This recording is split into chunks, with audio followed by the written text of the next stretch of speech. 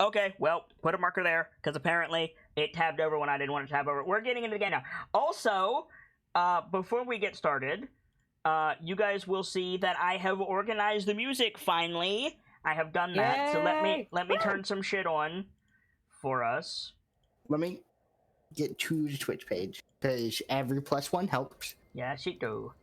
I'm already there, so... And then we need some proper ambience for the intro. Let's do this.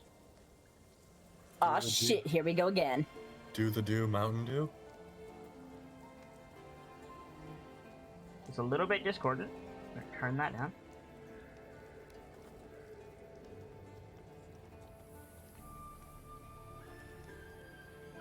There you go. So, the Voices of the Mountain, a group of various cultures that have come together to have a moot to get things started in the campaign, but also to celebrate a dwarvish victory in retaking their capital of Gauntlgrim. The dwarves sent out the word to the various keepers, wardens, and denizens of the frozen peaks, and brought them all together for a celebration, a time of trade, sharing stories, sharing ideas, sharing resources, of drinking, fighting, eating, whatever else comes from a festival. You guys know what Burning Man is like. And things have started to settle. There's been some difficulties with the humans and the orcs, as there always wants to be, and the Goliaths trying to be peacekeepers even though the dwarves are sponsoring the event. We have been introduced to our heroes, but they have not necessarily been introduced to each other as of yet.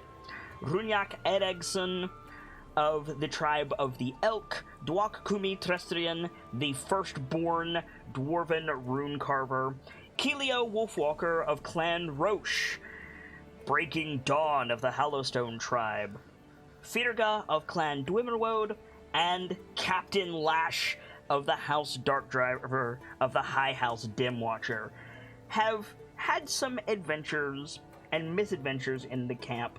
There's still more of that to see, but when last we left our heroes, there was a Tor Council discussing the incursion of the giants and potentially migrating to more suitable climes where they should be now, but spring has not come to this area, and many people are wondering why. To bring those who have not directly experienced the giant incursion in line with everything else that's been happening, Breaking Dawn sought proof from both the dwarves and the humans to try to win over those stubborn graybeards, as is wont to happen. During that, the Great Hunt was called, and many rangers, naturalists, or otherwise hunters of the various gathered cultures went out to prove their mettle before even more mettle need to be proven. There are many events taking place at the Moot, the first being the Great Hunt. Kelio went out with them and encountered a frost spider queen and a great deal of frost spider thread if Kelio wants to get rich a little bit later, but unfortunately killed the beast instead of bringing it back to the Moot for purposes unknown. But one of the Purple Worm's minions, I guess you could say, prey captures? I'm not really sure how you would say it. There was a purple wormling, a baby purple worm, frozen in a block of ice covered in spider thread, and it appears to be alive.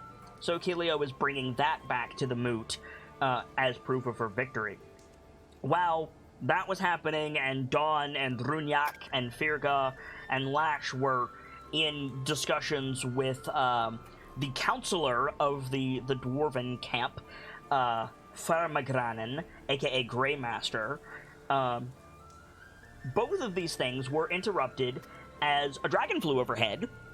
A white dragon flew overhead and began assaulting, or at least seemingly assaulting, the camp. We're going to check back in with everybody in just a little bit, but for starting with Miss Kelio. So Kelio, You're dragging this. You're dragging this Block of ice. ice encased, yeah, purple wormling. Oh, sorry. Before we jump to that, I have a couple of things to show you guys. I've been showing you tokens of the NPCs. I completely forgot about this. Showing you guys tokens of NPCs as they come about, and I have some new ones to show you.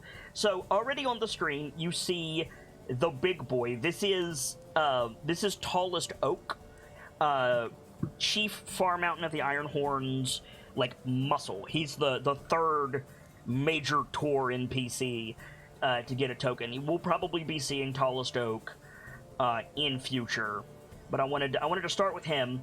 I'll put him over there because I have some other people to see you or show you rather. First of all, we'll save that for when Renyak gets here. Here's someone that you probably know, Keelio. Oh, is that her mom? No. No. This is not just Snowfeather, the wizard. Oh, the wizard. Okay. The Yes. Raven lady. The owl lady. Owl lady. The one who had the big book and shot fireballs out of her hands. Yeah. Yes. Yes. So we've got her, which is awesome. Put her over here. We've also got... Look at this bean. Look at this bestest little bean. Yo. Who is that? That's He's got the Orvar, Argonaut. yes. Mm-hmm. Oh no. Oh. Oh no. Orvar had a run-in with the Deep Shade last Deep session. And now we have a face of the name. Here is Orvar. I think Parrish did a really good job making him look human, but not quite normal. Not the boy. He's So- missing pupils. He is. Good catch. And we have a couple of others that we'll be showing you today.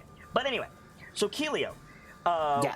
you're on one of your wolves. Another one of your wolves is tied up to this thingus. You're dragging it through the snow, over the plains, and yeah, this dragon, it doesn't swoop over you. You're not in imminent danger, but you see, like, come out of the clouds, this adult white dragon, like, descend and flap towards the moot.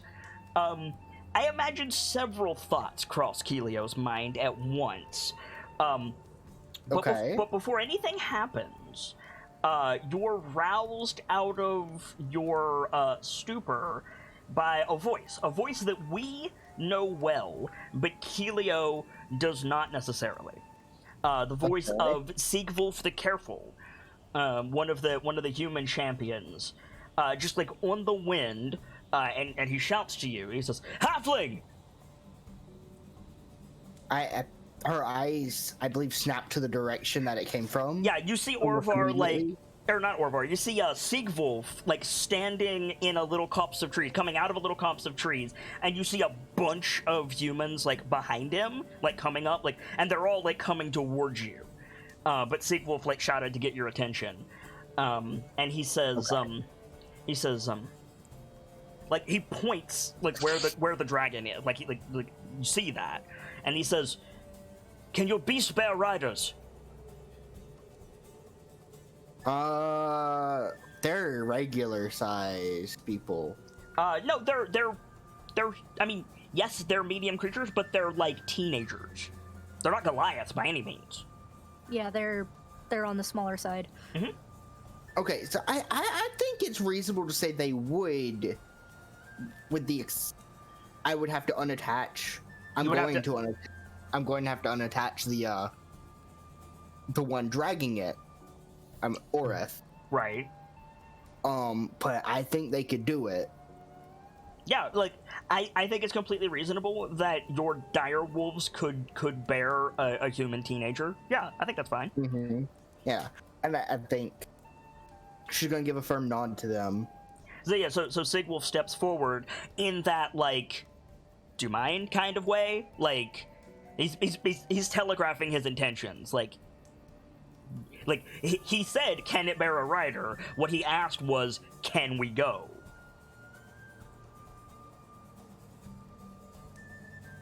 What does Keelio do? Like, do you like nod acquiescence? Okay, so I have a question. How Yes. many of them are there? Oh, hundreds.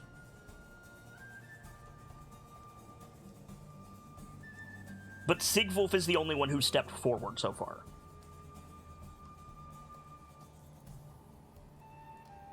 I think she says, how many are going? I would assume Right. 2. I think she nods then, because she's going to ride one and go. Right. So Sigwulf like steps up, and he says, "Aldrin, you're with me." And another boy who we've not seen steps up. He's wearing like a fur cloak with a bear pin on it. Mm-hmm. And as they're coming, Sigwulf calls over his shoulder. He says, "Eldred, Bear Helga, we'll need you both." And a wolf. Oh no, a saber. She'd be a saber cat. A crag cat, like, comes out of the trees with one of the girls on its back. Not this girl, a different girl. I don't have a token for what did I say her name was? I'm sorry, Helga. I don't have a token for Helga.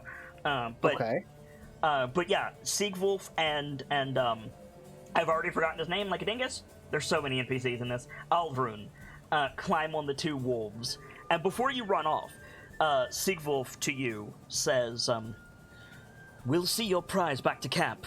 You've my word." She nods. Thank you. And she gets on Ghost Step. Right. And takes off after she speaks to her other 2 wolves in Sylvan, telling them to get them closer to the dragon. Right, yeah, like Sigwulf and Arund, I already fucked it up again. I'm gonna get this. Alrun. Sigwulf and Alrun, like, copy the command because they think that's what you do to make the wolves run. They, like, try to repeat what you said. And yeah, a crag cat is, like, bounding with you with one of the girls on his back. No, I think she interrupts them and says, no, like this, and then gives the command for go and stop. Okay, yeah. And says that respectively. Yeah, and the boys, like, copy you. And then, yeah, so the 4 of you, counting, the four mounts, I should say, start barreling down through the snow, leaving the frozen Frostworm and all the human hunters in their wake. You're dashing over the plains. You see the dragon, like, swooping down over the camp. At the same time, we cut back to the Kandatragar's office, where the scout has just busted in on Firga, Lash, Runyak, and Breaking Dawn, and he's shouted, like, dragon. And the Kandatragar runs over to the window, and he looks out, and he swears in Dwarvish. And he, like, turns, pulls his signet ring off, and throws it at you, Firga. Make a dexterity saving throw. Okay.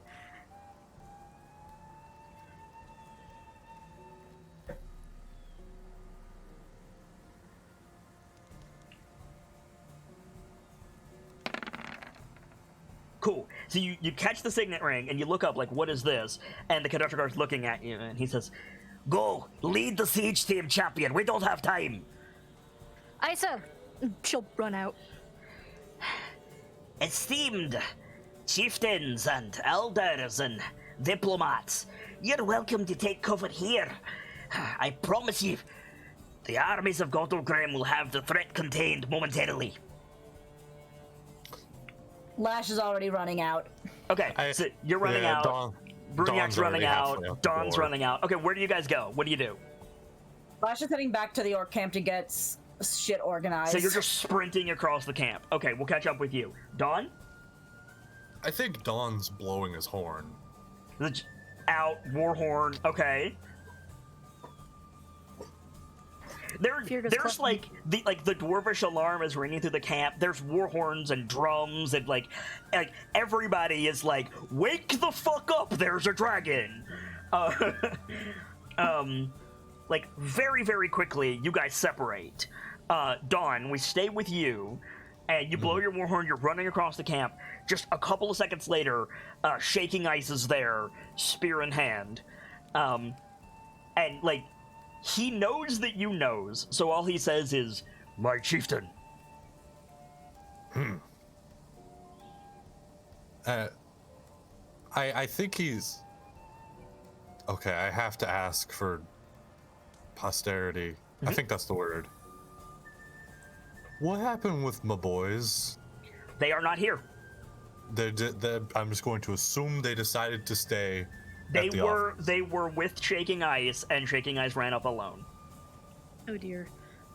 Oh god. They are kobolds. God damn it. This is your children's fault.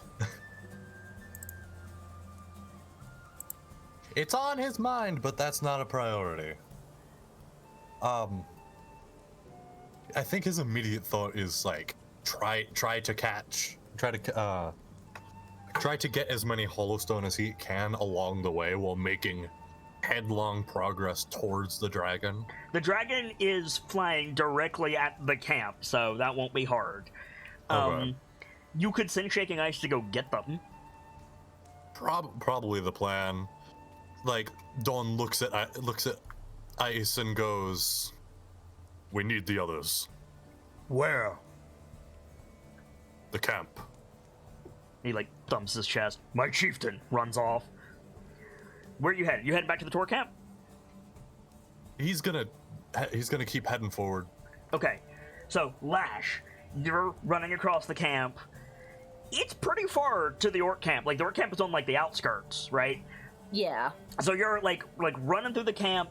There's dwarves trying soldiers are trying to keep the ways clear so that the merchants can get into the stone buildings and the soldiers can get where they need to go. It's chaos. You're kind of like fighting through. Dawn does not have to worry about fighting his way through because she's a fucking tank. Meanwhile, Lash, you're like fighting the current of the crowd. But you start to get to the Orc camp. What's your intention? Warhorn out to get Dark Driver's attention. Okay. Cause like I'm assuming everyone fucking knows there's a dragon. Oh yeah, no, like the orcs are in like everybody's in chaos.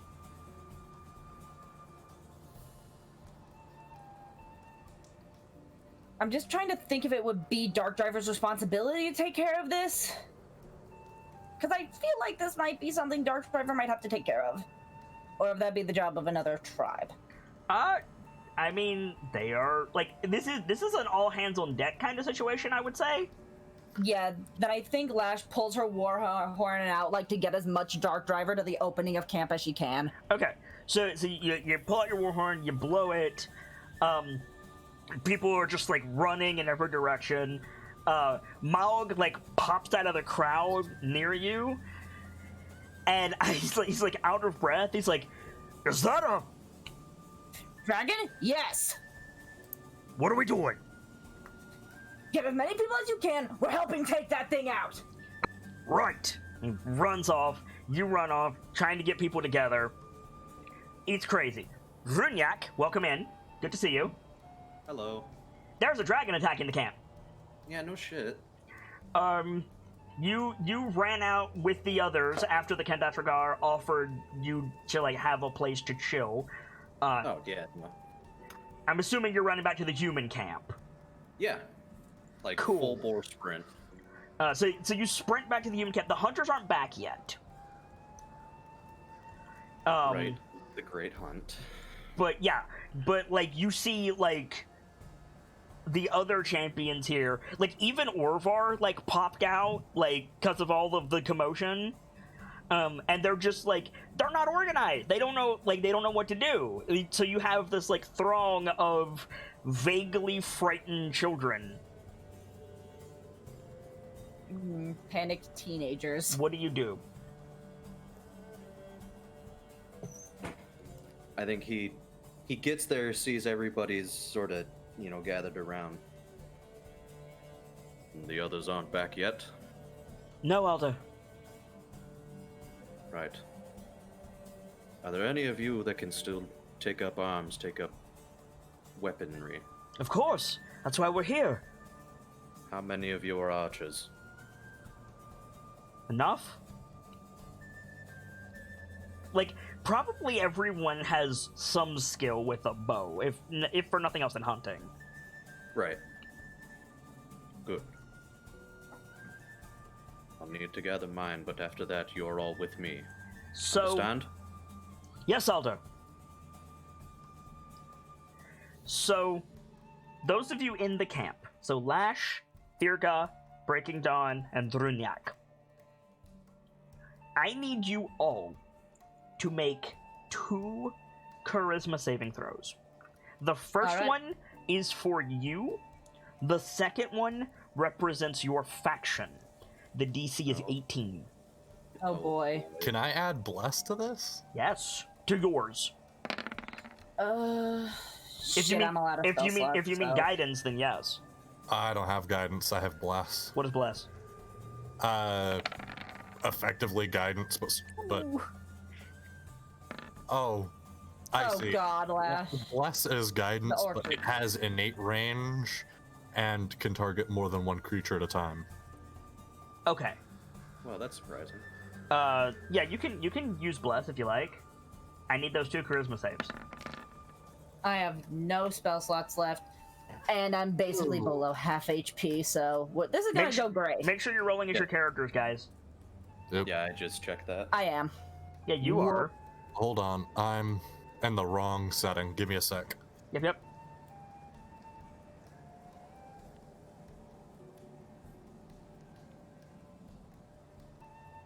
Oh, yeah. Hey, Wolfie, Dwalk, are you in the camp when the dragon attacks?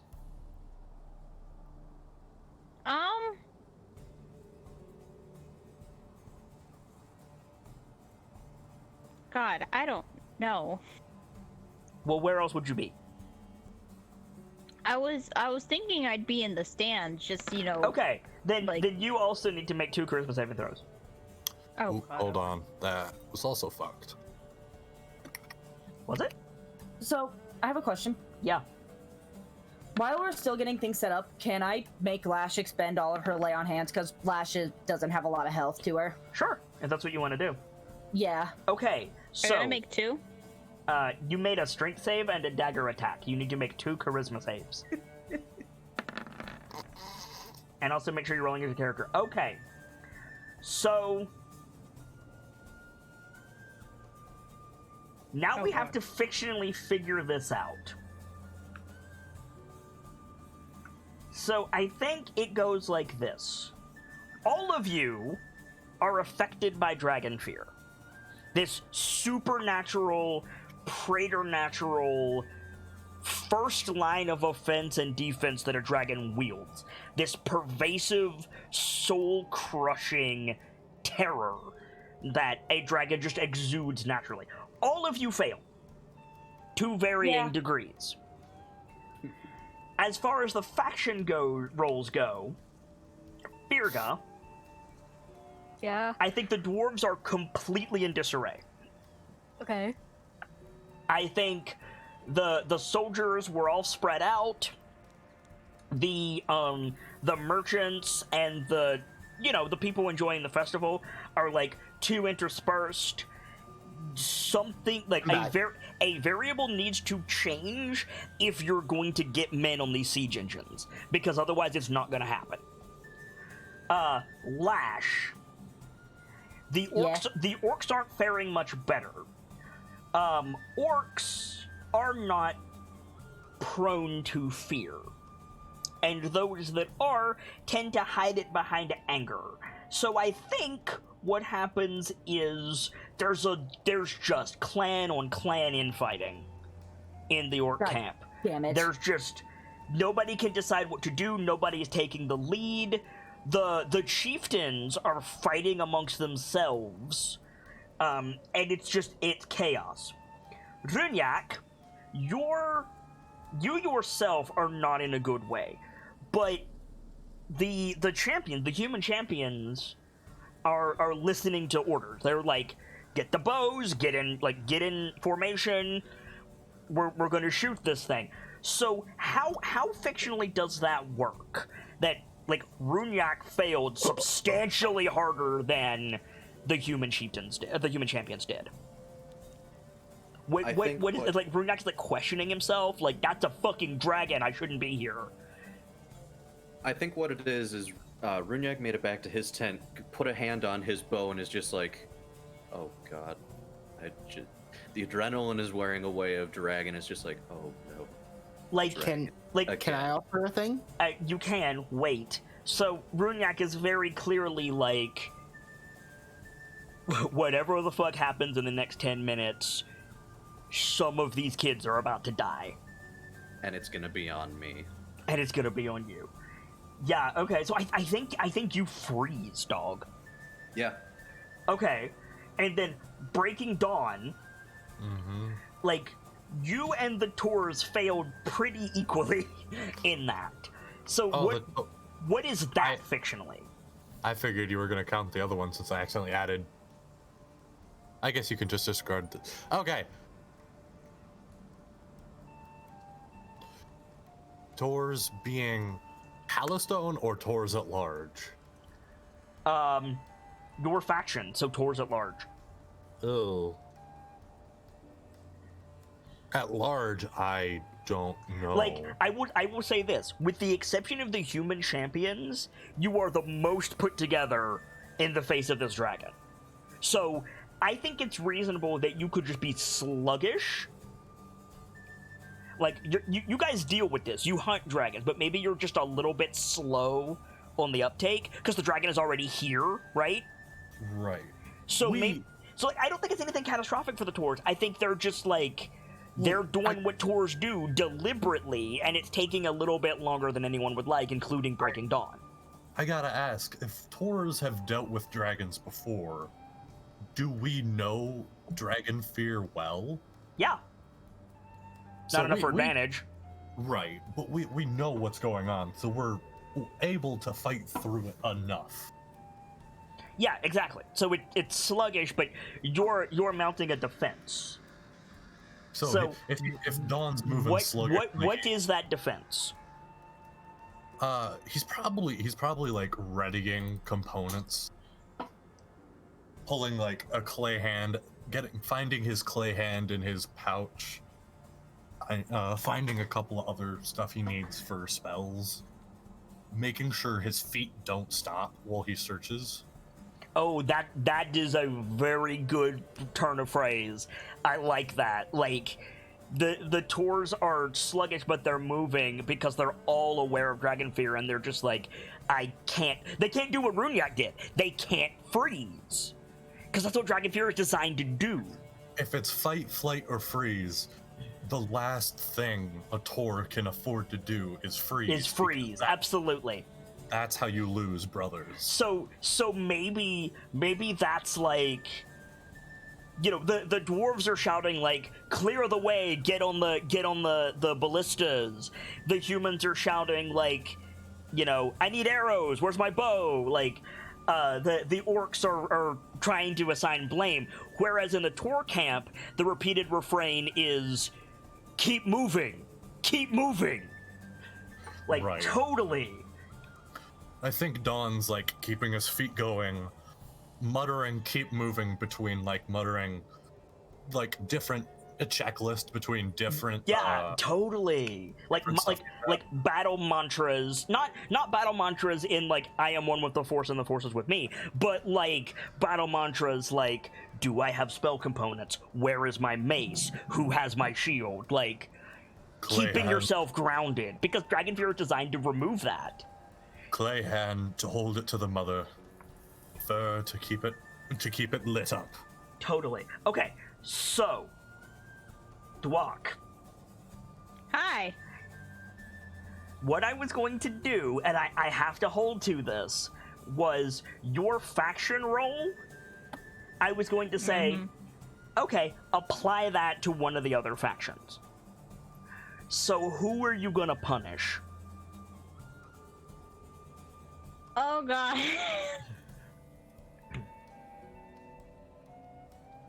Oh no. Can you punish Deep Shade specifically? Yeah, no, unfortunately. Do you punish the humans, the orcs, the dwarves, the minotaurs, or the Goliaths?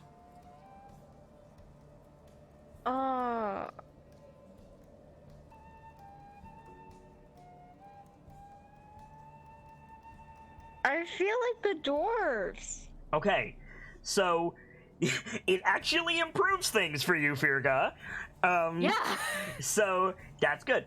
But Dwok, unfortunately, you very, very heavily failed your save against Dragon Fear. So you're up in the stands, like watching the goings on of the moot, watching the hunters as they go out, and then the dragon shows up. Like, what does that look like? What is Dwok Kumi Trestrian, firstborn, forgotten rune carver, frozen in Dragon Fear look like? Probably has the face of, oh shit, oh shit, oh shit, I need to do something, but I can't move. It's been too long since I've dealt with this. Yeah, exactly. So, literally blue screen. Yes. Okay, Oh god.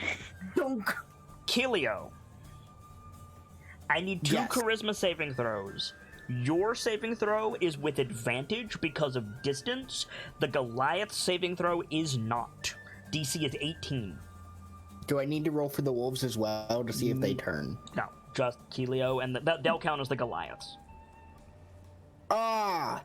Okay. Okay. Wait. You have advantage. Wait. You said. Okay. Yeah, you have advantage. Now, the Goliath roll might not be so good. Okay. So, I think the Goliaths also, because they're out hunting, they're sluggish. So I think, yeah, we see all of this disarray in the camp, and then we cut back to Kilio. You hear, like, Aldrun and Sigvulf, like, muttering to themselves, much the same way that Breaking Dawn's people are. Like, you can tell they're affected by Dragon Fear. They're just going, you know, hold on to the wolf, don't let go, don't let go. Like, trying to just keep themselves focused on the fact that they're riding bareback on a dire wolf and not the impending doom of an adult white dragon, right? So what is that critical success look like for Kilio? Woo! I think she looks back and forth. Her other 2 wolves are on either side of her, keeping pace with Of course. her because she's effectively the leader here. Yep.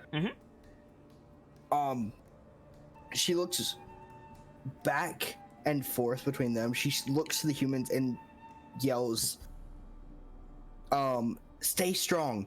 And then she utters the command word in Sylvan for faster. Okay. To yeah. the wolves. So they start sprinting, and when they start sprinting, you get, well, you don't get anything. Make a wisdom saving throw. Oh boy. Okay. Okay. Do you want to fail that? Do I want to fail that? I will. That's GM's way of saying you probably want to fail this. I'll fail it. Okay. You get the ping, and you hear the clarion call of the Clan Roche Warhorn. Okay. They are between you and the camp and off to your left. Closer than you think. Like, you can't see them in the blizzard, but they're like maybe 100 feet away. We veer off. I just think she's gonna veer the wolf she's riding off course a bit towards The other that wolves direction. the other wolves will follow. I think the saber cat takes a second. Like, wait, what? And yeah, you hear Sigwolf say, like, it's faster to go the other way. The clan is over here. Clan? Clan Roche. That doesn't mean anything to me, halfling. My clan of Goliath. Yeah, you break the snow. You see, like, silhouettes in the distance. Audio is crapping out. Can anybody confirm? Give me one moment, Nope. and I'm gonna Everything, go. I have stream actively going in my ear just in case. You sound fine on both ends to Cool, me. thank yeah, you. you're fine here. Thank you. Scare me, chat. Like, you see dark Could be internet on that end. dark shapes in the distance. And you hear Inatha's. Actually, no, it wouldn't be Inatha. It would be Ragolf. It would definitely be Ragolf, because he's the like battle-y one, right? You hear like Ragolf's voice over the driving snow. He says, like, to you, he says, "Don't stop, little sister! Take the pack!"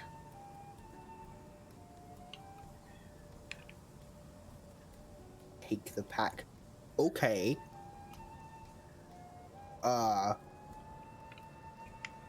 Here. Take the pack. I'm sorry, I'm blanking. So, what would Kilio take that to mean at? take that to mean keep running. We're going to send the wolves with you. Okay. And I think she corrects course. Okay. So yeah, you start running, and yeah, you hear like the human boys, and actually probably all three of the humans, like start, and you hear like murmuring, and as like something like 100 wolves just swarm around you, and then fall behind your three. Mm-hmm. And you just running across the plains with this sea of dire wolves. That's so fucking sick. It's so Right? badass, right? Rohan. So, what we need to do now is see what order things begin to happen in, because while we're not directly in combat, Shit's hitting the fan. shit's hitting the fan. That's a good way to say it. And we need to find out who does what first. So, would you guys please roll something that I am affectionately referring to as faction initiative? Okay. Bring your tokens out, roll your initiative, and then Can I keep that one? yeah, you can keep that. When you act on your turn, you will be speaking for your faction. Slightly segmented in your case, Kilio, because you're not all there, but Yeah. Oh. so let me set yours, Kilio. That fucking hurts. That fucking hurts, dude. Kilio, you didn't appear on my list for some reason. Roll it again. I don't know why. There it goes. Yeah. Oh! Okay. Oh no! Why can't I keep the second one down? Fuck! Um, Sucks. so That does suck. welcome back, the wolf. Luckily, you're frozen in dragon fear.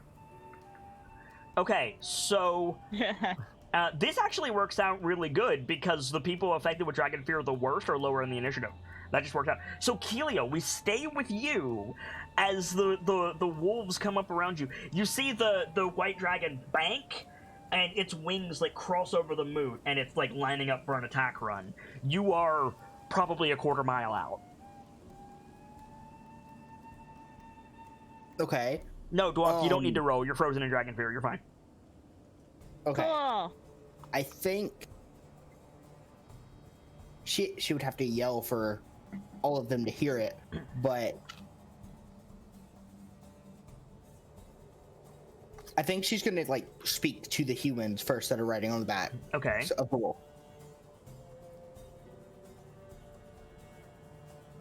I'm going to command the pack to split, flank it on both sides. It's flying! It's going to land somewhere. And I think Arnulf speaks for the first time. He says, "How could you possibly know that?"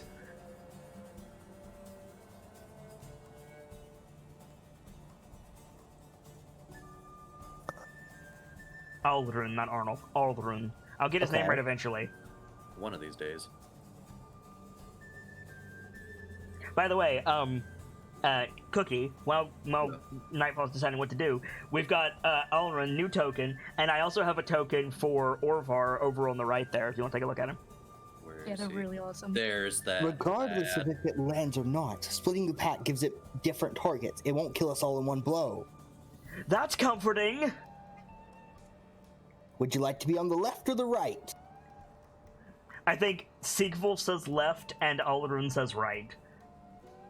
Chuckle fucks.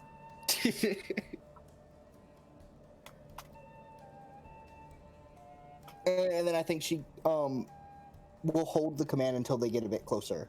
Okay, so you're just running flat out. Cool. Lash. The orc camp is still in disarray. Yeah, Lash is going to find the highest point in the camp she can, or at least try to get attention. You're gonna climb a tent pole? Please tell me you're gonna climb a tent pole. All right, make an athletics check. On. All right.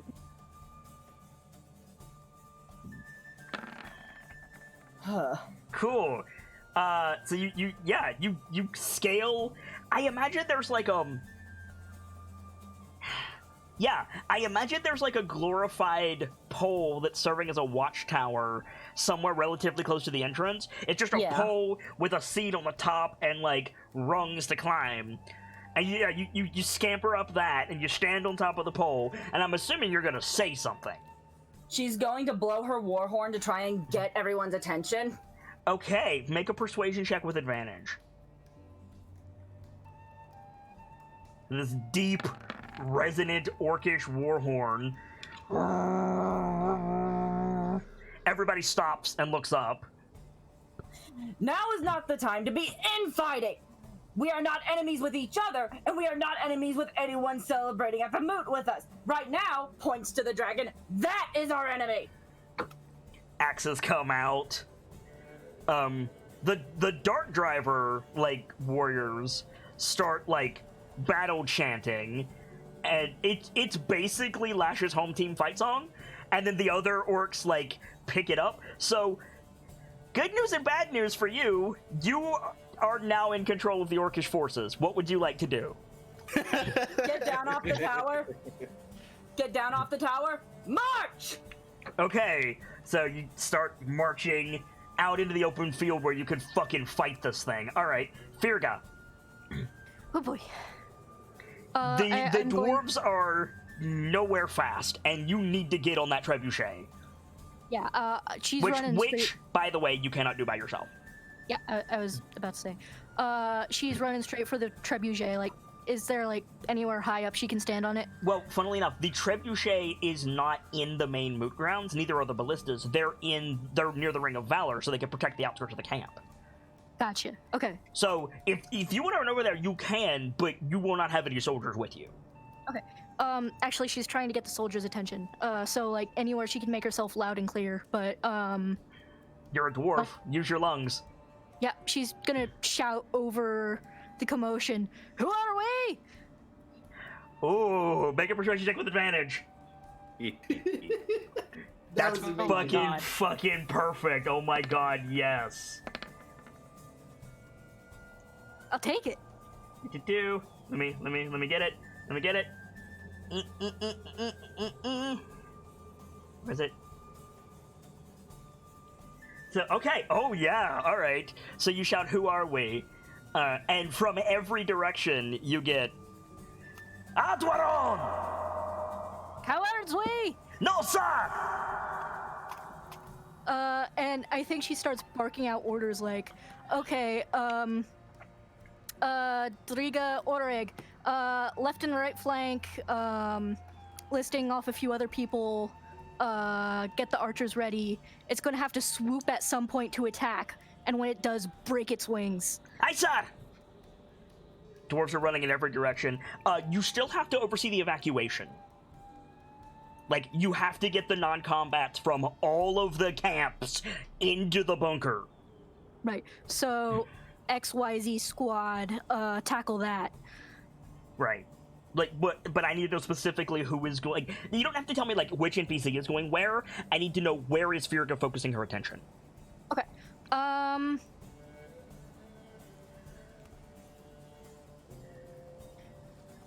Her main attention right now is, like, dealing with a threat, and that is A, on the trebuchets, and B, with the archers, because, like I said, it's gonna have to swoop eventually.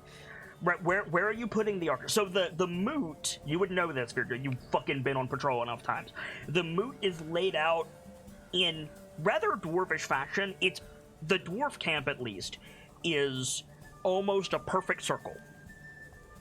So, easily defensible point with the conductor guard's office in the middle, the merchants in the inner ring, and then the various, like, moot things like extending to the other camps. The siege weapons are on the far side of the human camp at the Ring of Valor.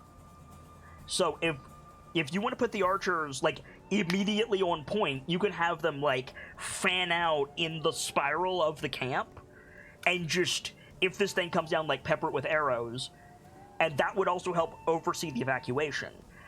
But Yeah, that does not get you a siege team. Siege team.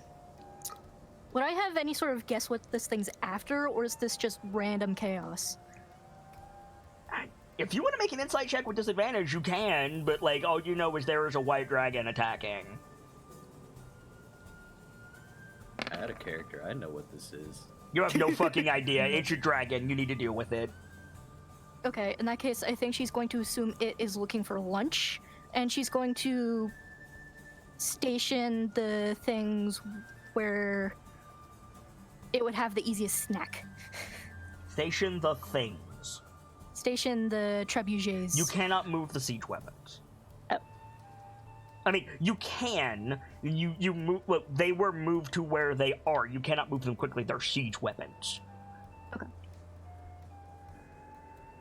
They are placed to defend the camp. They just need a team on them. Okay. Then I was confused about... Firga cannot oversee the evacuation and the siege weapons because they're in different locations. Gotcha. And Okay. I also want to know where you're putting the archers specifically. Archers are fanning out so they can pepper him wherever. Okay, so they're protecting the evacuation. Yes. Where are you putting the infantry? The reason that I am doing this with Firga and not the rest of you is because Firga is leading an actual army. Yeah. Right. Right? Yeah.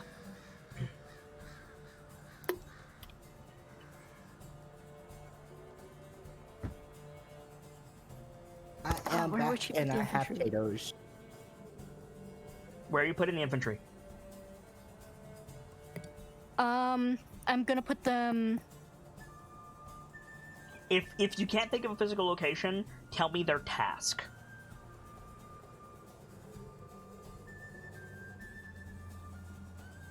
I think their task would be to defend... Defending is good. They have very large shields. Yes, I was about to say their task is to defend the archers when the dragon comes down to swoop. So you're gonna line the alleys, the alleyways and byways of the moot grounds with archers and infantry with interlocking shields, and with standing orders like phalanx if the dragon's gonna breathe on you. Yeah. And so I'm assuming then, by that logic, Firga is overseeing the siege. Yes. So you run out to the Ring of Valor. Did you grab anyone specific for this, or just the siege engineers? Because all of you are trained with siege weaponry. I grabbed Oleg and Driga just out of reflex. Okay. So And I think- I think we see Firga like shouting orders, and then we cut with a roar of fire as Oreg with a flint and steel is like knelt by the trebuchet, and the big payload just ignited. And he looks up and he says, "Got it!" And then if I have the clout, I'm going to see if I can get Ember Cloak to... You do not have the lead. cloud for Ember Cloak. Alright. Even with the Kaigan. Well, you have to encounter him. Kandatragar is the word you're looking for. I'm not gonna try again because I'm still gonna fuck it up. Counselor. Even with the counselor's signet ring. You have to encounter him. That's the thing. You have to encounter Cinder Cloak, and you haven't. So yeah. So on your next turn, Firga, you can lead the siege. Nice. Runyak, you're in your tent, reaching for your bow, frozen with dragon fear. What do you do? It's just everything is coming back to the thoughts of these children will die. It'll be my fault. What can I do? There's nothing I can. There's got to be something I can do. Realistically, I'm not saying this as the GM. I'm not ruling this as law, but in this situation, there is almost nothing Runyak can do to ensure that everyone makes it out. This is a dragon. No, and he knows that, but it's more so the case of this is the biggest thing that we've ever had to face. Oh, yeah.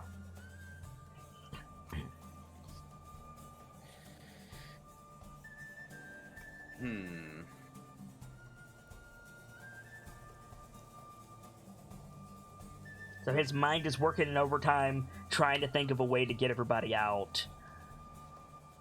Yeah.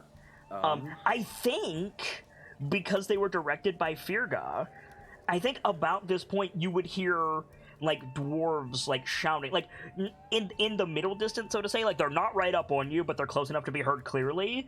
You hear them shouting, like, "Hey, Eldar, if you got non-combatants, send them this way, quickly!"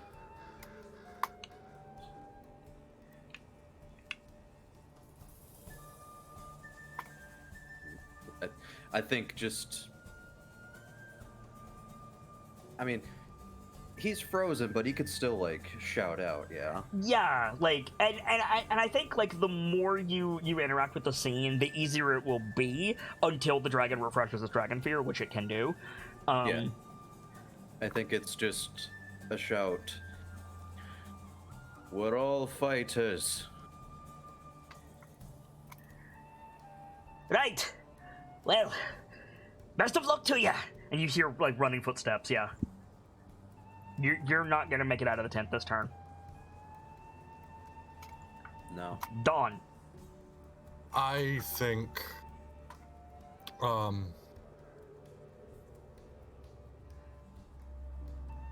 okay, so if Dawn is slowing down, he has no idea if the others are as slow. Like, if he turns around, does he see any of them, like, catching up?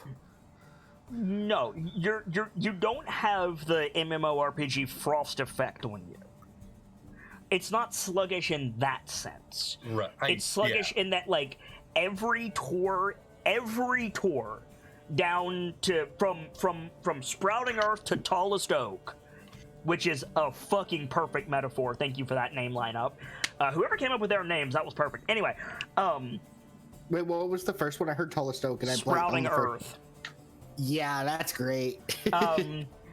Like, you're all panicking.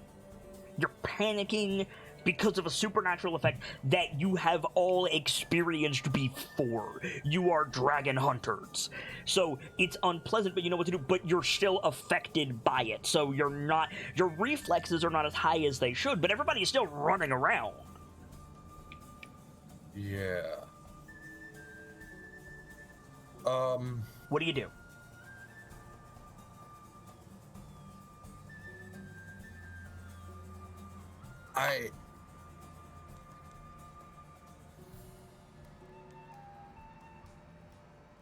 God. So, to the effect of what the others have done, can Dawn, like, slowly, like, try to shake everyone and himself out of it? No. Is that a thing that's possible? No. The dragon fear fades over time unless the dragon exerts its will on it again, which they are prone to do. It's a free action for them. But no, I don't think you can spend your turn pulling people out of dragon fear. I think you just have to deal with it. Which is, like, the tours are dealing with it a damn sight better than everybody else. Right. It's still a bit off. It's getting ready, but it's still a bit off, yeah? It is... Like, its shadow has passed over the orc camp. But it's not lined up to attack. Okay. So I think, like, he's gone over all his components and stuff. Now he's gonna start, like, preparing Okay. And I think he like grabs a bundle of rocks off the ground and prepares those as magic stones. How many can you make? 3. Okay. I think this would be so good. Like, imagine as, like, what the other races thought were just, like, tour decorations hanging from the tents. There's these little, like, benetted bundles of 3 perfect stones hanging from all of the tents, like dream catchers or, like, wind chimes or whatever, right? Mm-hmm. And you know, and the Hallowstone know that those are ready access to weapons. Right. And so you just reach up, grab one of those, cast magic stone on it, and then, like, do you just, like, pass it to one of the Braves? Probably. Yeah, totally. So what does your Like- faction do this turn?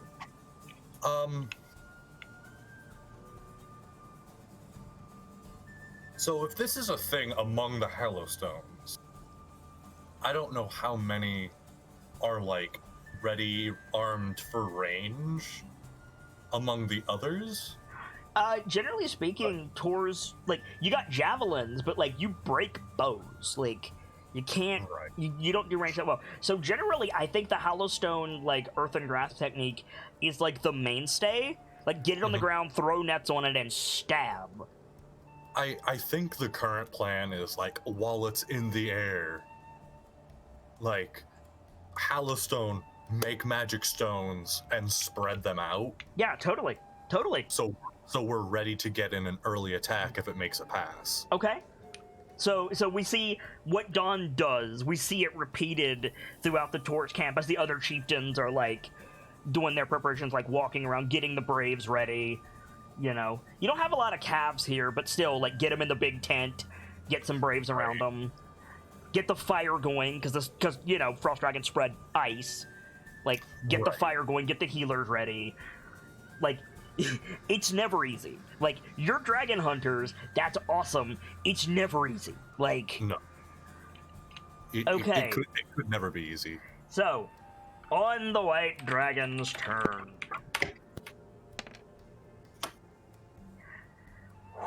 Yeah, that makes sense, because that's the biggest cluster of dudes. You see it, like, bank over the orc camp, and then it flies right down the middle of the dwarvish circle. Oh no. We hear the cries of Phalanx! Quarrels are loosed, shields go up along the causeways as best as they can. Firga. Yep. I'm going to need a Constitution saving throw for your faction, please. Dude. Oh no. Oh no. Okay, they failed. So. Ooh, that's a big hit. No. That's a big hit. So I think, yeah, like the dwarf just, or the dragon, like, passes over the dwarf camp, spewing out frost breath like a steam engine in cold weather, just downward. Okay. Throughout the whole camp, and it just leaves solid ice cubes, like, along the path that it took. Like, tents are frozen, people are frozen, dwarves are frozen with their shield above their head. Like, it's bad. It's real bad. Fuck. Kilio, Fuck. Hi. you saw it. You saw it use its frost breath. Fuck. It froze, like, legitimately, like, 10% of the moot grounds with that move. I'm guessing all this happened outside the range of the ballistas. No, you do the ballistas on your turn. Ah. Okay. Am I still too far out to do anything effectively? You're too far out to use your bow. Okay. In that case, I'm gonna... Like, you are running flat out on the back of a dire wolf, but you were also out hunting. Yeah. You will get there faster than you have any right to get there, but no, you've still got a ways to go, I'm afraid.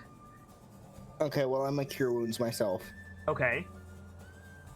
I know it's not gonna help much, but I need every bit of fighting spirit I can. Yeah, you do.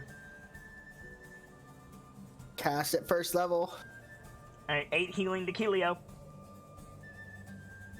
So I think, like, you cast it, you see the frost breath, and you hear Sigvolf, like, mutter a prayer.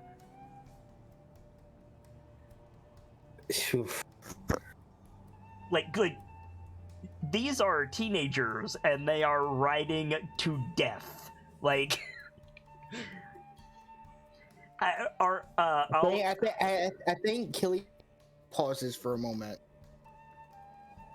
And you're riding to death too, to be fair. Yeah, but would it be safe to say that these are more kids than Kilio is, or is Kilio about the same age? Oh no, you're an adult for sure. They're absolutely your junior. I can't control what the cat does, but I'm gonna command Oreth and I'm gonna command Stoneclaw and Silverpelt to split off from the pack and go back. Go back to Clan Roche? Yes. So yeah, so they break off, and both Sigvolf and Alderun are like, what? And you hear them like use the command that you taught them. The wolves don't listen, obviously. And they're like, yeah, and I think they can't jump off because they're surrounded by direwolves. They'd get trampled. So yeah, they're gone. Okay. And I think she's going to yell to the other person, because I can't control what the saber cat does. Right. If you're smart, you'll turn back as well. We have this.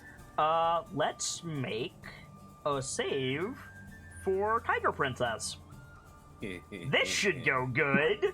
Oh boy. Nothing bad could ever happen in anything involving Eldred. The good Nothing news can is ever go bad in telling Eldred what to do. The good news is she doesn't have a lot of charisma, guys. She rolled a natural 1. Okay. So, Fine, child. Yeah. So I think she can't like pause to consider because she's surrounded by direwolves.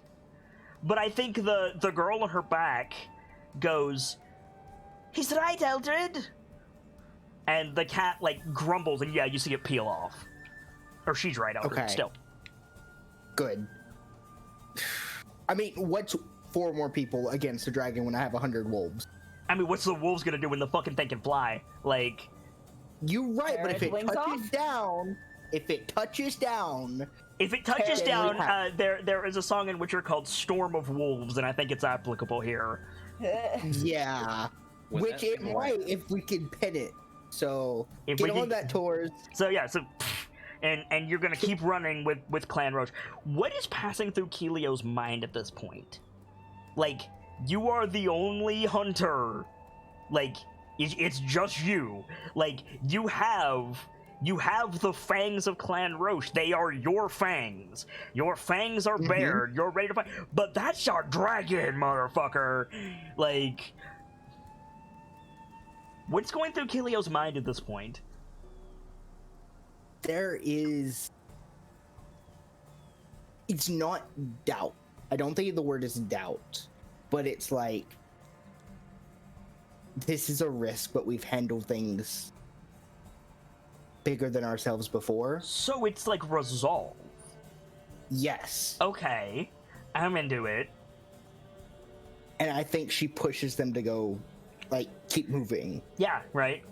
Like the wolves will get there. Wolves are built for stamina, and it's not like there's going to be a protracted engagement afterwards. So you know, Yep. this like whatever the fuck is going to happen, it's going to be over in about. For Kelio, win or lose, it's going to be over in about 10 seconds. Yeah, you're right. Okay, so Lash. The orcs are like marching out to the field, and then the dragon swoops over their head, and then just exhales over the moon and like freezes a bunch of dwarves. I think you need to make another check against Dragon Fear, sister. Yeah. 2 of them again. Mm-hmm.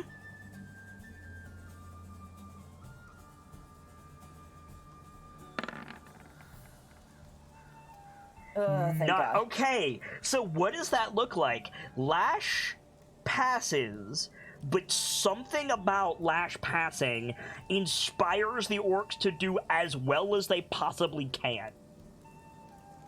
of Lash's oath, like the one that we wrote down that I have in Lash's bio, part of it says, for the High House Dim Watcher, and those who will not bow to fire and steel, I will serve in life and with my life.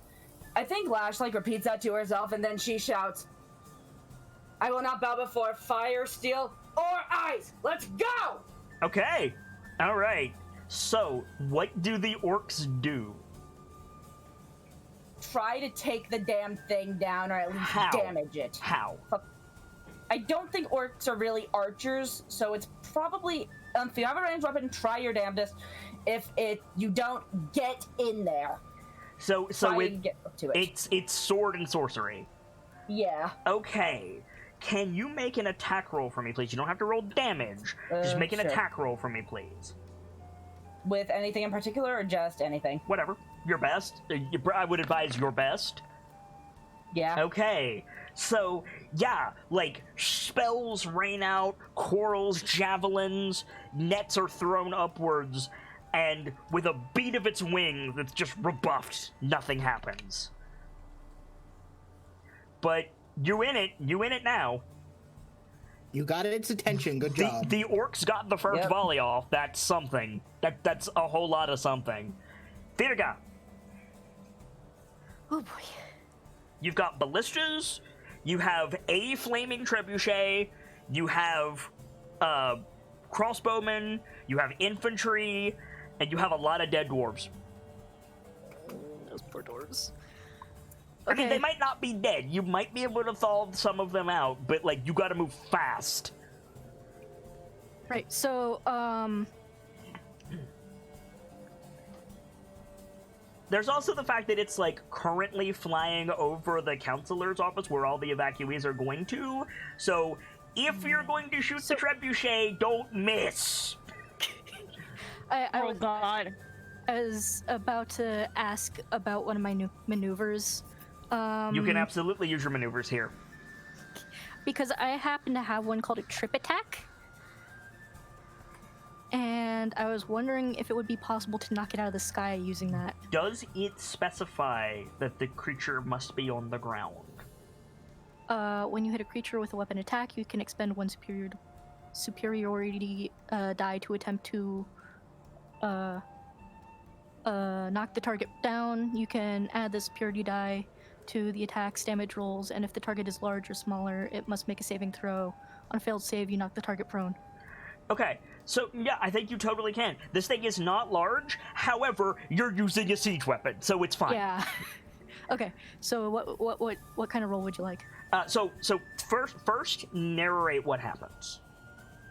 So Firga is like up with the trebuchet and the ballistas. You have your siege team on it. You're like giving the orders to like aim. You are probably spotting for Driga on the trebuchet like release lever. So you're probably like got a spyglass on calculating like where the dragon's gonna go, and yeah, you see it like cripple the Adwaron army with one breath attack. So narrate what Firga does, and then we'll worry about the roll. I think what she does is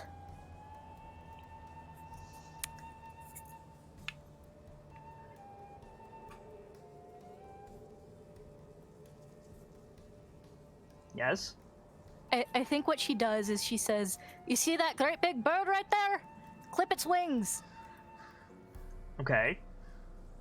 And she like points like just ever so slightly over to like Yep. just nudge it, and then Lead the target. Yeah, totally. yeah. So roll your best attack and add your superiority die to the attack roll. And this Good will luck, be Kira. You got this. this will be for all of the siege weapons.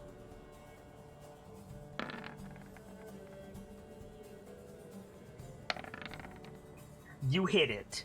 Firga of Clan Dwemer, your siege volley fucking hits this thing. So the ballistas, like, you hear the big clattering, like, sound as, like, the ballista bolts go flying off, fucking avalanche of spears. Let's roll some damage, shall we? Yay! That's some good damage. Ooh. But that is nothing compared to the giant flaming trebuchet boulder that hits this thing in the wing. It needs to make a Constitution saving throw. What does it have to save? Is it con to not fall? It's I imagine, but I'm not sure. Dex, wouldn't it? What's the trip attack say? it is strength save. Strength. Ooh, it's got high strength, but then again, you are using a boulder, so I'm gonna give it disadvantage. A flaming fucking boulder. It rolled an 11, Oh, thank God. so it's going to take boulder damage. Let's do that first. Oh, what was that about it getting on the ground? Yeah, right. Lash does not know who Firga is yet, but she is going to want to after seeing that. Oh yeah, like you all saw this giant. Yes, good hit. You all saw this giant on fire boulder go streaking across the sky. It nails this thing in the wing. The thing like roars, kind of struggles, and crashes into the moot ground. Like dwarves scatter, humans scatter. But it can no longer fly. It is down. Good fucking shot, Firga. Fucking yes! I think she follows up by shouting, "Don't let it get up again. Stand clear of the mouth." I mean, the only people who can hear you are the siege team. Now, it would completely be apropos for you to be like, okay, it's down, siege team continue, and then, like, get the fuck in there and start ordering the infantry. Yeah, that sounds about right. So, like, yeah, the thing hits, like, Driga and Oreg are, like, cheering, but Firga's already, like, jumping off the trebuchet and running down the stands to get back to the moot grounds. I'm into it. Runyak, you didn't see that, but you heard a hell of a crash. The dragon fear is reduced substantially. I'll be right back. Oh, good. Maybe that can add on to the little thing I had idea for. Okay. Just, he's been stuck in fear, probably shaking his ass off. For about 12 seconds. Yep. Yeah. Just deep breath in, deep breath out, deep breath in, deep breath out. The ground shakes. Do you speak Draconic? I do. Wait. Those of you who speak Let me Draconic, double check. Oh boy, okay. Yes, I do. Yeah, you would hear this, Kelio. When the dragon hit the ground, it roared, and it roared one word: Okay. usurpers. Oh. I don't remember what that word means. You are Oh, welcome yeah. to look it up. It's not your turn. Runyak, what are you doing? I think, he's gonna look down at the bow that he hasn't quite grabbed yet. I think he's gonna look up, even though he can't quite see the sky. All right, you're in a tent. Yeah. Spirits of nature, I request your aid. I need to be able to protect my people and lead them in battle. This is fucking perfect. So you grab your bow and your quiver, and you turn to run out of the tent, and you're met by a friend. Oh? I saved this token for when you got here. It's the boy. It's Solvi. Sylvie! Fuck yeah. Solvi comes around the side of your tent. What are you doing, Rune Strike? We need your archers. Hell yeah. Apologies, I was a little dragon struck. I'm fine now. Well, they're not, and he points at the kids. Some of them have run forward. Some of them, you look through the snow, a not insignificant portion of them are fleeing.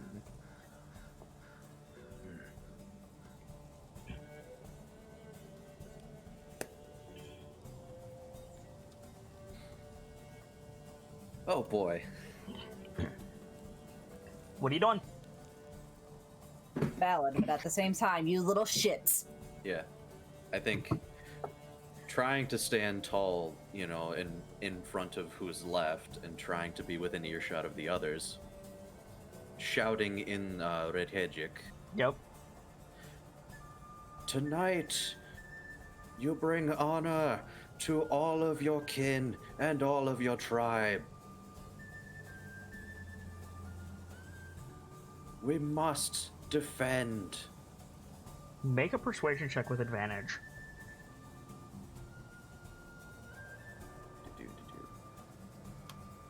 Good luck, Runyak. Ooh, even with advantage, that's not going to overcome Dragon Fear. So the ones who are not affected by Dragon Fear, like, pull out weapons, like clatter shields, you know, axes on shields. And, you know, you get a couple of shouts of, like, we're with you, Elder, but it's few and far between. This is a dragon. Yeah. What do you do?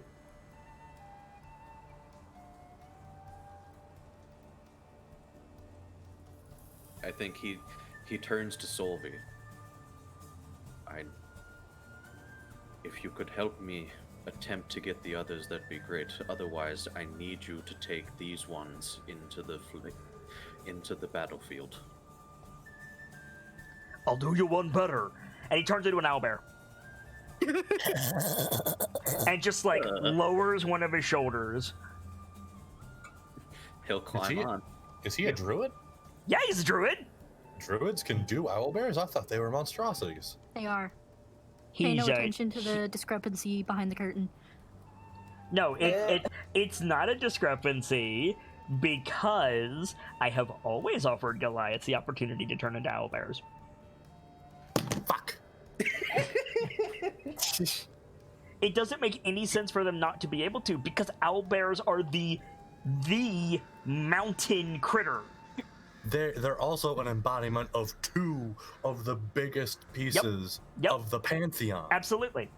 And also they turned into owlbears in the first cutscene. So, not a discrepancy. Anyway, he just starts charging forward with you on his back.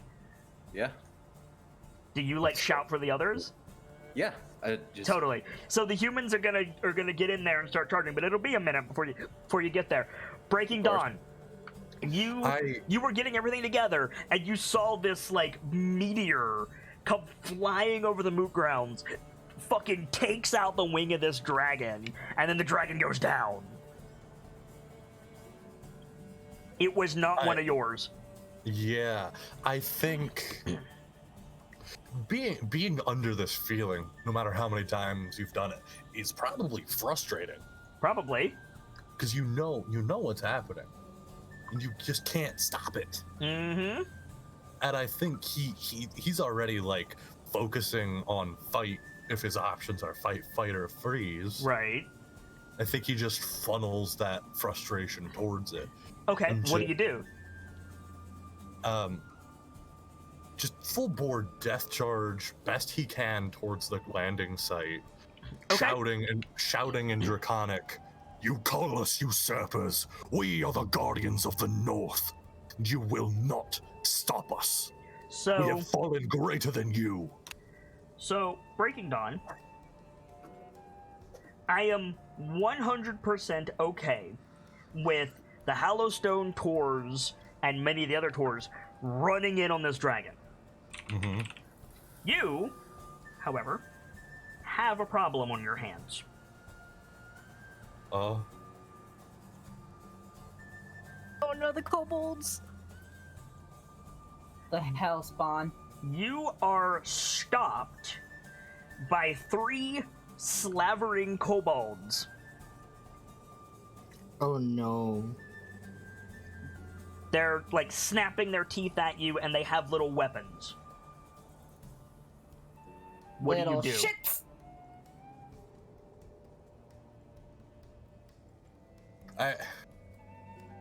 They show up, I think he, like, stops. Okay, you stop, they attack you 3 times with advantage. Oh. 21 to hit. Yup. 18 to hit. Yup. and then 14 to hit. Nope. For some reason, it didn't do the damage automatically, so. Total damage, 10. As they set upon you with little, like, knives and snapping jaws. Any sense of sapience is gone from them. What do you do?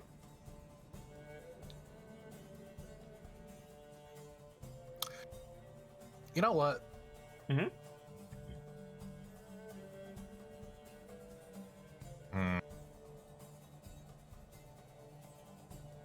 Can't effectively keep 3 companions with balance in a campaign like this.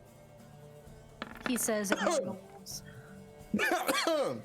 Wow. That's gonna hit, Mr. Inflict Wounds. So you grab one of them. What does your Inflict Wounds look like? It's probably like the same effect as his Cure Wounds, except the spot that goes stony like stays that way. Oh, okay. Yeah. Go ahead and roll damage. I accidentally upcast that. My bad. Did you mean to upcast it? I did not. Okay. So what is the base damage? 3d10? Yeah. So it was that 20. It was the 24. You absolutely obliterate. So he fucking petrifies and then turns to powder under your hand. Yikes. What do the Tors do? So that's your turn. What do the Tors do? I think standard, as far as Hallowstone, standard procedure for Dargan. Try to get it. It's probably Tors in general. Standard procedure for Dargan. Try to lock that motherfucker down the moment he touches the ground. Okay. Will you roll maximum against earth and grass for me, please?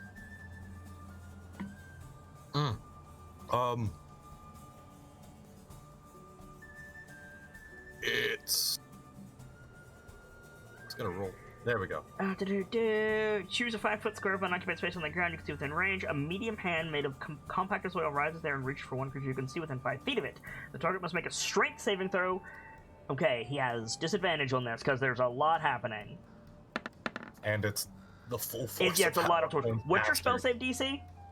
Mine is 14. Okay, he passed.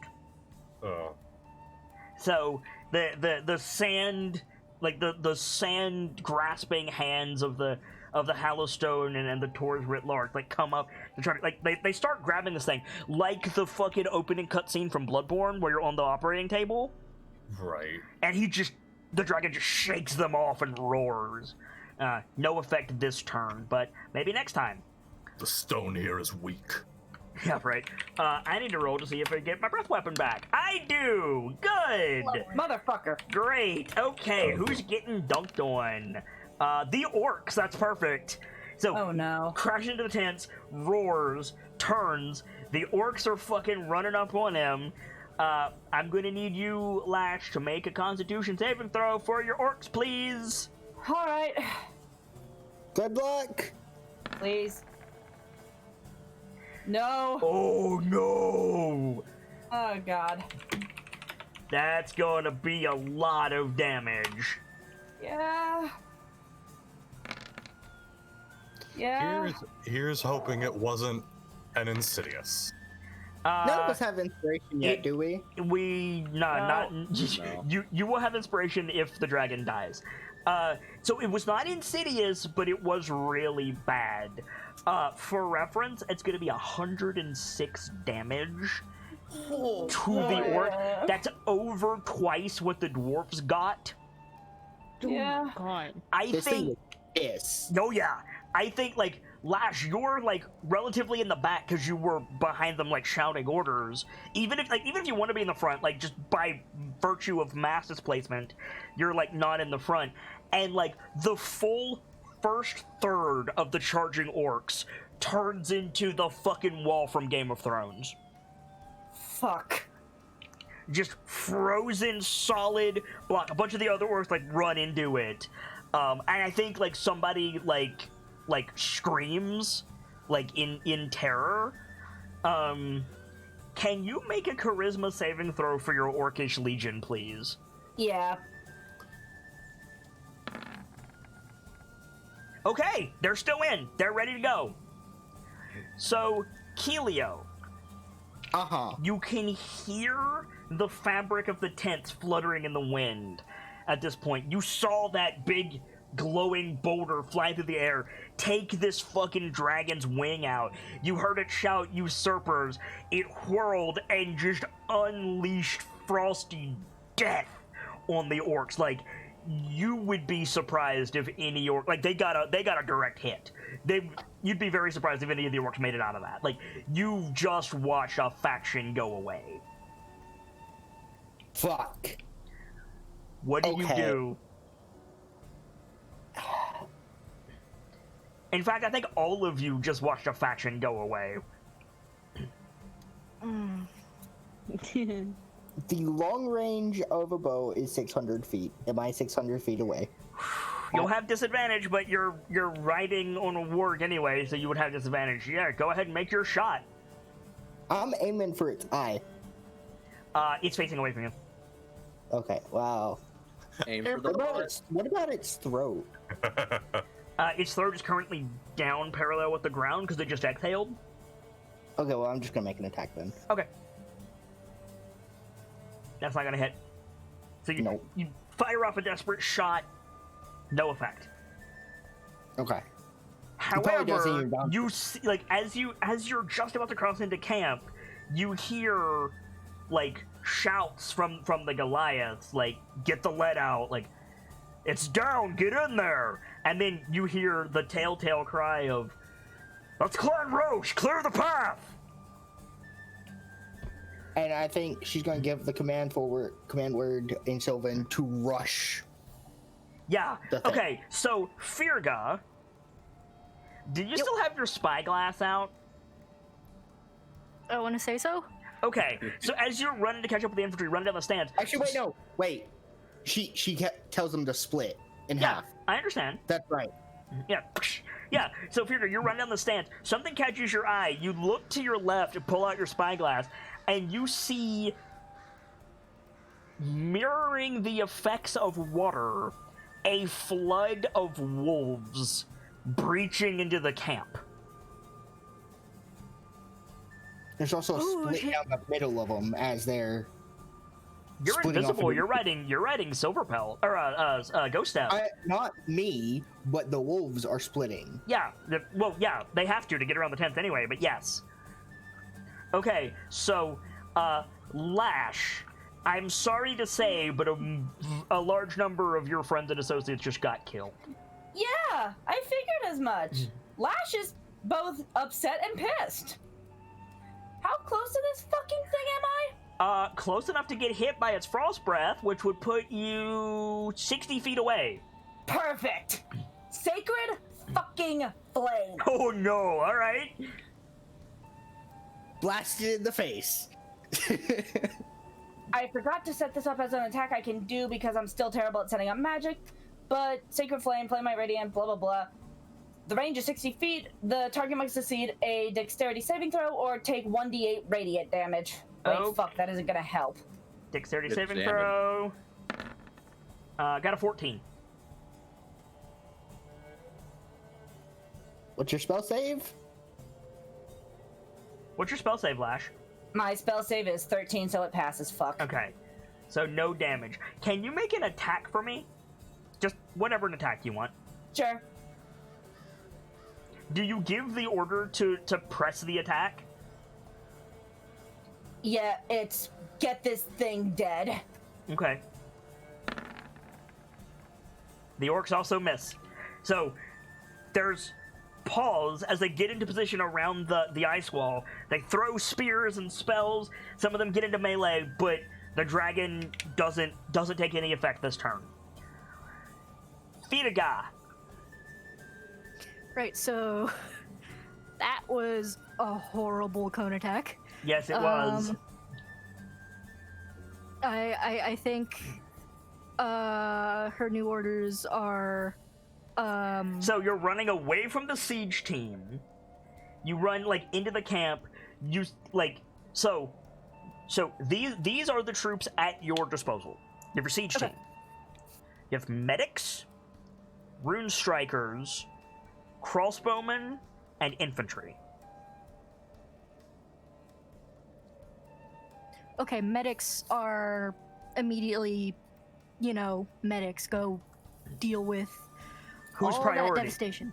No, there is too much devastation. Triage. Okay. Who's got priority? The orcs took the hugest hit, so I think the orcs.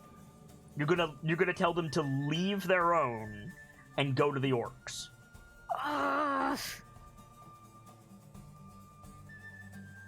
The dwarves were more likely to survive than the orcs of that attack. The orcs were right up there too. If you send medics into that situation, you are running the risk of killing most of your medics. Fuck, you're right. Come on. Sorry. I think she. I guess you would focus on the dwarves then. Okay, so to tell the medics to see to the wounded, like, if they're alive, thaw them out. If they're dead, get them out of the street. Yeah. Okay. Rune strikers, siege team, crossbowmen, phalanx. What are your orders? I think the next priority would be to pin its head down. Okay. I'm trying to think how best to do that. I'm thinking the rune strikers can help there, and possibly the siege team if they have nets. The siege team has ballistas and a trebuchet. Right, but I mean, like, can they launch nets from the trebuchet?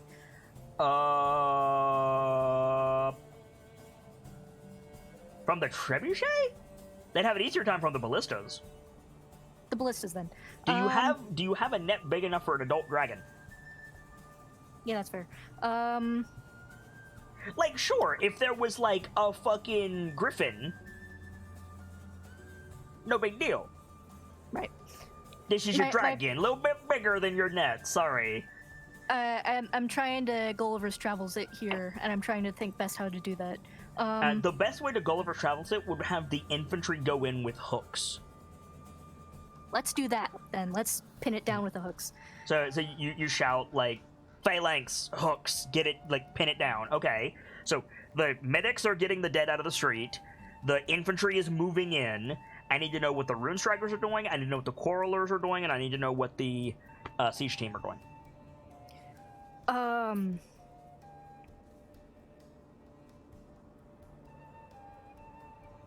I think the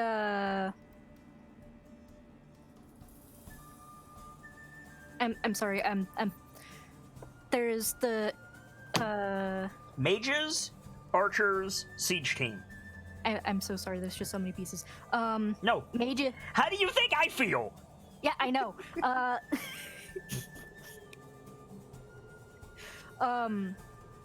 I was concerned this dragon wouldn't be a threat. Moving on. So yeah, archers take as many point-blank shots as you can without hitting our own. So do you tell the infantry to wait for the volley? Yeah. So, like, your first order is, like, quarrelers volley, and then your second order is, like, infantry hooks. Yeah. Okay. Infantry hooks. Do you have a ranged weapon? I do. Yeah, could you make that attack while you're thinking of your other orders?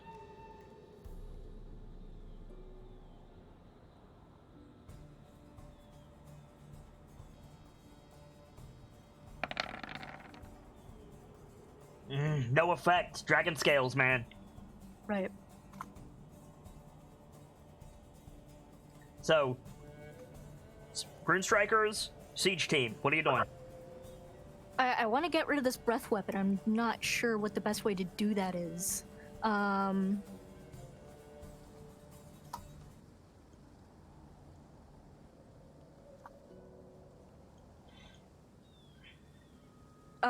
So what I think,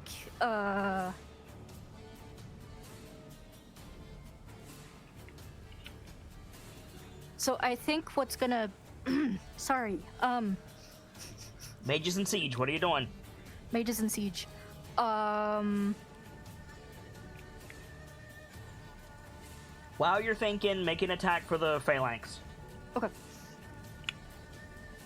Does somebody who is not currently having a halfling meltdown, what is the mechanics behind a net? A net. I believe it's think just a it's- restrained mechanic. Hang on. I think I'm pretty sure it's a save you can repeat on your turn. A large or smaller creature hit by a net is restrained until it is freed. A net has no effect on creatures that are formless or creatures that are huge or larger unless scaled up. The creature can use its action to make a DC 10 strength Okay, check. so it's automatically entangled, and then it must use its action on its turn to do things. Yes. Got it. Okay, Also, slashing damage cuts it. noted. So yeah, so the quarrels get bounced off of the wings, but then you see the hook lines like flying across this thing, and you get the like pull it down, and it crashes to the ground. Mages, siege. What are you doing?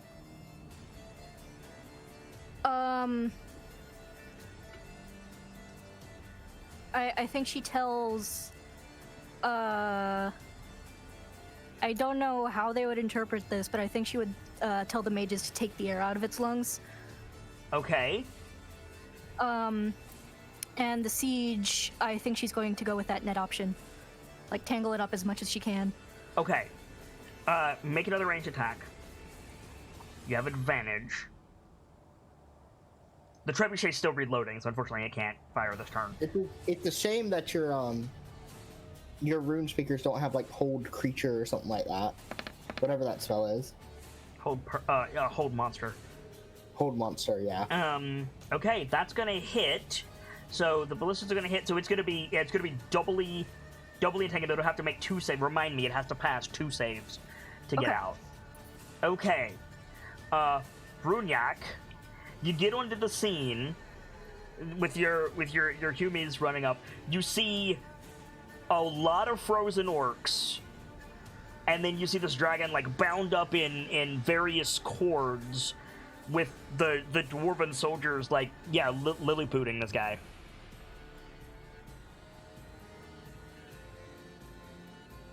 What do you want to do?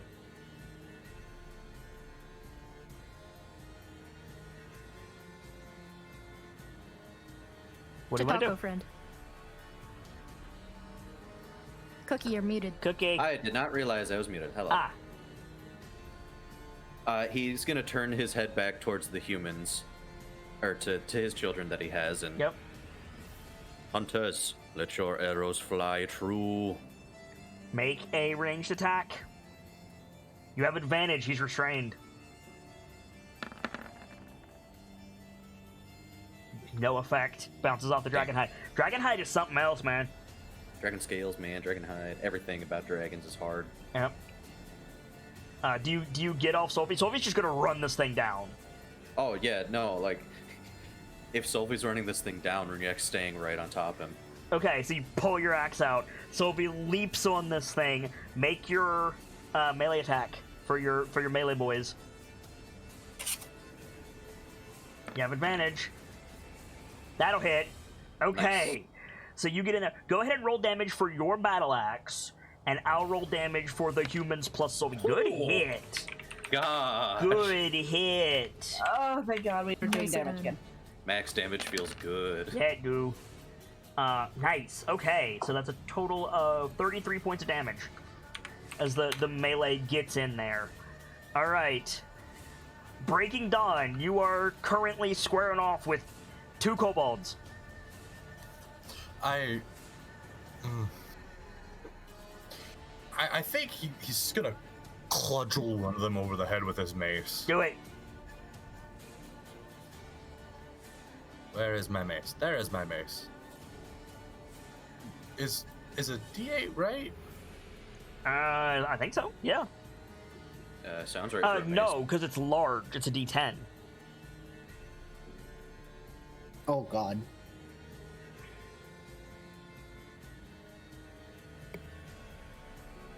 Okay. I'm gonna have to double check that later.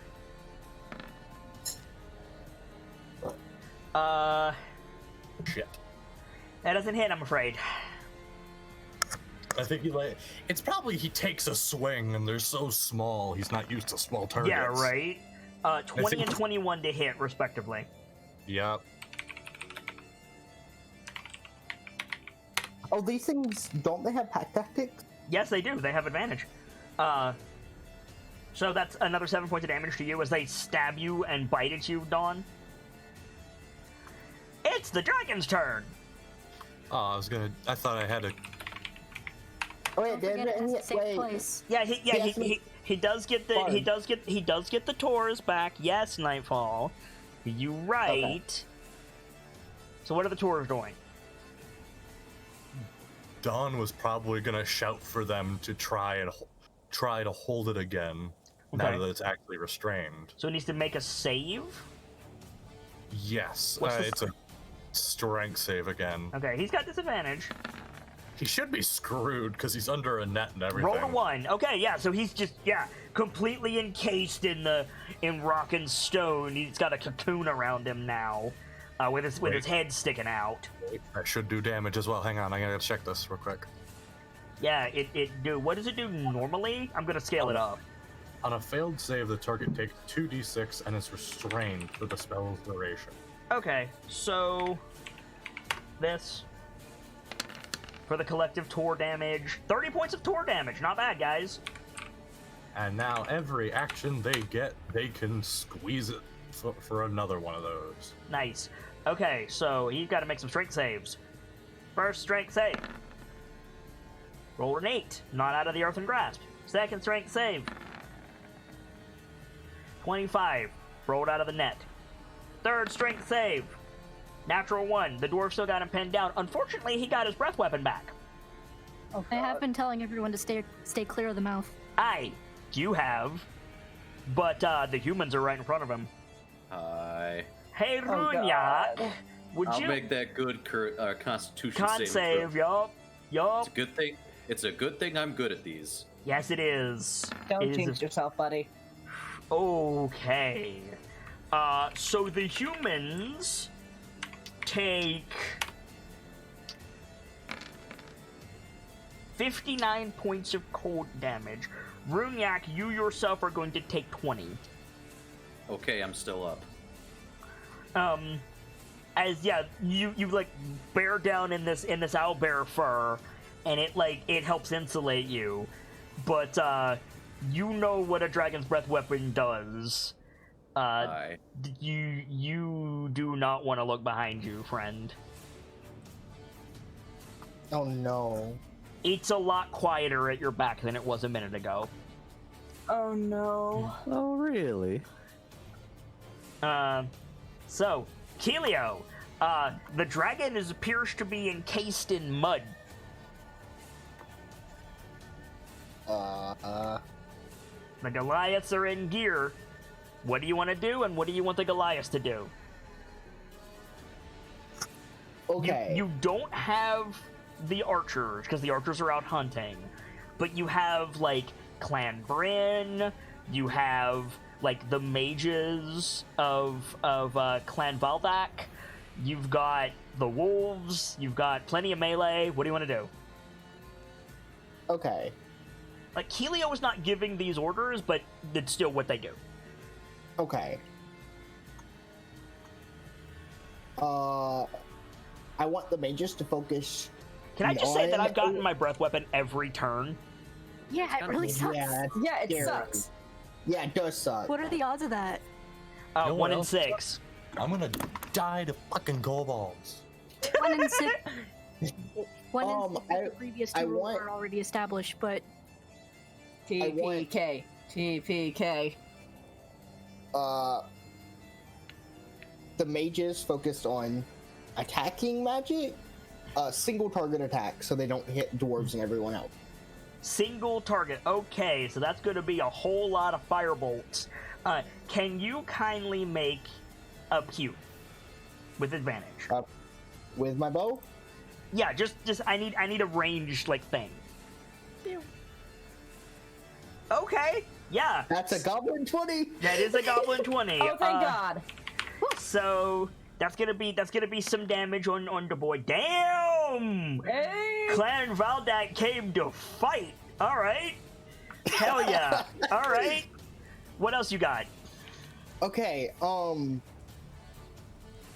H.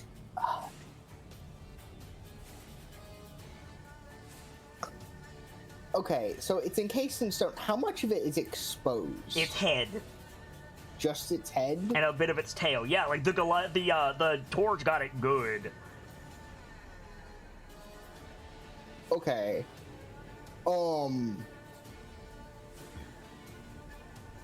I command the wolves to stay on either side of it, attacking its backside as possible. I'm gonna circle around it, try to shoot it in the throat. Okay. Make so what so you're not doing anything with the melee guys? I think melee is it's risky to come in for melee. But I think they're also gonna do the same as the wolves. Okay, so they're gonna split. They're gonna follow the wolves' lead.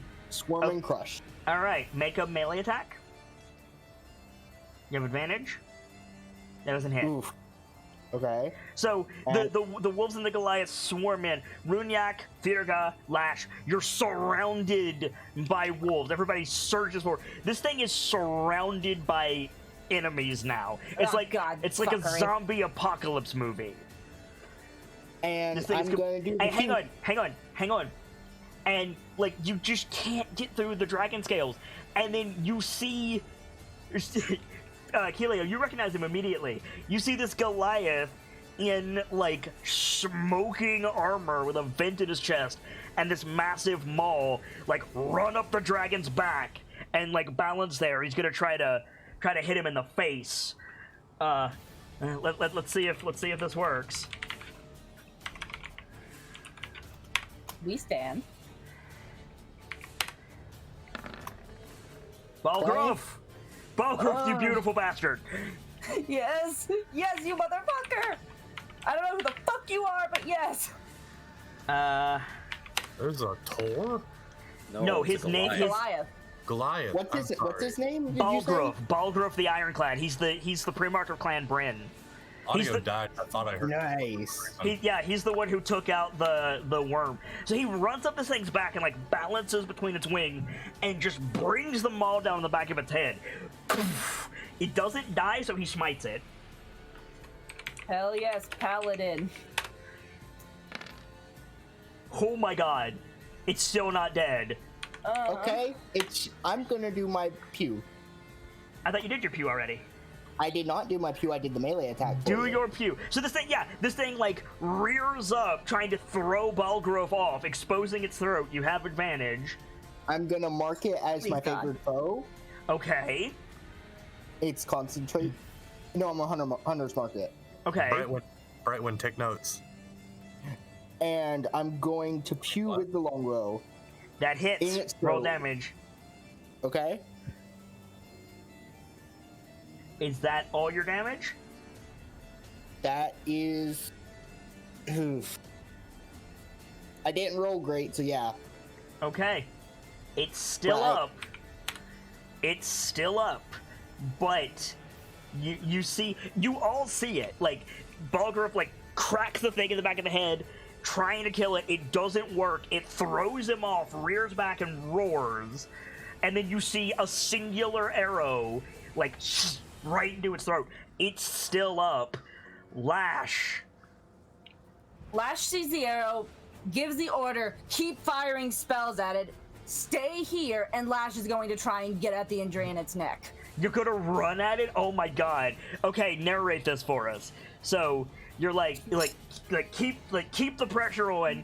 You like run up, pulling your whip out as you go. You run around the big ice cube. You're met with a bunch of humans running in the other direction. You force your way through them. Get right up on this thing. This is a dragon. Yeah. It's bloody. It's big. Like it's down, Yeah. but it's a dragon. What do you do? Yeah. Whip attack. Are you gonna try to whip the arrow in deeper? Yes. Nice. You hit. Roll damage. Do you want to smite?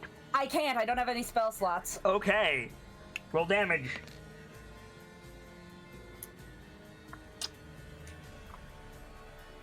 This is not a trip attack. This is Lash just trying to kill this fucking thing. Yeah, you're trying to drive the arrow into its throat and bleed it out. Describe it for us. It's literally give the order, sprint around, start forcing her way through the panicking humans, get under its fucking neck, probably getting blood all over her shit and everything. Oh yeah, you're covered in dragon blood. And then it's just look up. Dim Watcher, the Dark Driver, and just slashes at it. Nice. Whip cracks out. Like, well, actually, with the same accuracy as Keelio's arrow, you strike the bolt sticking out of its neck, driving it in deeper. It roars and shudders, and just collapses to the ground, unmoving. Should I get out of there because I'm under it? You should probably run. Yeah, that might be smart. Yeah, no. Just disengage, sprint. Oh. Oh my. Anybody who is not is now level 4.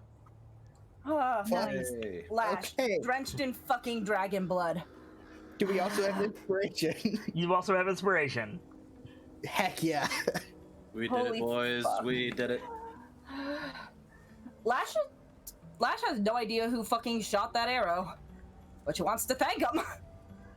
So there is those- still a problem. Which is... The problem is there's a lot of dead, but more to the point, there's a lot of wounded. And if you guys give in to chaos now, more people are going to die. So, we need to stay in initiative because you guys now need to prove yourself to your kin. So, Lash, you get out of the way. You have just a second, like, okay. And then somebody, like, screams in pain, and you're like, right, I still have work to do. What do you do? Are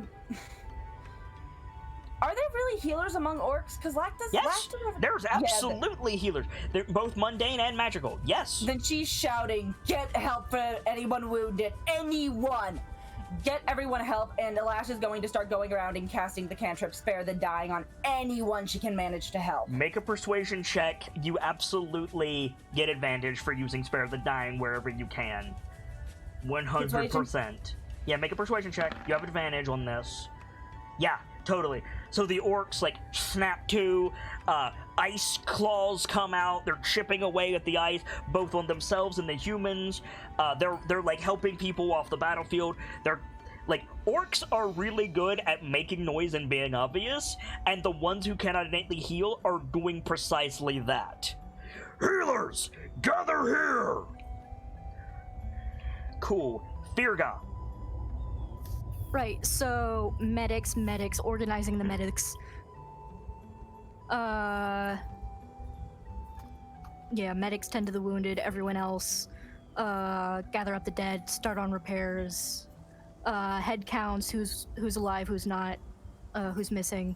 Yeah, a census would be good, Firga. Nobody else seems to be doing that yet, so... Alright. Okay. So, what specifically are your orders? I think, I'm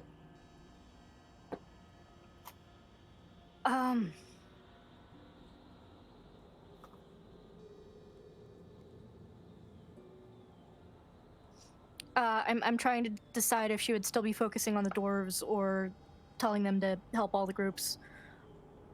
Okay. I mean, you heard Lash. You're standing right there. I mean,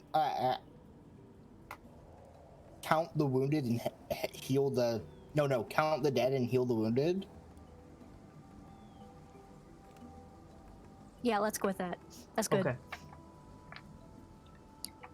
Count the dead, heal the wounded. If anyone has a free hand, help clear the paths.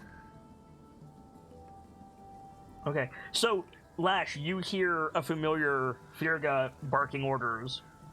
Runyak. I think Runyak is a bit of the same, just shouting, "Any who can heal, gather up. Any Oh. who cannot, gather the wounded to them." Oh, and the head count. I forgot to say the head count part. Brunyak, you also might want to send out runners to go and get your prodigal children. Yeah. Find everyone. You might want to enlist some non-humans to go find the children. I mean, that was just a generalized shout. Yeah, but, like, unless you specify it, they're not going to listen to you.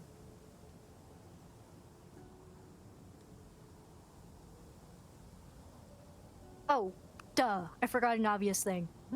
Cool. Have the rune keepers help in the thawing process. Okay, yeah, that's a good call. Dawn, you're still fighting for your life. Oh, are they still fucked? Oh, yeah. So... Bop. 10 to hit and 21 to hit. Oh, I thought I got to act first. Oh, yeah, still. you do. Okay. But there's... Yeah, so... Well, the second attack, the one that hit isn't with advantage anyway, so... Okay, so you upcast a Cure Wounds on yourself. Cool. Okay, the 21 hits. Cool. So you take 6. So that... 15 points of healing and then 6 points of damage, so a net gain of 9. 1, 2, 3, 4, 5, 6. Okay. So I think the tours start, like, helping people. I think that's the most obvious thing. Right. Okay, so Keelio... you might want to report. Yeah. Okay, I know horns are commonplace, but howls would also suffice as that as well, wouldn't they? Yeah, absolutely. That's what the horns are meant to mimic. Yeah, I think. Would they have a specialized call for like different things? Like this one's like, I would say for like, bring healers. There's many wounded. I don't think so. I think there could be a call for danger, unless Keelio is the one making it. Like, she would have. The problem is there's nobody from Clan Roche here, so any noise you make is going to be lost on your kin because Clan Roche isn't here. Clan Roche is coming, but they're like a mile out. Particularly, I want the druids to help heal, and Kivio's gonna get off her wolf and start helping among healing where she can. She has one spell slot of Cure Wounds. You should stay on the wolf. Stay on the wolf. There is a sea of people in every direction. You're gonna get stepped on. Okay. I mean, she would probably stay with the wolf. The wolf would be with her. Right, but like, you can't see anything. Like, if you get off the wolf and try to go through this crowd, you're just gonna get butt.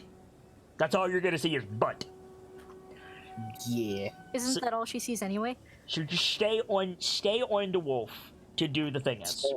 Okay, I'm gonna stay on the wolf, and I'm gonna go around trying to help where I can.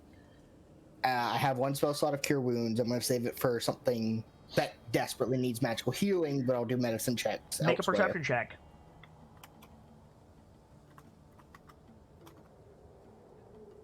Okay.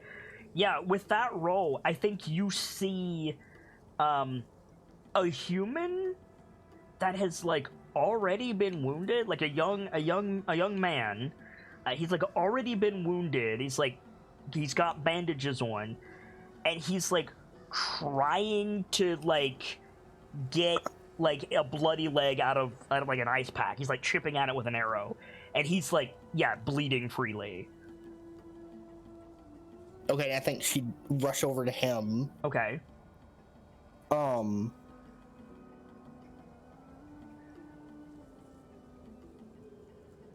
Okay, I have a question about Cure Wounds. Yep. He's still in the ice thing. Would it be better to get him out first and then do healing? The ice, like, being encased in a block of ice is bad. I will grant you. Being encased in a block of ice is bad, okay? Mm-hmm. However, the ice is not actively killing him, as if it had a magical damage effect on it. Like, the magical damage effect of the ice is done. So, I don't think it would make a difference. It's the free-flowing blood coming from his leg that's killing Yeah, him. which he's Yes. probably doing. He's probably missing whenever he chips with the ice, and he's doing the thing where if an animal gnaws off its leg to get out of a trap. Not intentionally. Basically, yeah. I think she's gonna, like, go step over to him quickly, leap off, push his hands away from where his leg is trapped, and start casting Cure Wounds. Okay, cast your spell. Stop, you're just making it worse. Okay, so his wounds, his newest wounds close up. The ones that seem to be previously bandaged, like, they don't noticeably go away. Mm-hmm. But his newest wounds stop bleeding. His head seems a bit clearer, and he blinks a couple of times. And he looks at the arrow in his hand, and he looks at you, and he looks at the arrow in his hand. And he just starts, like, he doesn't say anything to you. And he just starts, like, looking around himself on the ground. You're not dead. Not yet. And he shakes his head. Picks up a rock and just smashing at the ice with it. Child, no. I think she snatches the rock out of his hand. No, he's a lot more put together now, is what I'm saying. Okay.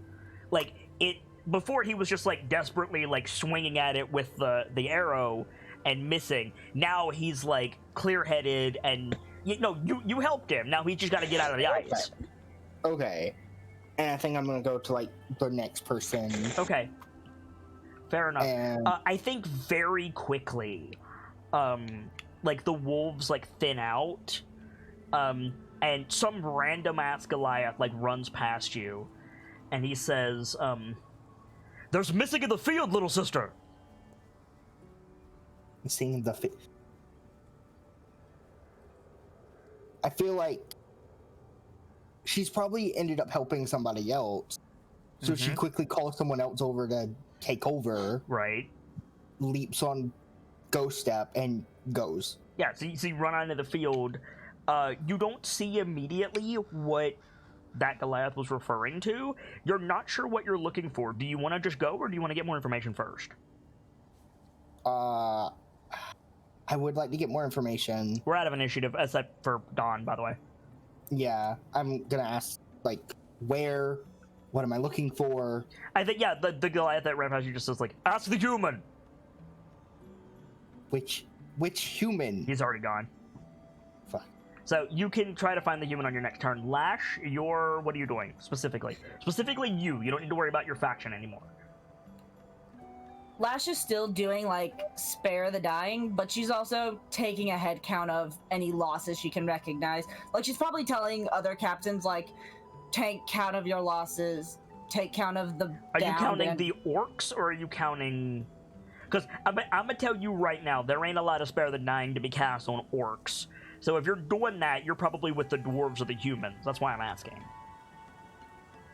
Then I think, yeah, she's taking count of everyone she can, but she told the orcs to take count of their own down. Like, the orcs got fucked. Yeah. Lash is probably gonna be in deep shit for this. It's not your fault, it's a fucking dragon. Yeah, but they're angry people, probably. I mean, once things die down, maybe. Maybe. So yeah, But- so you're like counting the dead. You notice that, like, the humans scale younger than everybody else. Like, if you find a human corpse, like, all of them are, like, they're not pups. Like, they're able to fight. They're old enough to be warriors, but, like, They're still children. yeah. I finally thought of a word for what orcs call their young, like the young children. Uh-huh. The unsworn. Nice. Because they haven't had a chance to make their oath yet. I don't think it would be I don't think it would be the unsworn. I think it would just be unsworn adjective. Yeah. Yeah, unsworn.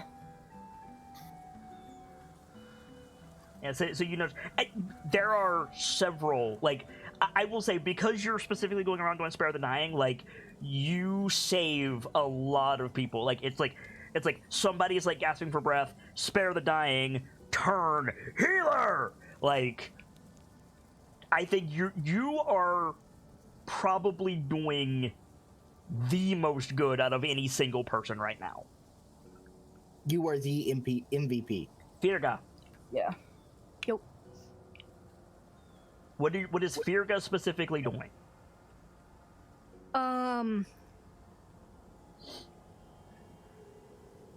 I think she's. Oh, what would she be doing? Instinct tells me that she would still be overseeing shit to the best of her ability, but at the same time, I think if the faction is like settled and on their I and, think they're settled, and like I think the sergeant, remember the sergeant, right?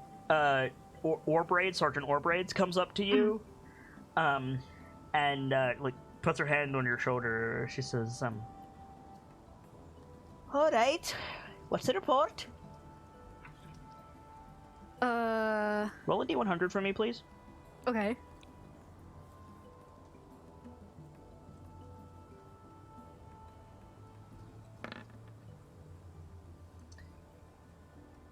Well, I got good news and I got bad news.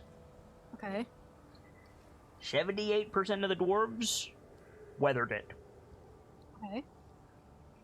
That leaves 22%. Oof. Yeah. But that's split between, like, loss of life and property damage, which was like, the damn thing basically only destroyed the dwarven camp. Like, the other camps made it out pretty unscathed. Okay. The good news is most of our men survived. The bad news, the camp less so. Granted, you can replace a tent much easier than you can replace your friend. Still, I'd say about 20% losses. For what it's worth, the evacuation was a success. She just breathes a giant sigh of relief. Most of these losses are soldiers. They knew the risks. You're the one, the Kandatragar named Commander. I think it's just now sinking in that that's what happened. I'll She, like, be looks down at taking the- your mantle now. What? I'll be taking your mantle now.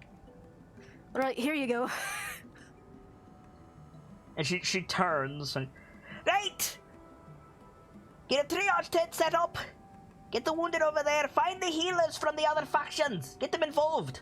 Get a head count! Now quick with you! She turns back to you.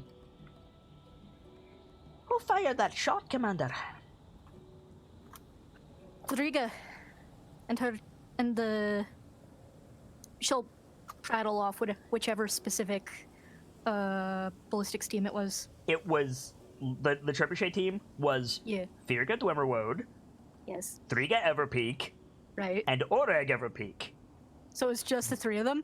Trebuchets require 3 people, yeah. Oh, I thought there was more. Usually one spotter, one like aims it, and one fires it. There could be like another loading team, but you didn't have time. Okay. It was the other Everpeak twins and myself. Who gave the order? Like sheepish hand raise. There'll be accommodation in that for you. And for your integrity.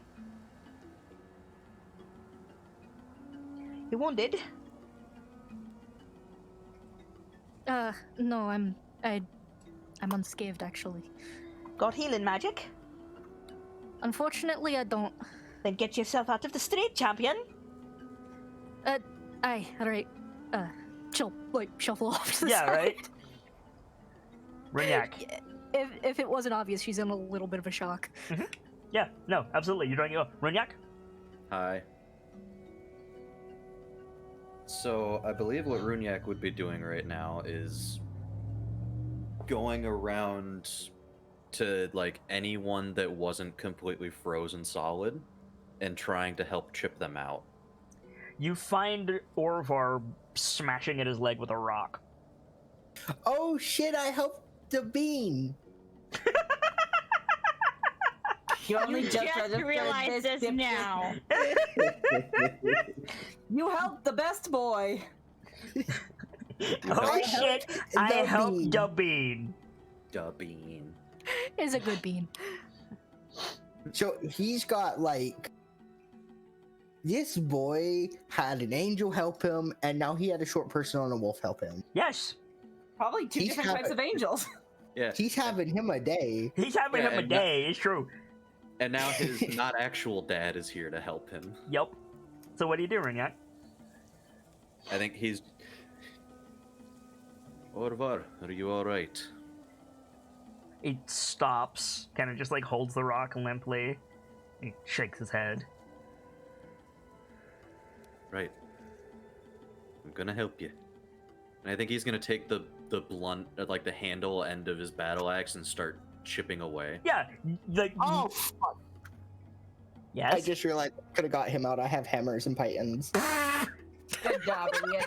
Fucking damn it. So Wow. Runyak, like you're a bit frosty yourself. Yeah. Make an athletics check. Okay.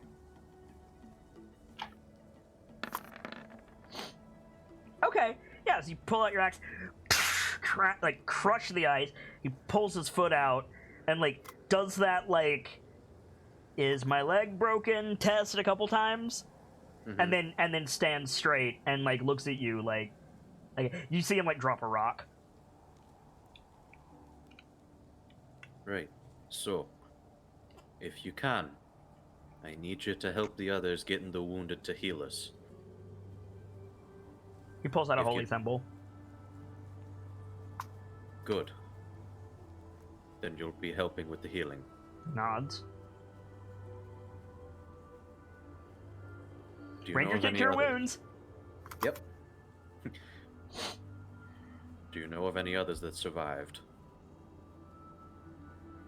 I think he gestures back the way you came, like all of them, and then turns and he points through the snow out into the field, and he says, "There's, Brunyak, there is no way he should be able to say what he says." He like points. He says, "The Goliaths are coming." He points in a slightly different direction and says, "Sigwulf and Eldred." And then he turns bodily around and points and says, "The others ran that way." Like, there's no way in hell. Like, you cannot see shit. Orvar, are you feeling alright? Not. He starts to nod and then shakes his head. Right, it's been a bit of a night for you. Just focus on the healing. Thank you, I suppose. Nods and, yeah, like, a bit still, like, testing his legs, like, heads off to go find the healers. Yeah. The boy has special eyes.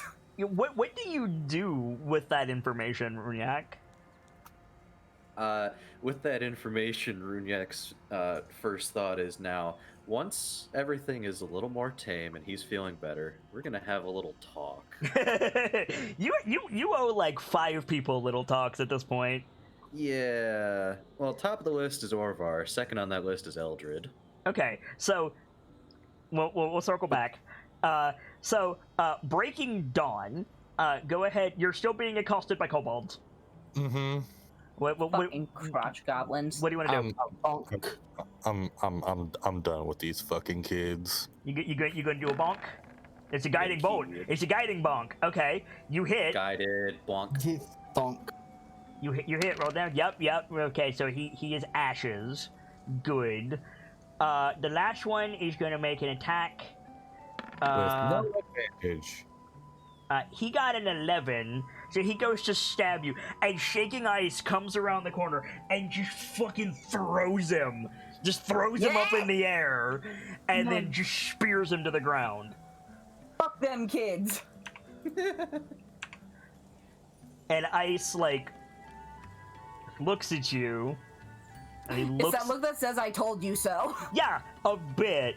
And then he looks out over the camp, and he just says, wounded. Too many. He looks at you, like, levelly. He says, we need you. Right. I think he does that thing where he, like, puts the mace on his back, cracks his fingers. If there are too many, then we need to get to work. My chieftain. He just charges towards wherever he saw the last big hit from the Dragonland. Yeah, okay, so that's perfect. So I think while Keelio is looking for a human, like, that knows something, and Firga is...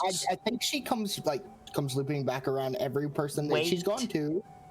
Wait. Sorry, go ahead. And Firga is stepping aside to catch some breath, and Lash is looking for a new person. I think you all converge in the general vicinity of Runyak, and you see each other. Respectful nod. Funk's chest. It's very subtle. It's incredibly subtle, but Kilio not. It's like barely a movement. Good work to the both of you. I believe that arrow and your follow through won us the battle. You were the archer? You were the shot? Kilio nods. Her bow's now like on her back. I think Lash but the feathers that are in her quiver are clearly the ones that are that were in the neck. Yep. Clan Roche Quail feathers. I think Lash, like, her mouth kind of goes from that solemn, like, pensive look to a small smirk. Well, that's one of the people I wanted to meet. I want to know who fired off that flaming boulder. Sheepish raise of hand. The grin increases a little bit, thumps her chest again. Not bad. Driga That was impressive how you led it.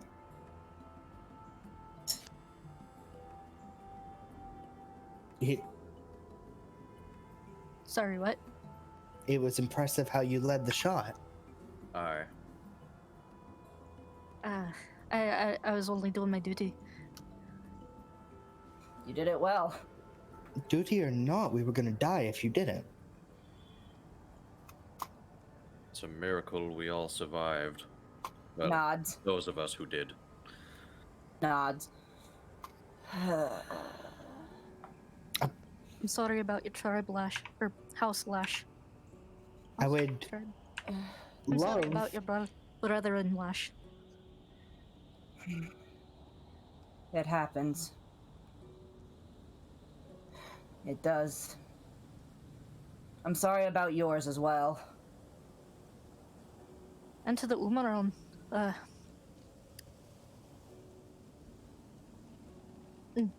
She says that to Runyak. So many of them looked like they were unsworn. And she's like saying that to Runyak as well. Aye. They knew what the risk could be if they came, and yet they still did. I think I'm gonna have Ghost Step howl to call Stoneclaw and Silverpelt to me. Yeah. Okay. So Ghost Step like does a howl, and almost immediately, within just like 2-3 seconds, Stoneclaw and Silverpelt appear, riderless, but followed very closely by 4 humans: Tiger Princess, Helga, Siegwolf, and Alrun. Siegwolf looks pissed. And Eldred always looks pissed, but... Probably at me. Probably at me. What's your armor class? Mine? Yes. Oh god. Okay. It's 14. Cool. So that's fucking. So you describe what happens. Sigwolf walks up to Ghost Step, just draws back and swings like his fist At me or the at wolf? Keelio. I think Keelio slides off the other side and ducks under Ghost Step to come back up towards him, and she pushes him. Make an athletic check with disadvantage. You're a small creature. I am. Even if I fail this, even if I fail this, Well, I'm hang gonna on. You might not fail it. Let me pull up some stats for Sigwolf. I think I used a berserker for him last time. Yeah, you did. Berserker. Cool, thank you. At some point, we'll get a proper spell list or a stat block for him. Preferably for all the champions, but Well, yeah. it'll do for now. Strength check with advantage. He got a 21, so yeah. So you go to push him, and I think. I say. Well, you go to say something, and he just knees you in the face. Armor class thing. You're gonna take 4 points of damage. Okay. So yeah, you come out under the wolf, you shove him, and he just goes, just brings his knee up into your jaw, and then Wow. and then just steps back. You say, "What is your problem?" And he says, "You know what you did, halfling." If I didn't send you away, you would have died. I'm made of sterner stuff than you think. My kin, maybe. But you have no right. Not for any of us, but especially not me. You're out of your mind. If I would be doing a disservice to your altar if I let you charge in like that. That is not your decision to make. And he's like reaching for his axe, Runyak. Lash is going to step in between them. See, I think Keelio stares directly at Runyak. If you raise that weapon against them, I will raise mine against you. Big talk. damn. I think I can take you, says Eldred. Looks over his shoulder at Ice. Ice is like, gestures at his spear, like, I got this, if you want me to got this. Ice is like, I will punt these children. No hesitation, sir. Rinyak, what you done? we have had far too many scuffles tonight. Will everyone please just calm the fuck down? Ooh, I swear. Alarin, like, steps towards you, Runyak, and he says, Alder, we were coming to help, and the halfling who agreed to let us use her mount betrayed us in the snow. She allowed you to use her mounts, yes.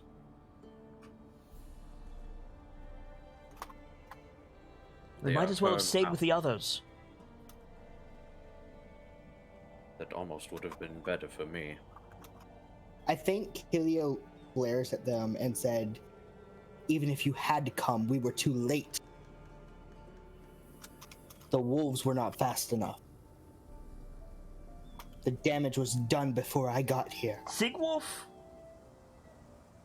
makes a noise that a human should not be able to make, and just turns and kicks a snowbank. All of you, you're like, oh, angry human guttural noise. Keelio, you recognize that sound. That's all I'm gonna say. Oh, fuck. Lash mentally. These children throw way too many tantrums. Holy shit. Ulrin continues to you, Runyak. He says, you say, like, it almost would have been better for me. Like, stop. He says, was it bad? It was bloody terrible. There are many who will not be making it back to camp tonight. Lash nods solemnly. I think Ulrin, like, swallows very heavily, and he turns and runs past you, Runyak, and he's shouting a name. He's shouting. Let me pull out my list of human champions here. He's shouting. Brynja.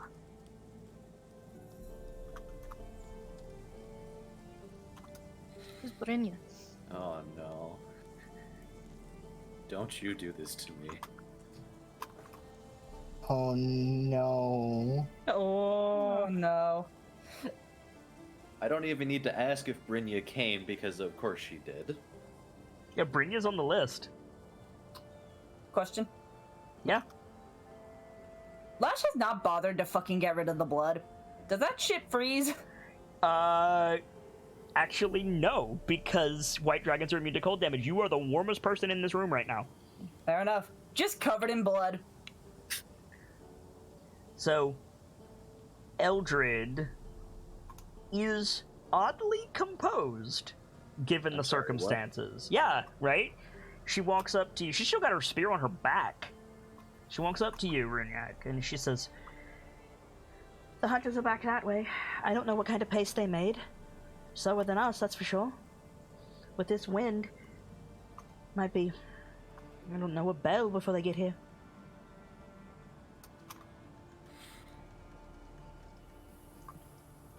They will make it back, I have faith. Not with the cargo. Not easily, at least. Cargo? Cargo? Well, Head elk tilt. and a few ground hens, and well, that one, she gestures at Kelio, has him lugging a block of ice. Quirks and My- Akilio. Turns head. My to Kyo. wolves can handle my pride. I think she like. If there's Don't dishonor them More further, Hunter. Let them do what they promised to do. It's bad enough think they she weren't knows. here for their kin. she not. Bad enough that I wasn't, Elder. It is okay. I know that if you could have, you all would have came. We tried. Well, they tried. I ran. They have. Oh, yeah, that's right. Sometimes, Granted, you told her to, but she's still, she's owning cowardice. Yeah. sometimes discretion is the better part of valor. I don't think anyone here faults you for it. The fact that you ran with the wolves to begin with shows you do have valor. And I think Lash nods to her like, I agree with what they're saying. I did my meditations this morning. I've got plenty of energy. I can help, Elder. If you think you can heal the sick and wounded, then by all means do so. Where? I think he'll point to wherever they're gathering. Yeah, she Healer, nods and scampers off.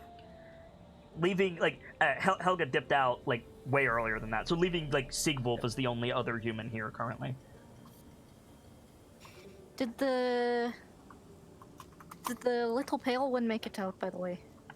Alright, he made it. Good.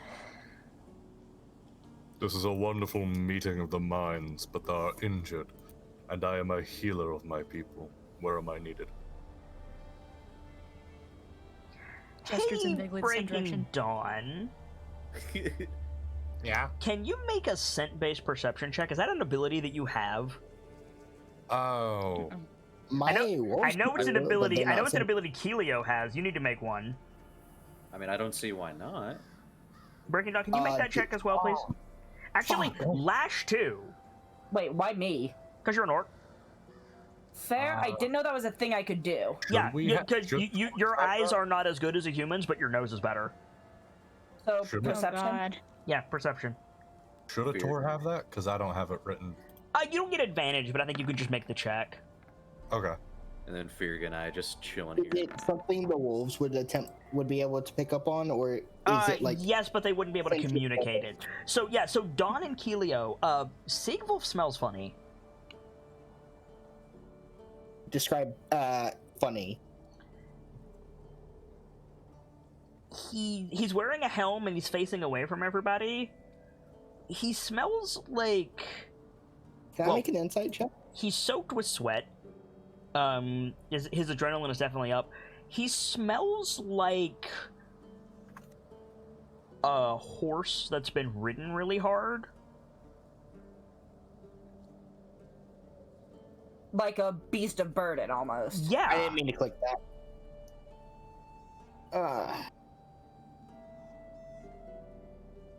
You smell worked, boy. What have you done? It's snowy, right? It's very snowy. Can It's I, like it's like obfuscating ghost- the area. I'm on ghost step. Can I move around to the front, kind of stealthily, in front of him, and take a look at his face? No, because you are the closest in the camp because you came out of the camp looking for Runyak because you were healing people.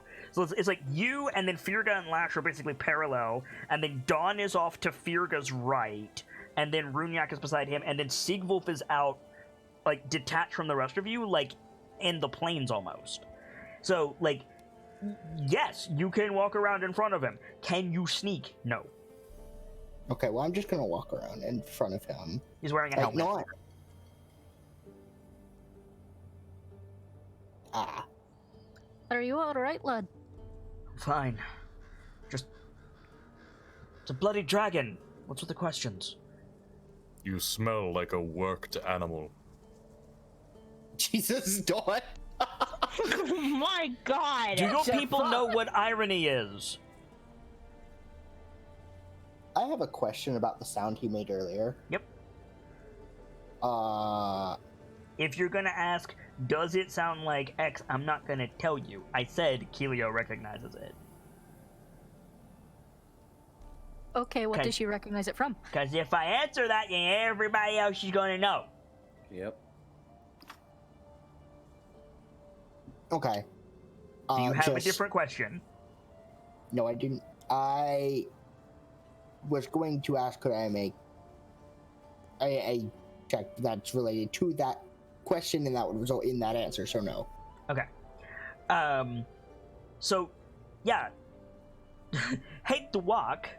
What have you been doing this whole Hey. time?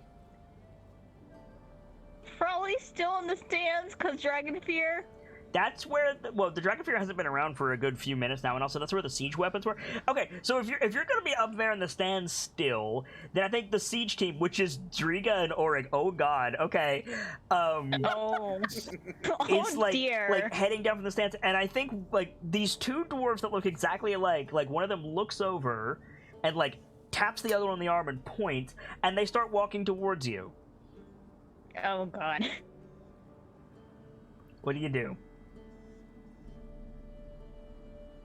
I stand up and go, oh dear, I have to tell them now.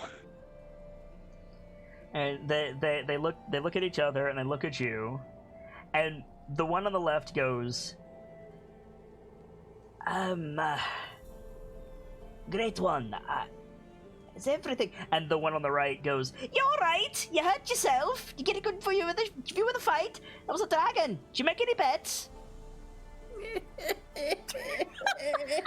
Oh my god! Bitch. Well, rip my throat. That dwarvish kind of got you there, Kit. Ugh. Having to Take a switch. drink. I think what fucking killed me last week was switching between Orig and Driga, because that hurt. Sorry, Yeah. Fox. That was the first thing tonight that hurt. So Oh god. Well, at least we know it for future reference. what do you do? I think, I nod and say, I'm fine. And I did watch the fight. It was quite an interesting one. Interesting. I'm pretty sure all of the dead. And the other dwarf like smacks a hand over her mouth.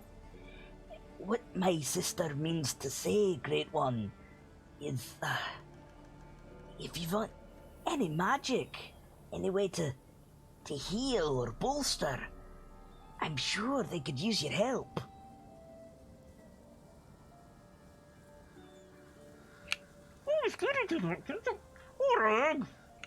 Moves his hand, I was getting to that.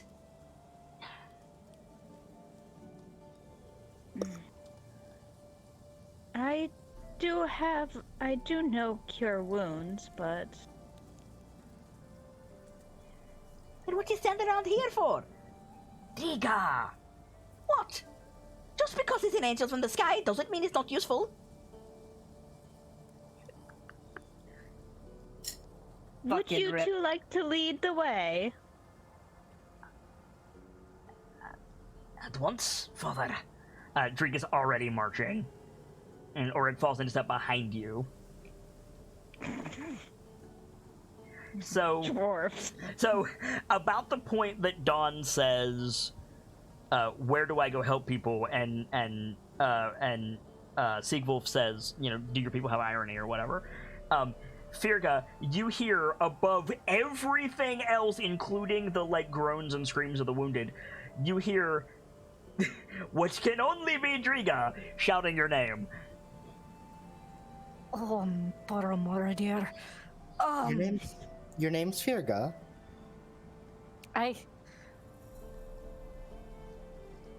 Kilio Wolfwalker. Nice to meet you. Wish it could be in better circumstances, but I think my name is being called. Yeah, so you turn, and the twins are walking up to you with the Forgotten between them. Right. There you are, great one. Are you injured? Do I look injured? Please, for the love of God, tell me that you say that. Please, for the love of God. Just holds his arms out. Do I look injured? Lash. No, but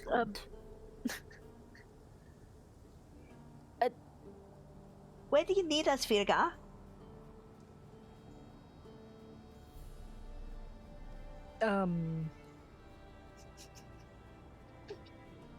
just complete blank on Firga's face. Firga? I think she says, what are you asking me for? Commander Sergeant. Sergeant Orbraids resumed command. Oh, great. I wish you could just tell us something to do so I don't have to deal with her. Fine. Come on, Oleg. Oleg doesn't move. I mean, if you want to in help your boot. Driga, it's just, that's a... Aye, it's a Forgotten. And now Phoenix is handling it. Come on. Don't you think we might be...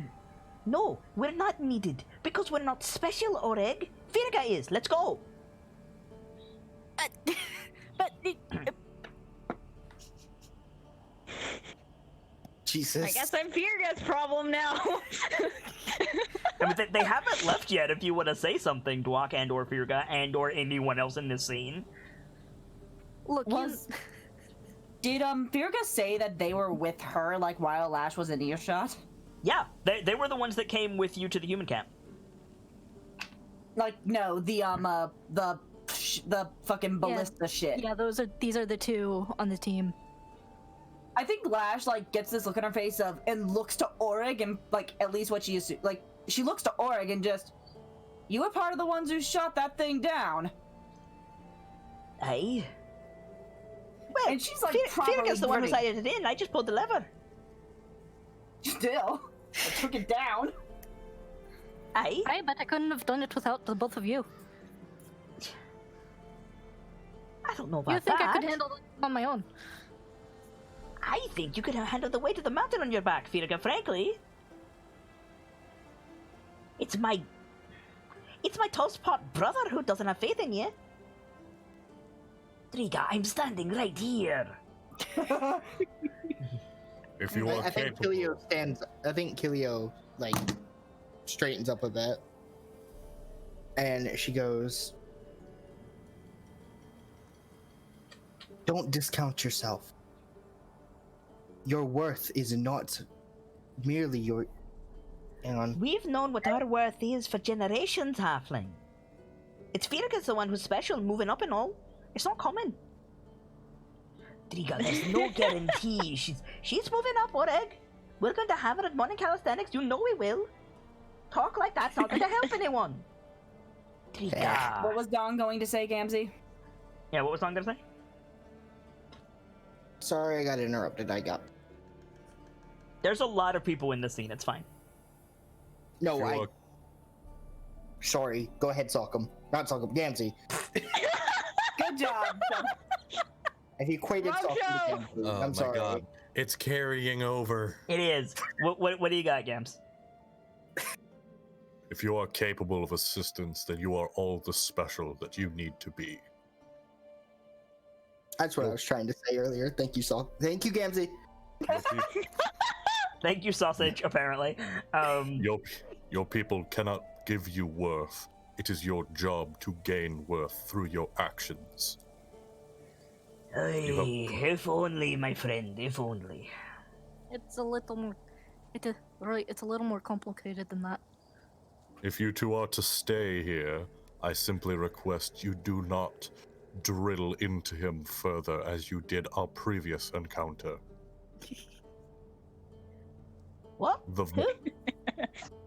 The volume was grating. Ouch. Right. So, Firiga, what are we doing?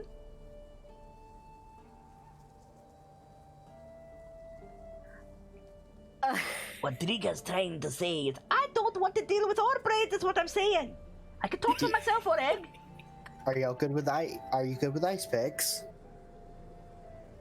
Hey, if you don't want to stick around here, you could always help chip people out. Right, that's what we can do. They start to leave. So yeah, now the party is together, and Sequel disappeared. Like, Sequel is gone. Where'd he go? Bye, Brat. Alright, Achilleo was on the other side of him. Yeah. And you were distracted by the dwarves, and now he's gone. Fuck. So, everyone is here. Hello. We did it. It only took 4 episodes, but we're all here. Yup. Easy. We got the band back together. God damn it. It ain't Achilleo. Hang on. Something, we're on a mission from God. No gods! Yeah, pretty much. I think Lash, like, wipes blood from her face again. Well...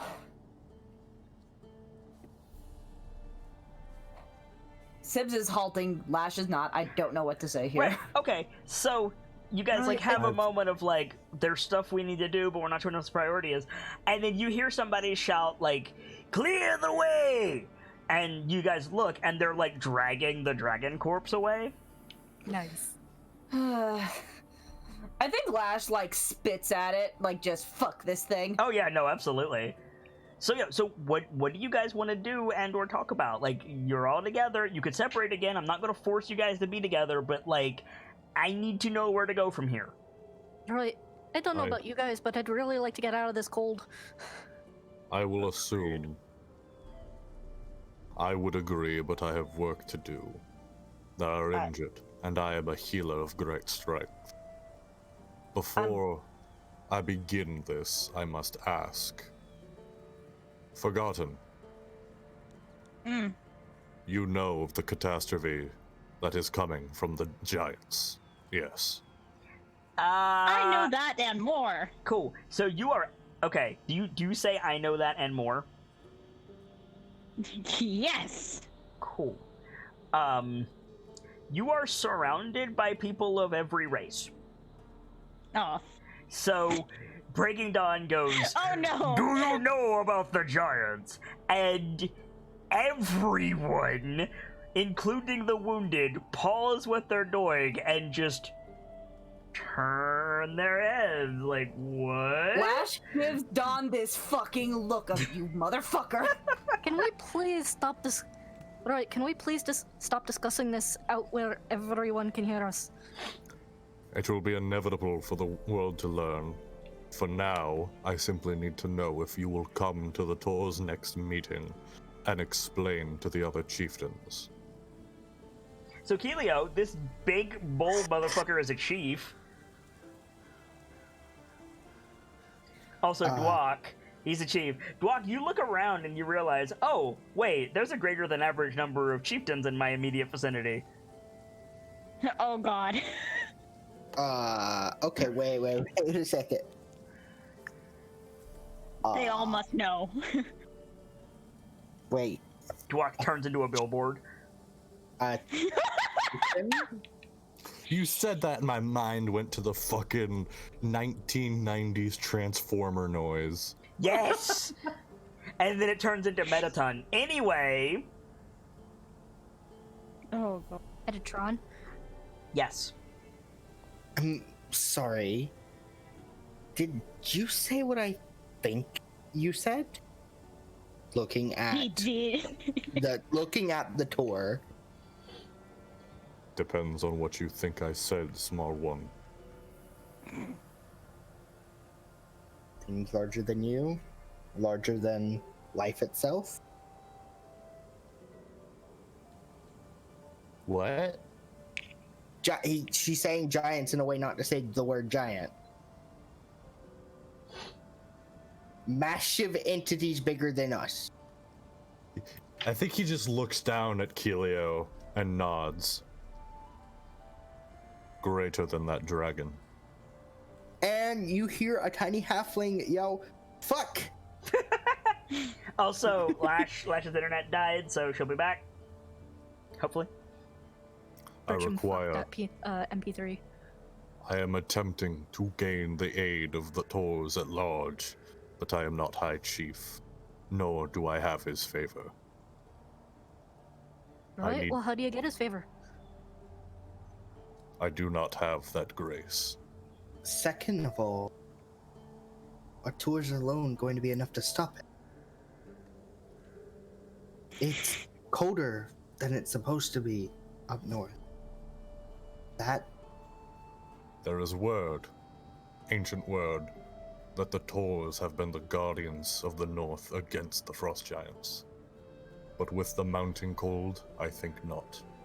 I seek to gain the steel of the other groups of men and mer. The The humans. guardians of the Reghead Glacier have already agreed to help. The dwarves are obstinate in their assistance.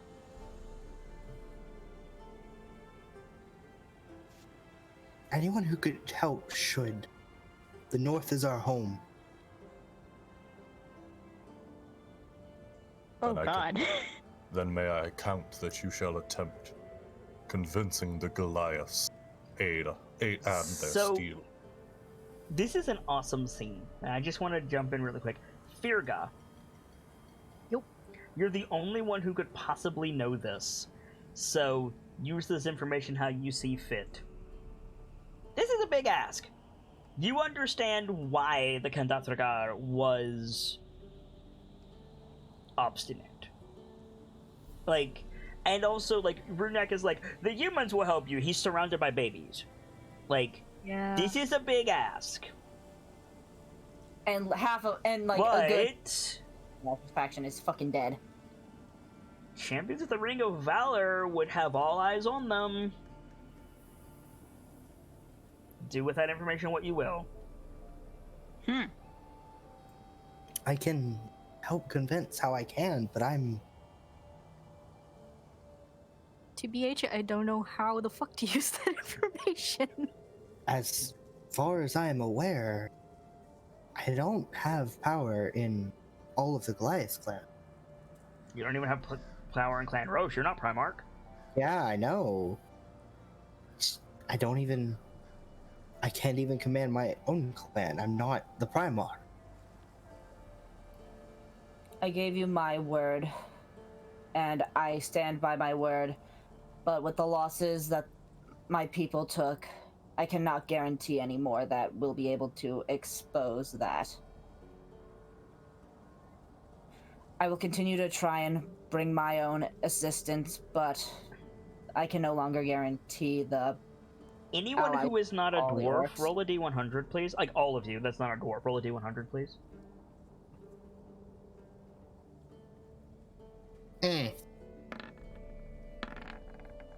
Oh boy. You rolled a 12 on a D100, Don? Really? Yeah. I rolled an 8. Yeah, you did. Okay, so... Huh. Actually, Kilio, I'm not gonna have you make that roll. You're fine. Lash. From the looks of this data, you lost more than a quarter of your kin. Yeah. Runyak,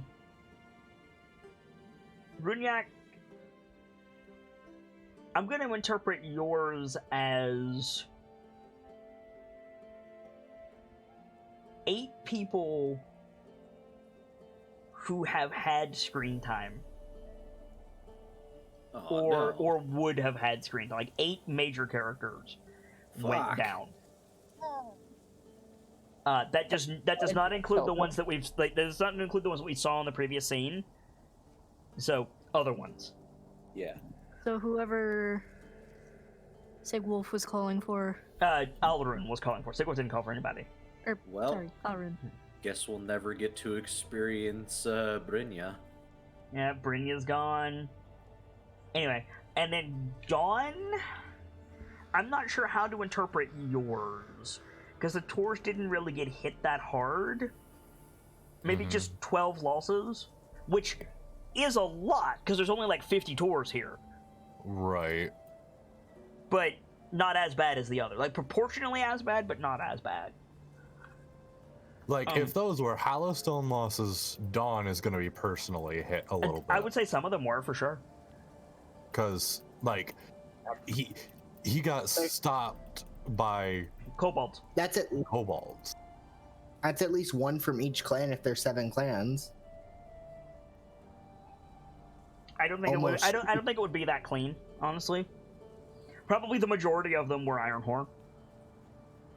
But Since they're the big-time warrior but clan. when it comes down to a scuffle breaks out and the tours get in there, it's Ironhorn and then second place is Hallowstone. So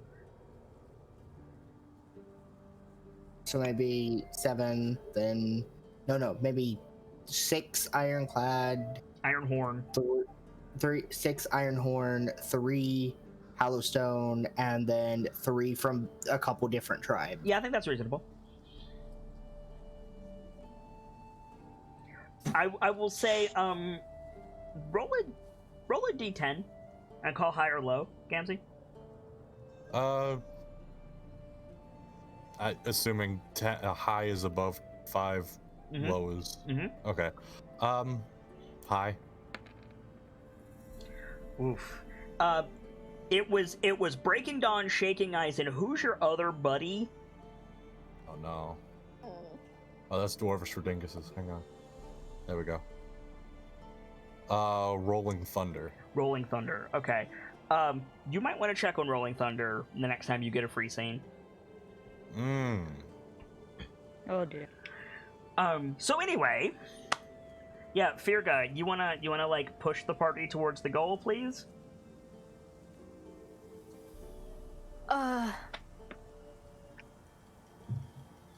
Right. So, again, out of character, I don't know how to use that information. So I think what she says is, You don't know how to use that information? Is that what you said?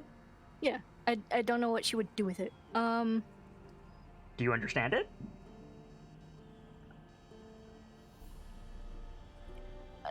I think I do, but I might be over. I'm sorry. What was it specifically again? The winners of the Ring of Valor will have everyone's eyes on them. All right.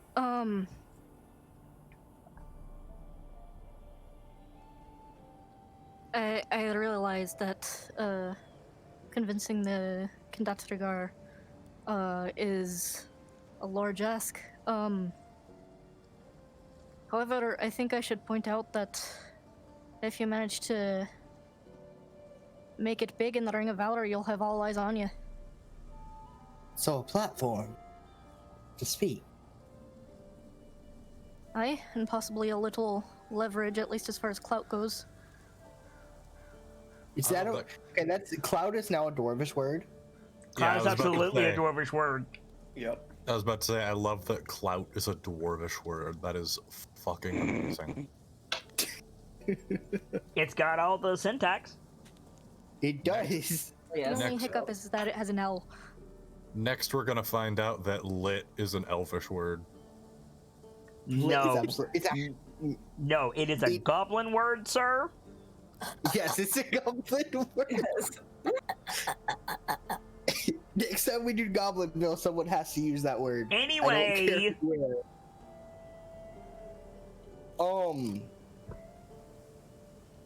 Nods in response. Noted. Believe I was going to compete in the Ring of Valor anyway, but I'd if be it's for surprised if a more all of you noble didn't. cause, Maybe I'll see you in there. And she like grins.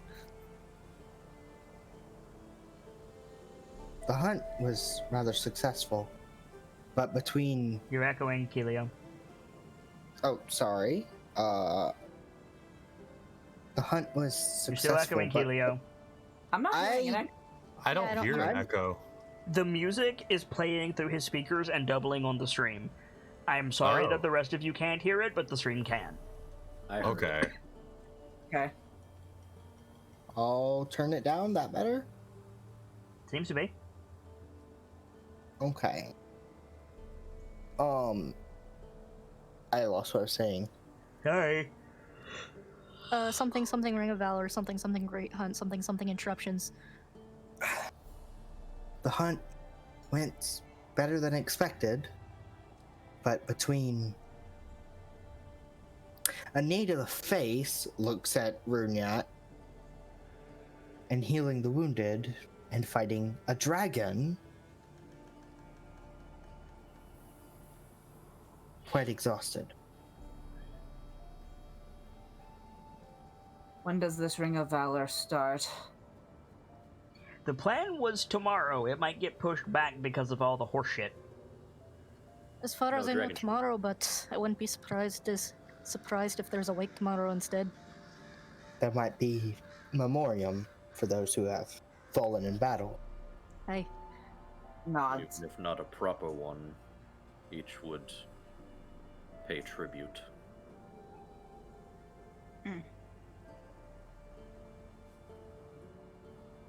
So I think about this point, since you guys are standing at the edge of the encampment, you start to see a group coming in from the plains, coming out of the snow. I think Helio has the best eyes, unless, because I don't remember. My, Do you have like weather piercing vision or anything like that? Oh god, to go. mine is a passive 16. Oof. I have dark vision, but that's about it. Okay. So you guys see a bunch of figures coming out of the snow, like a bunch of figures, and you see it's Goliath interspersed with humans. Most of them seem to be archers, and there's this gymongous sled being pulled by like 4 like really brawny Goliaths, just stacked with death. Oh god. Nice. Wow, that's Ooh. dark. Birds and like small game animals and deer and like relatively large solitary predators that are good eating, so like bears, just this massive pile of death.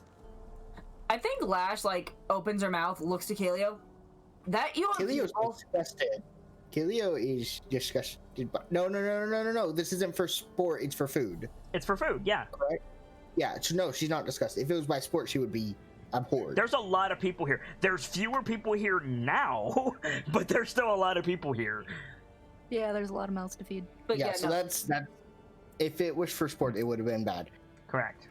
Like Lash opens her mouth, looks to Kaleo. That your people? As far as I'm aware, that's for food. No wonder you made a shot that damn good. Did you happen to find, Roy, did you happen to fill anything in the hunt? I found a rather impressive beast, and then it died in the scuffle. So you hear from the approaching crowd, somebody say, it's a human voice, says, "There she is," and then a Goliath voice says, "Ho, little sister." Turns. Do I recognize them? Yeah, it's like Is it- Clan Roche and a bunch of humans and a bunch of other Goliath hunters, but mostly Clan Roche. Is there a Goliath word for friend? Or where it would be brother. No, it wouldn't. Because they're Clan Roche, isn't it? Yeah, brother would be clanmate, yes. But you said friend. Yeah. Well, yeah, I want to know what friend is too, but that brother would fit for this Like person. probably friend. Like there's no reason not to use friend. But yeah, like Clan Roche is your brothers for sure. The Goliaths writ large also could be your brothers depending on context. Like fucking the Clan Graw guy referred to Clan Bryn as brother, if you remember. Yeah, okay. Brother, I see is that your spoils from the hunt? Most of them. We dropped a few in the run. I see. You've a collection of friends here. Introduce us. Starts pointing to Firga, then wait, no, what's the circle order? I don't think it matters. Yeah, Firga, Lash. Wait, no, I don't think she has their name. So, like, as she's going, she asks them to introduce themselves. She knows Firga's name. You know Runyak's name. This is Firga, Runyak, Blanks. Introduce yourself. Lash stands up a little straighter, wipes more fucking blood from her face, thumps chest. Lash of House Dark Driver of the High House Dim Watcher. That's a mouthful, No. Slash, okay? Absolutely. Goes to the next person. He's pointing like low to like their knees. Yeah. Goes I think up.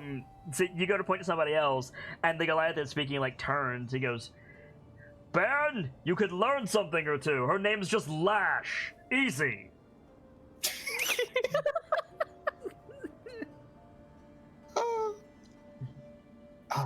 Quirks an eyebrow. What? Tor, what is your name?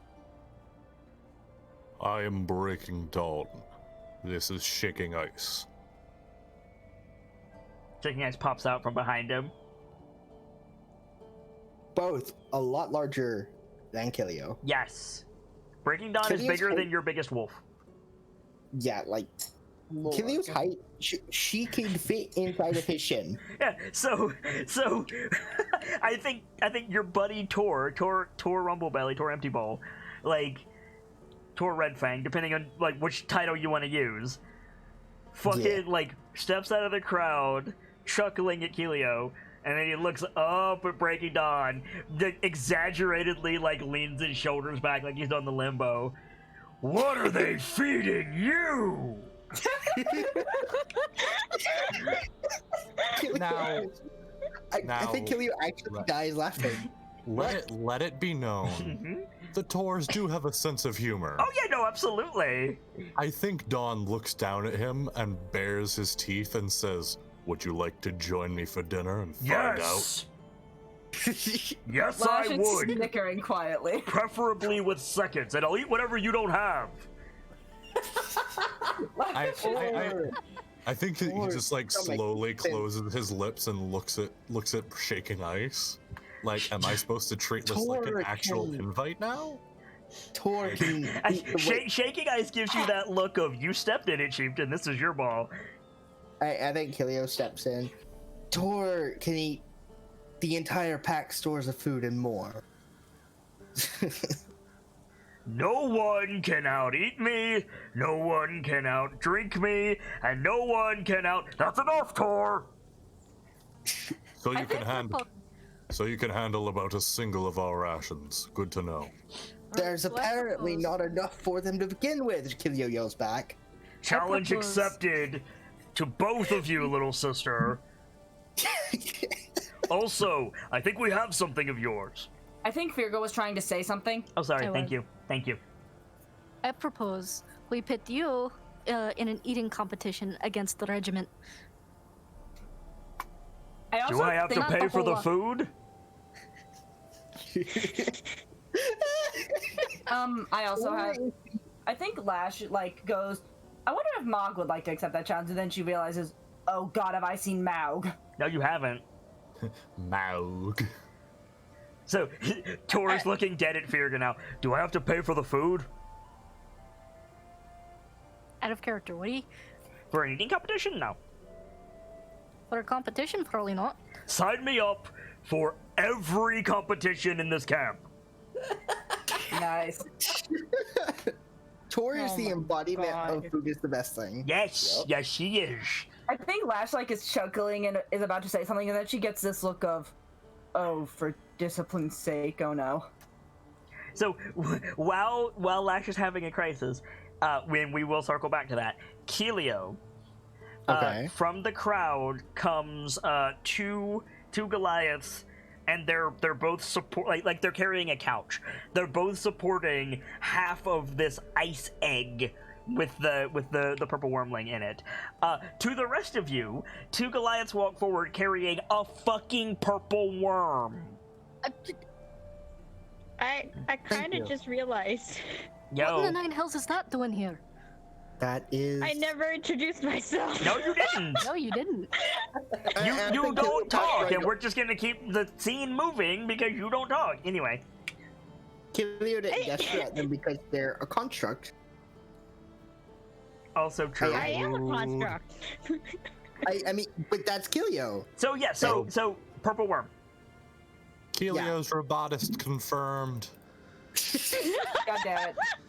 I'm a druid ranger, yes. Anyway, Purple worm. purple worm. I think she's looking over it, making sure there's no cracks in it yet. There is Perhaps no where the eye cracks. is.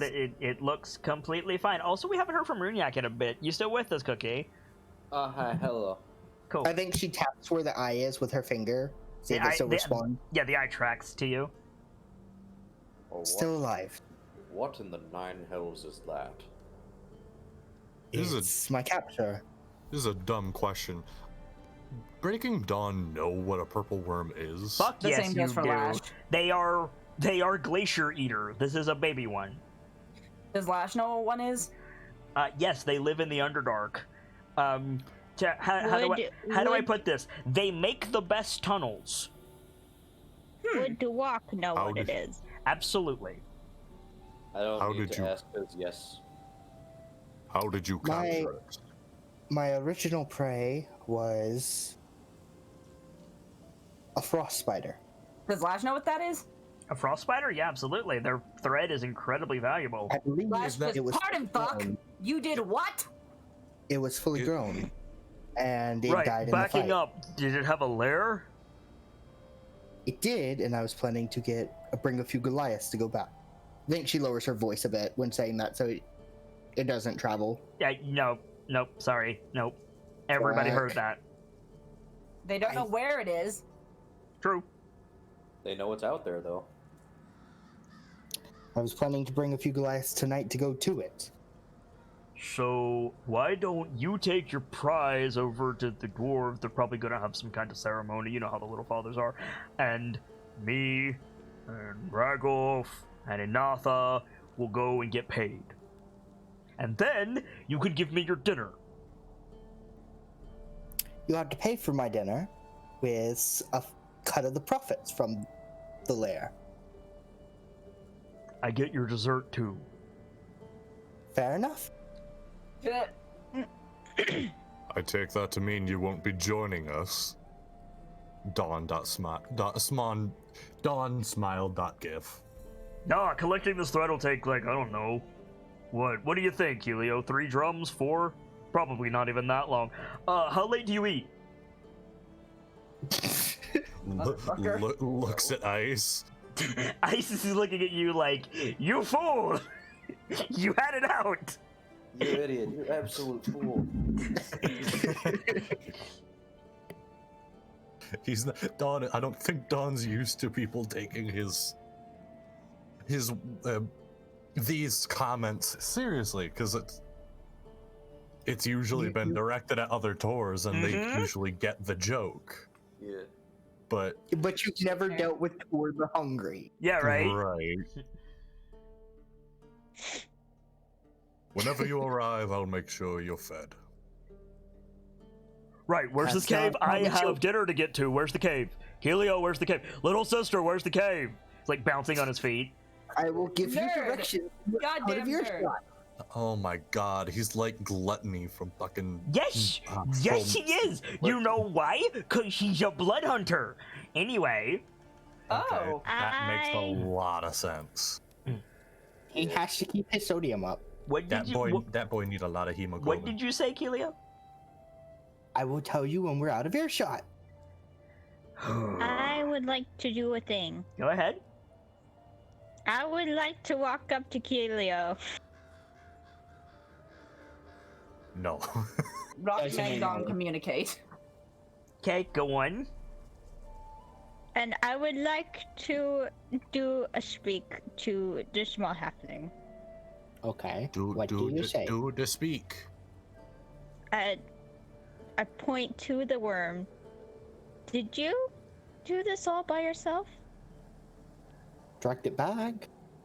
Yes. You're very... I didn't freeze it myself, if that's what you're asking. I was going You're to very ask you which one of strong. your wolves was secretly a dragon, little sister. And We've had our share and of then dragons tonight. Tor makes a face. Except the corpse. Tor makes a face. Too soon? A bit. It's a glaring orc. What actually happened, by the way? With is he referring to the dragon or with this? Yeah, it's a dragon. Dwak, you can push in whenever you want, by the way. Like, Tor did cut you off. Like, that was in character. There.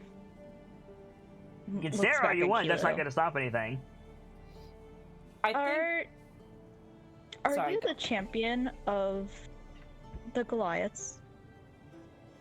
Yeah, why do you ask? No. What God do you damn mean- it. What do you mean champion? Literally any Goliath you ask will say yes. Fair warning. Yeah, like literally every Goliath. I'm not surprised. Well, you participated Yes, in the I great will- hunt. Yes, And- I will fight valiantly with honor for my clan. Oh, Hmm. you meant Kelio. Yeah. Are we not all champions in some way? All Looks at right, Tor. like all the Goliaths say I at the same time.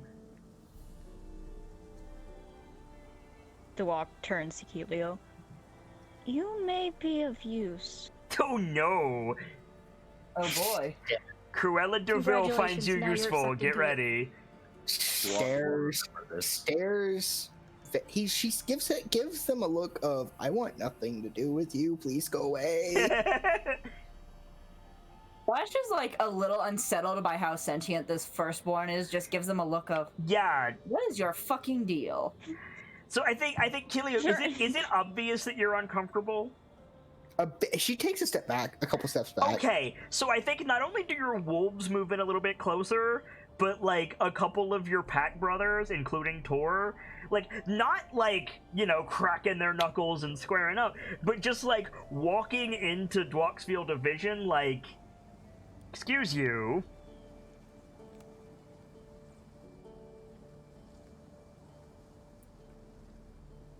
I feel like this is the most in-character action for Kilio to do. Mm-hmm. Mhm.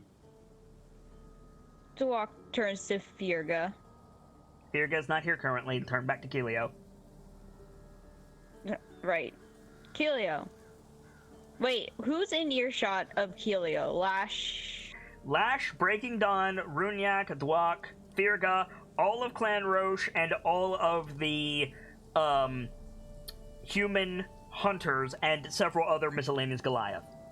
And Shaking Ice, but he's probably And not Shaking listening. Ice. Yeah. But he's probably not listening because this is just weird mainlander shit. No, he's listening because his chieftain is listening. Fair enough. Dwak So, points short to... version, about 200 people. Why? Shaking Ice is a bro. Shaking Ice is a bro. Just Could you possibly need of me? Dwak points to Helio, Lash, Breaking Dawn, Runyak, and Firga, and simply says, "I'd like to talk to you guys privately." Anything you have to say to little sister, you can say in front of anyone in Clan Roche. Yeah, if he didn't say that, I think he was just gonna say no. How soon?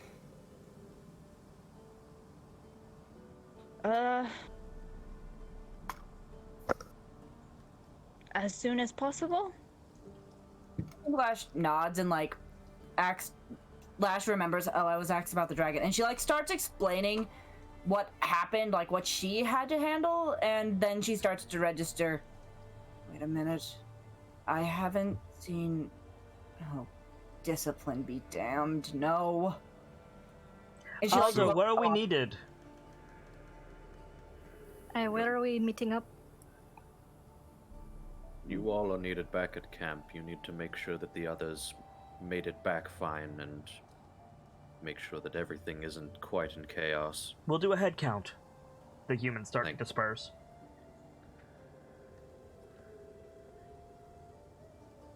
Dwak looks at Fira.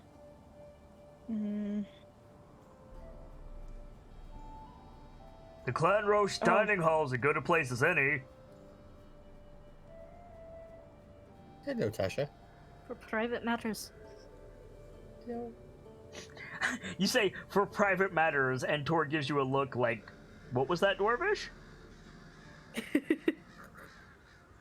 rip. Dwak points to the what's his name? Heck. And whom?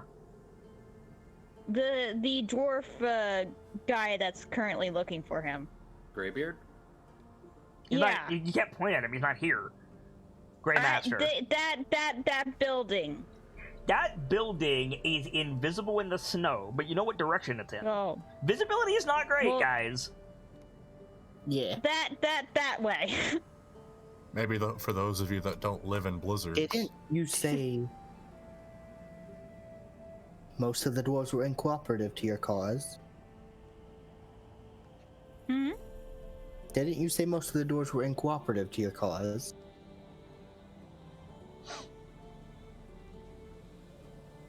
We don't. Time. What? Then speak plainly. Lash nods in agreement. If everyone's going to know of this disaster eventually, say it now. And without regret. Disaster? Was the dragon that bad? The dragon is not but an omen. Alright. The mother has sent an envoy, and we are to listen. That thing is related to you? Dwak points to this. This is why I can't say it publicly. I think Dawn just like stomps the ground. No, the mother. Definite The mother. earth. Oh! It's a creature. He pulls out his axe. What the You will- fuck? You will put that away. You just said it was an aberration. No, I didn't. I'm surprised Tor knows that word. Tor's not stupid! I know Tor's not stupid, but that's a different word. He probably learned it from Kilio. Probably. Okay, that's fair. What He's I your buddy. said, Yeah, I you're have- right. what I said is they are of the earth. They are stone. How is that not an aberration? Checks out. I suppose it could be an elemental. Which is an aberration. Spirits of the wild only manifest in times of imbalance, either corruption or in defense of their own. And this one comes at a time when my clan has been injured by an attack of frost giants. That sounds like a problem. We're really good at solving problems. But first, we have to deal with this problem, and it points at Glock. They are here as a solution, I take it. They're like looking at Dwok for them to back up that statement. Doc not. We don't have much time. I have. Need to gather a party to fix this problem. I have a question. You must gather your party before venturing forth. How much does Killia know about Forgotten at all? Make a history check. Dun dun dun. We discussed this in the past. The only thing Lash knows about Forgotten is that they are usually tunnel guardians, and the fact this one is fucking weird. I think we went over this for Dawn, and it was no. So, Helio, Yeah. you don't spend a lot of time underground. No. You don't probably know much about Forgotten, but what you do know is that the north is littered with creatures, and I use the term loosely, similar in construction to the dwarf, I use the word dwarf in quotes, in front of you. And they are often problems. They are very often problems, yes. Okay. They can do damage themselves. They can also wield the land, and some of them can call like actual beasts that look like them to aid.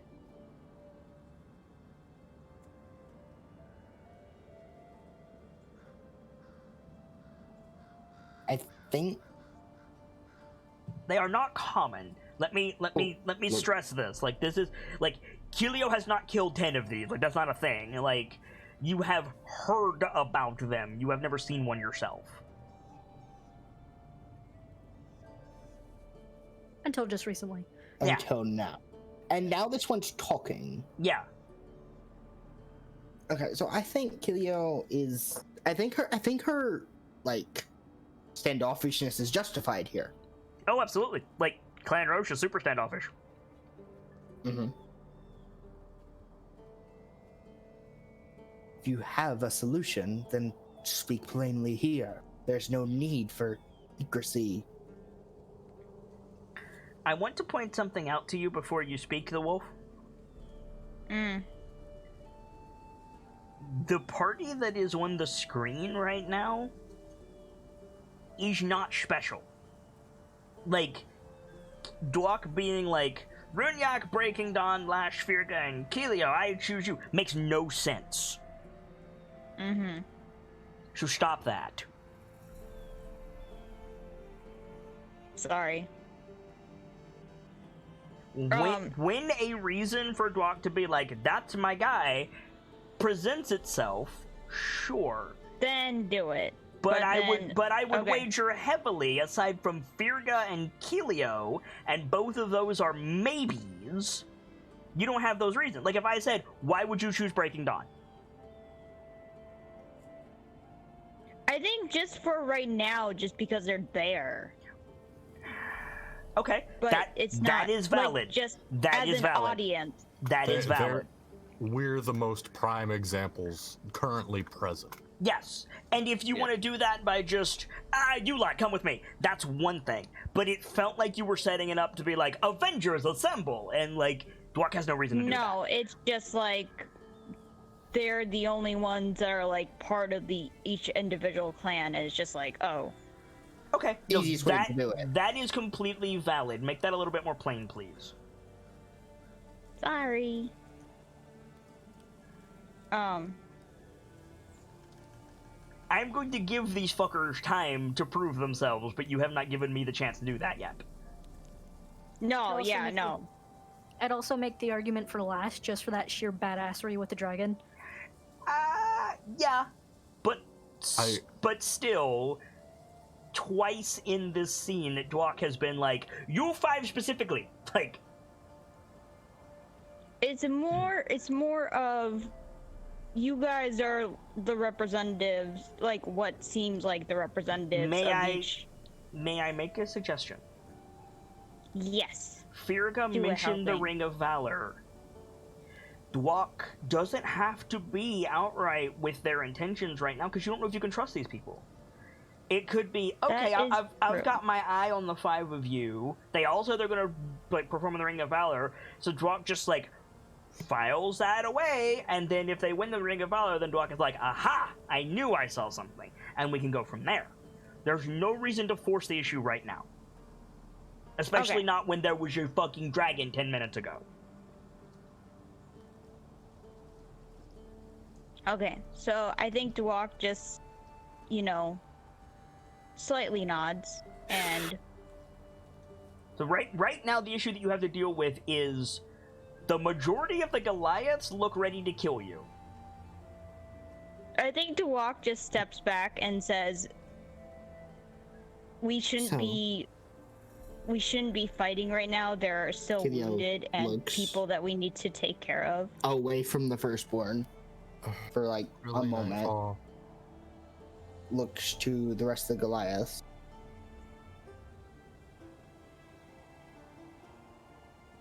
Okay. And then looks to like just they're there. I'm okay, take my eyes off this thing. And circles around them so she doesn't have to get closer to Dwok, Mm-hmm. and goes towards the rest of the group. Okay. I mean, most of them moved over to like to like protect you. So. Yeah. So, it sounds like the party is breaking up a bit. Like, Dwok said, "Hey, I want to talk to you guys. You guys can do that. That's fine." But it sounds like you all have your shit to like. Lash distracted with Maug. Runyak is distracted with the kids. Breaking Dawn wants to go heal people. Firga needs a break. It sounds like you're separating. Is that correct? Probably. For now. Yeah, for now. Okay, no, absolutely. You guys are gonna come back together. That's fine. So Keelio and Firga and Dwok, you three can take a long rest. Or no, sorry, Keelio, I need you briefly. You'll all be able to take a long rest, but there's a couple of scenes I want to do before we wrap up tonight. It's gonna run a little bit long. Is that okay? That's Okay. Absolutely. Should be Okay. fine. So, Lash, let's start with you. Okay. You kind of got distracted by the group and kind of like wandered off because your mind is focused on your friends.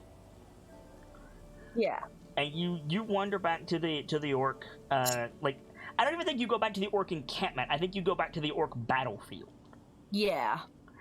And there's still, now it hasn't been that long.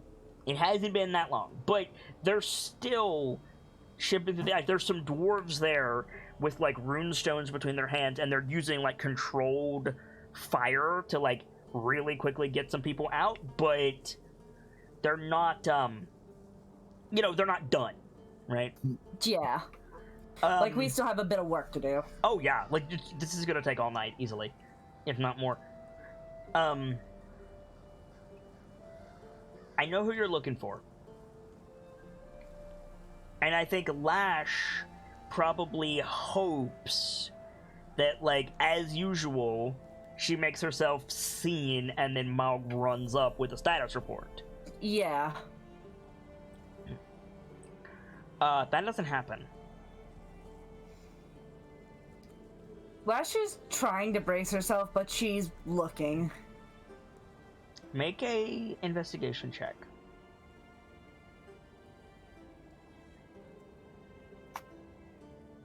Are you being subtle at all? No, she's like looking for Okay. him. I think you start like looking at the wounded and the rows of the dead with blankets over them, and I think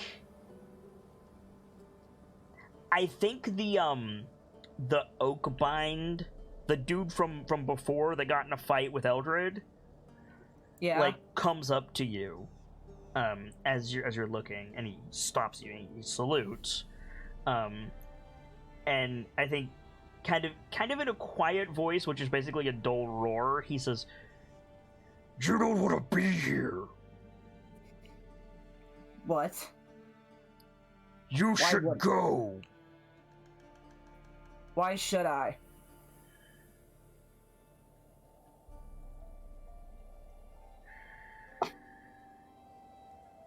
Did that come through? Yeah, I'm trying to think of how he would phrase it.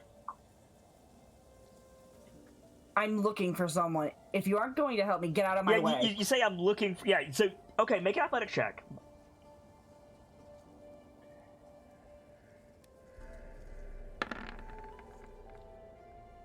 Okay, so you go to push past him, and he like grabs you by one of your shoulders and like spins you around. So you're looking at him again, just in the opposite face, and he says, "You are most vulnerable when you are..." And he just cuts off. "You should not break here." And that's a perfectly rational thing for someone to tell her. Oh no, absolutely. Like dealing with the, let's call it a curse, that the orcs deal with, like, you guys know when you're most likely to fall.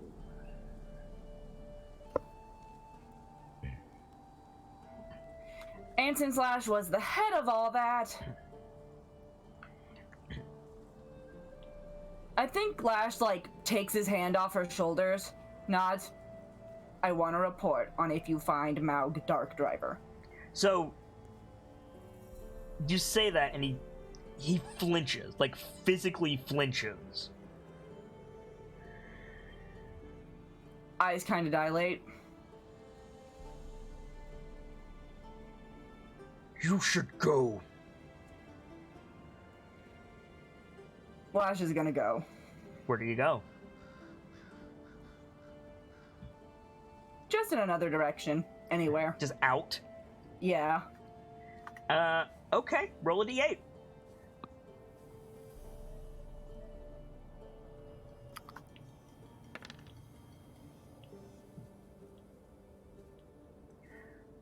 Okay, so that would be forward. That would be out into the plains by yourself. I think, like, you're...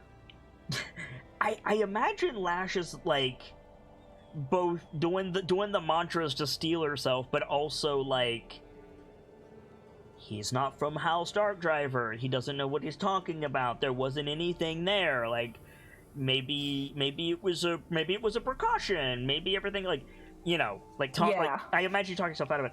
I think, of all people, I think Orvar walks up to you. It's you again. He's not sinking in the snow like you are. He's standing on top of the snow, and he comes up to you like he was expected. Like, he doesn't say anything. He just, like, walks up to you and just, like, stands there, like, very much the same way that, like, somebody would wait to get orders from the captain.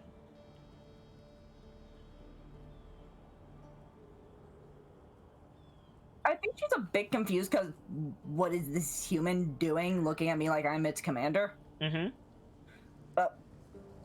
Like, steals herself a little.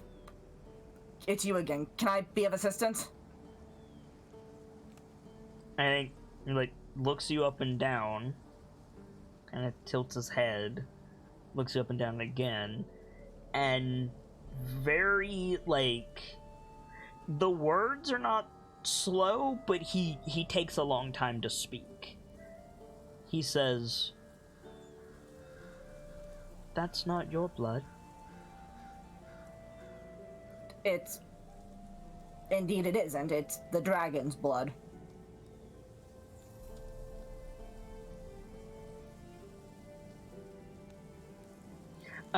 Breaking Dawn, I assume you mean heal? Yeah. You mean heal with that, right? Yeah, the phrasing on Yeah. that is, Good, Yeah. good Yeah. job, friend. I can't purge this chat, so good job. Anyway, We'll just fixed. thank you.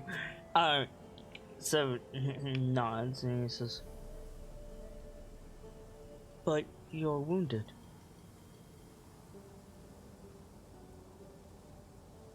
And he's looking at you quizzically, like, I don't see where you're hurt. My people lost a lot today.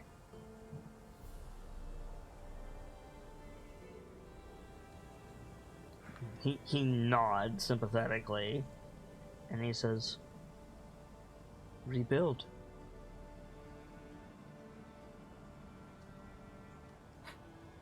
I think she stops at that and looks at him.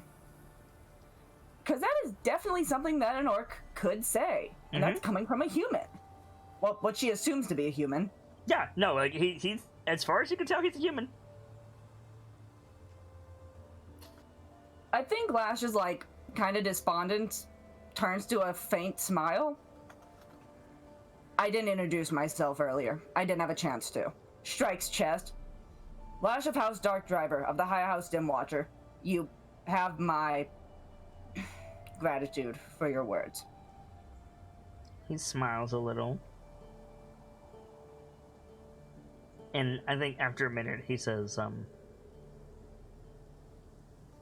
"It's less than you did."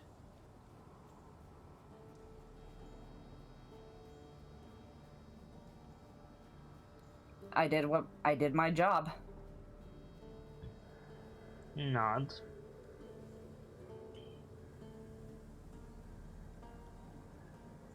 And looks up and down.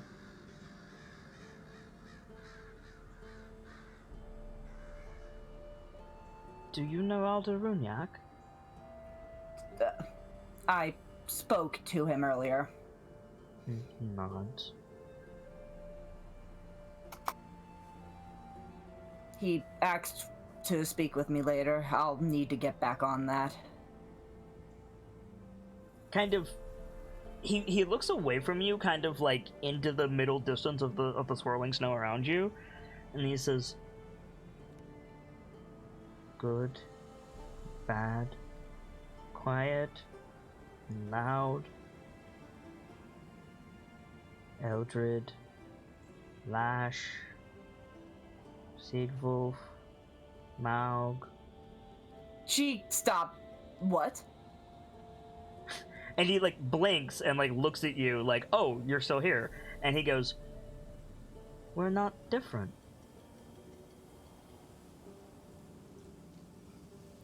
Does that kind of occur to Lash too?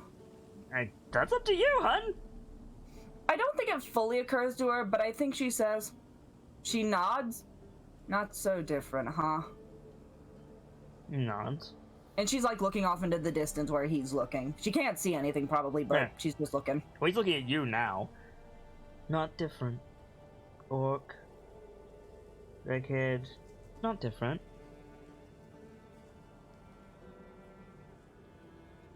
I think Lash nods a little bit. She isn't fully on board with it, but she likes the kid. Well, he chuckles. Little different. Little different.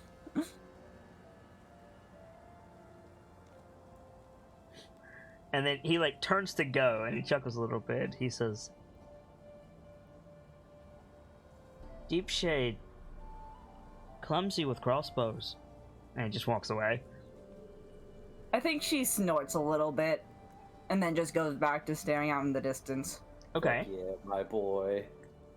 What do you think about? What do you do? Mostly trying to keep composure, think about... she's actually going to start thinking about what Ovar said. Like, are we actually not that different? Okay. So you're having a moment. Yeah. Okay, fair enough. Dunyak, Hello. you're heading back to your camp. Aye. Somebody has built a fire. There's, like, dinner being made. You can smell it. People are trying to not think about it, because that's a very human thing. Yeah. No, we're gonna put a pin into it and come back never. Yeah, exactly. But, like, you notice that, like, the gate guard has, like, his arm in a sling. And when you go to step through, the two guards, like, stop you. Not like, we need to search you, not like, just like, hang on a minute. Yeah, and he'll absolutely wait. And it says, you should know, Aldo, things are not, well, we're trying, but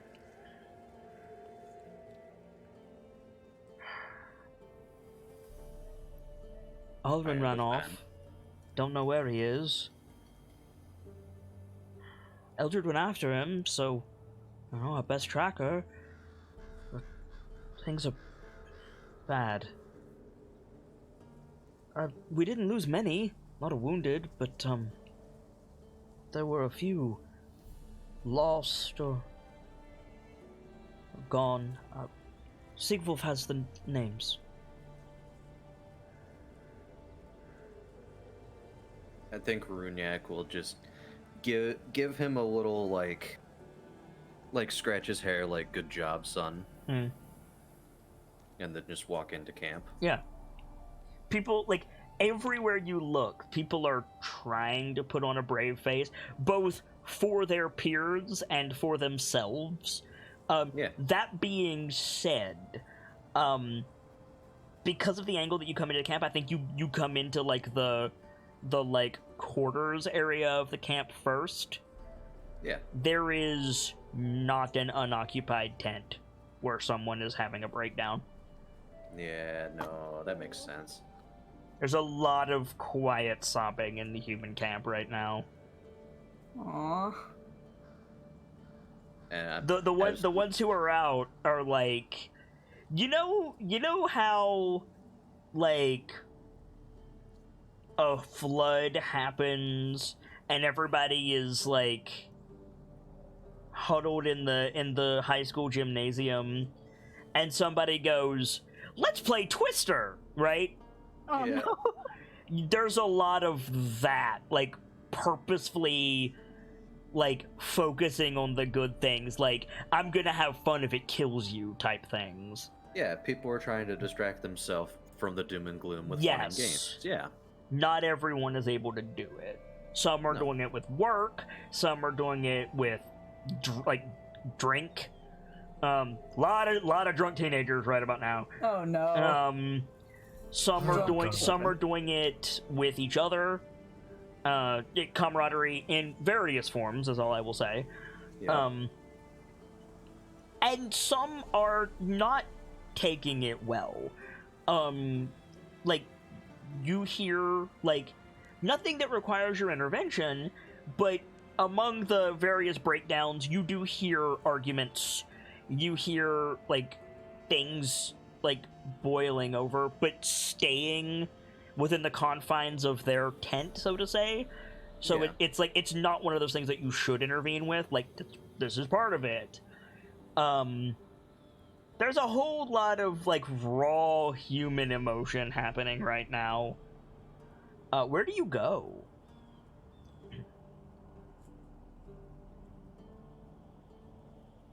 I think. Honestly, his first thought is to find Sigwolf and figure out who didn't make it. That's what I figured. So Sigwolf is away from everyone. Sigwolf is in the storage area of the camp where there's all the, like, the crates of supplies and shit. He's made a little, like, alcove for himself. He's got all of the wood that was not being used. Like, you see a busted up cot, and he's just got a stump set up and an axe, and he's just cutting wood.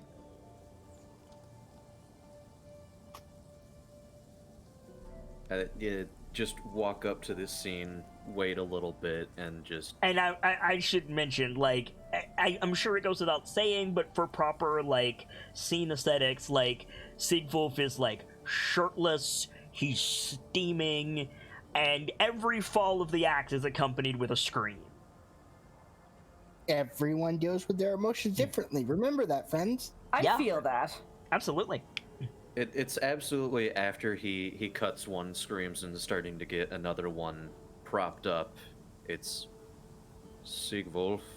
He whips around, holding the axe in both hands, and then, like, sees that it's you and, like, relaxes. His eyes are red. If it was Kilio, he would have swung. If it was most people, he would have swung. But also, Yeah. he didn't really register that it was a person. He just registered entity, defend self. Like, Yeah. yeah, like I said, his eyes are red. He's, like, out of breath. He's covered in sweat. Which, given the fact that it is currently a blizzard, is not the best thing in the world. But anyway. Yeah. See, I was informed that you know who didn't make it.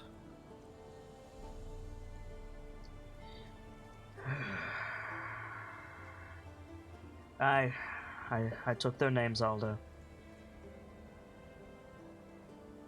Well, who are we missing?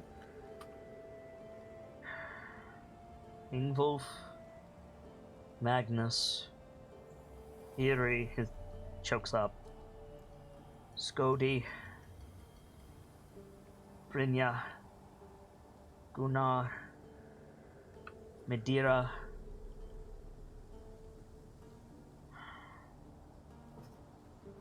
I can't do this, Aldo. I think he's gonna come up close to him and just, if there's a conveniently placed, like, you go to step forward, and he just screams and slams the axe down on the stump.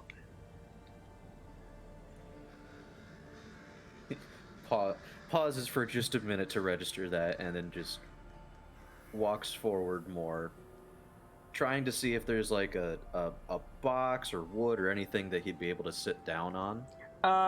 No, there's two piles of lumber. One is slightly smaller. Okay. Then I think he's gonna get up close to Sigwulf, kind of drop down onto one. You can one sit on the knee in front of- stump, actually. I think I'll do the knelt approach. Okay. Just come in front of him, kneeling. A squat. Yeah. I know it was rough. And I know a lot has happened. I'm not here to tell you that any of it was okay. But I am here to make sure that you and the others are.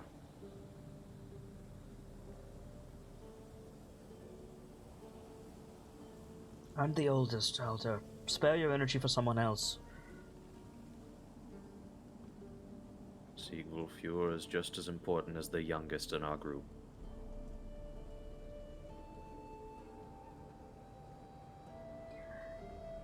I'm here, Aldo. When he saw Brynja, Alrun... He trails off.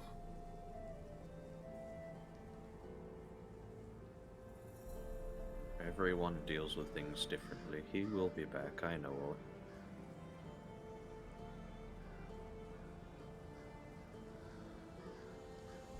I should have been here. If it weren't for that thrice-damned halfling, I'd have been here!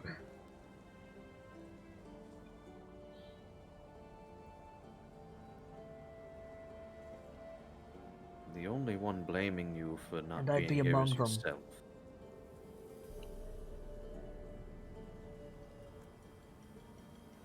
I think he drops to his knees.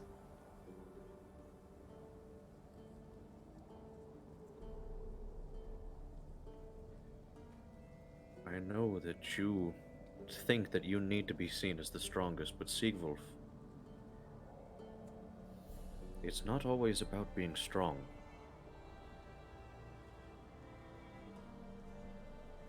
You need to be able to let your emotions go to an extent. Make a persuasion check.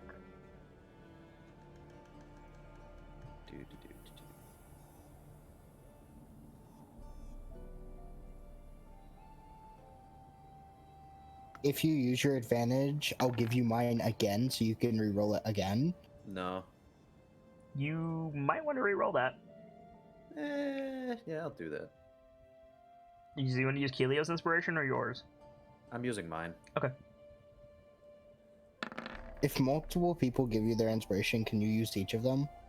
Yes, but you can only hold one at a time. Yeah. Okay.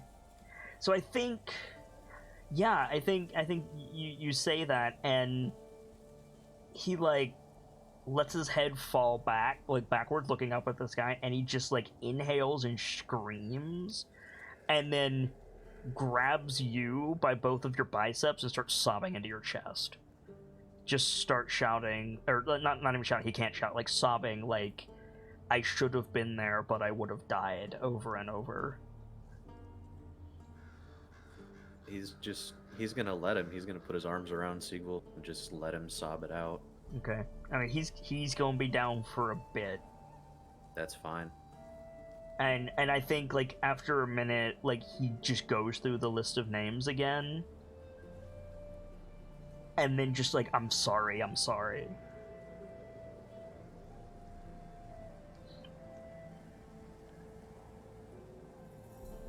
It's not your fault, Siegwolf.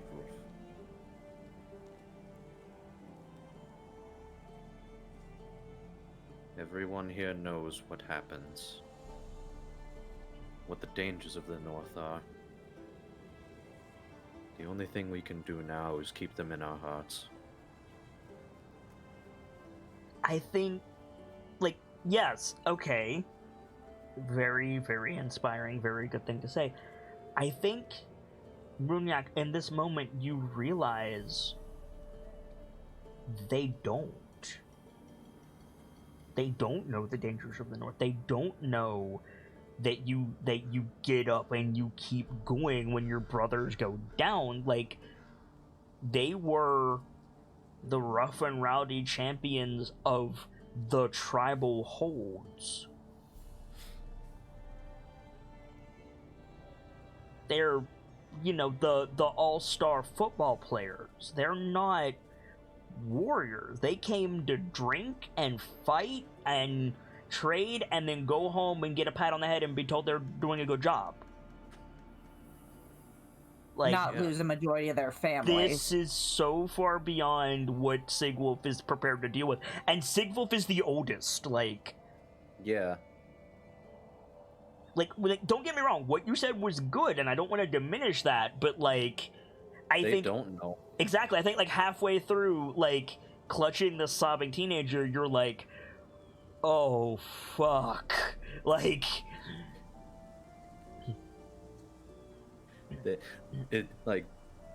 there was a sliver in his head, like, these kids don't know, they're just here for a good time. Nah, they know, they're champions, they're warriors, they know. Then it hits again, they're children. Yeah, it's here now. They're just children. They haven't experienced the same things that I have.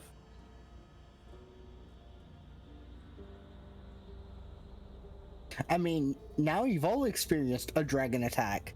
Yeah, right? Yeah. I would ask you not to make jokes, Nightfall. This is something that should be dealt with seriously. Yeah. You're right. That's why I'm muted. Yeah, thank you. I think Siegwolf has lapsed into silence at this point. He's just exhausted. Yeah. And I think Runyak will just continue to, like, hold and comfort him as long as he knows that he's still awake. Yeah, well, it would be very bad if he passed out. I think after a while, I think we see time pass. I don't think it needs to be stated how much, but we see time pass, and Siegwolf finally, like, stands up. And he does that thing where he doesn't acknowledge what just happened. He just, like, stands up, picks up his coat, puts it on, buttons it. Takes a second to, like, get his voice steady. You see him, like, start to speak and then be like, nope, my voice is gonna break. Pause. Try it again. And finally, he says, we should build the pyres, Elder. I'll be working through the night.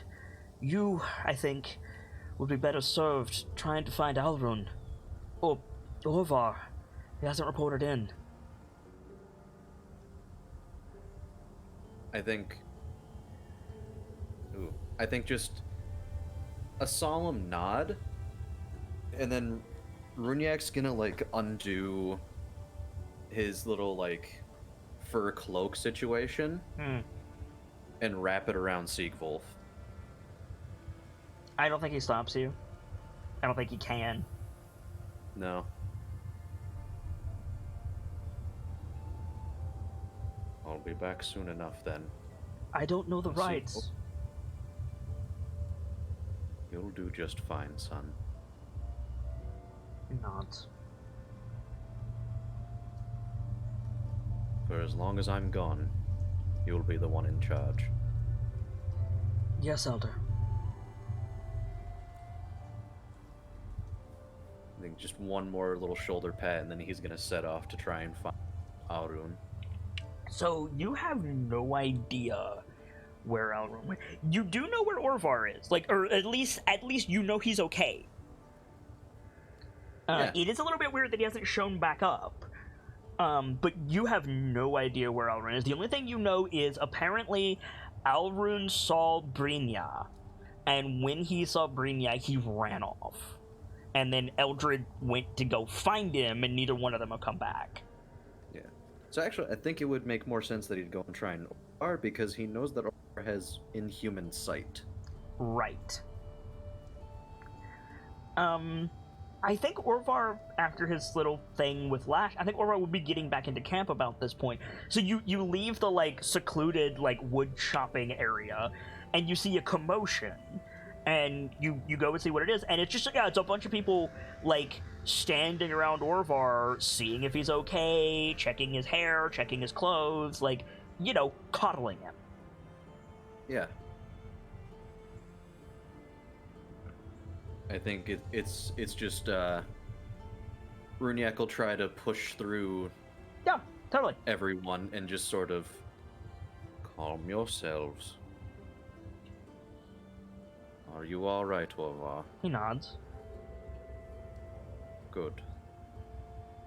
Then I need your help. He looks curious when you say that, like, tilts his head a little bit. And I think after a moment he says, I don't have Freya.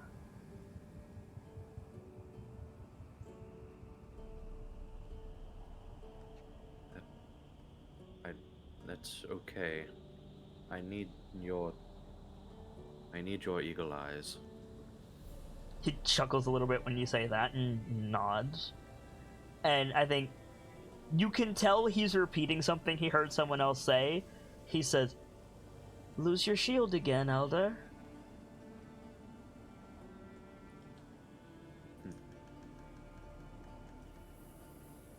Alrun hasn't come back, and we need to find him. And smile fades, and he, like, walks over to, like, the nearest, like, border of the camp. I assume you go with him. And he looks out over the snow, kind of squints, looks left, looks right, looks back at you, looks out over the snow, looks left, looks right, looks back at you. Not here, Elder.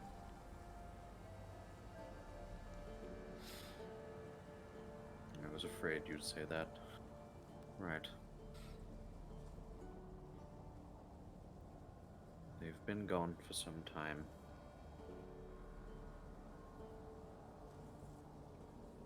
No trail. No, the snow would be gathered too much for a trail to be left. He nods.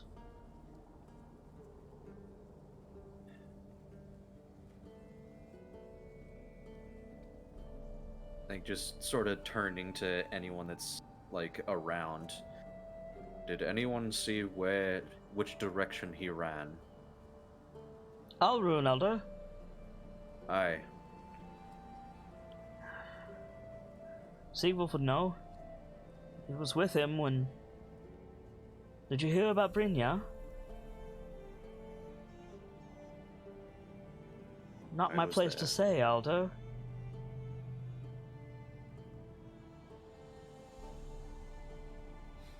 Right.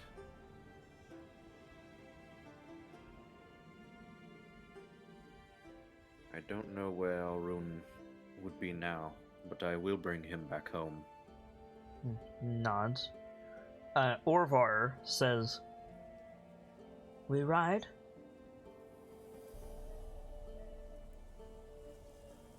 Yes, we'll ride. Nods, starts walking towards the stables. And we will find out what happened to Alrune next week. Meanwhile, Kelio. Hi. Things are a lot happier in the Goliath side of the world. I imagine they are.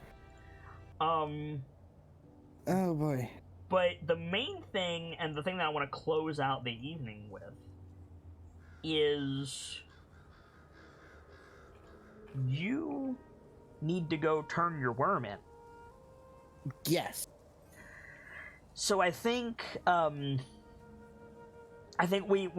fade out on Runyak and Orvar, and we fade up on the the Ring of Valor area, the games area.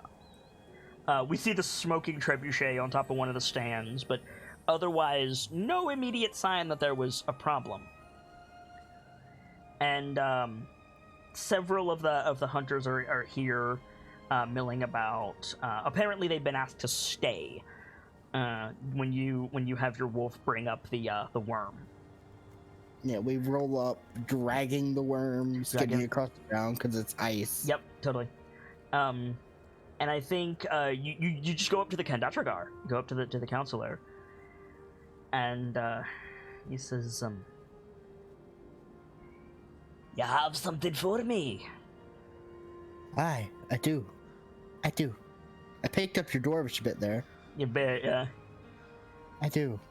You're Wolf Walker. You were in the running for the quiver. Apologies. I've got it written down here. It's, things are a bit crazy, you understand. I understand. Well, what would you like to submit to the Great Hunt? Provided, of course, you're not here to withdraw. Absolutely not. Why would I withdraw from a hunt? And she has her wolf step aside to Given reveal... the circumstances, I wouldn't fault anyone for wanting to take stock of the What have you got there? And he clambers down off the stage and walks up to the ice block. Is it alive? Careful. She kneels down next to where its eye is and taps it. Yeah, the eye tracks. Oh, right. Well. The good news is no one is claiming the dragon for their hunt. It's... If anyone was, my arrow...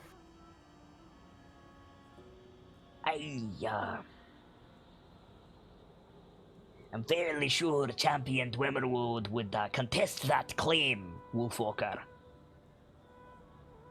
At any rate, no one is claiming the dragon, and therefore, what you have here is a tidy sweep for first place, I would say. Aye.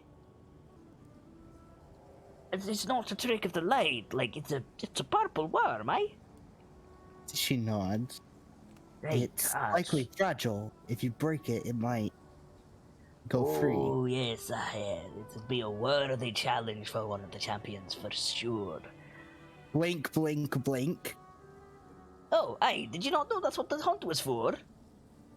Qualifiers for the Ring of Valor. This will certainly qualify. Yo, fuck.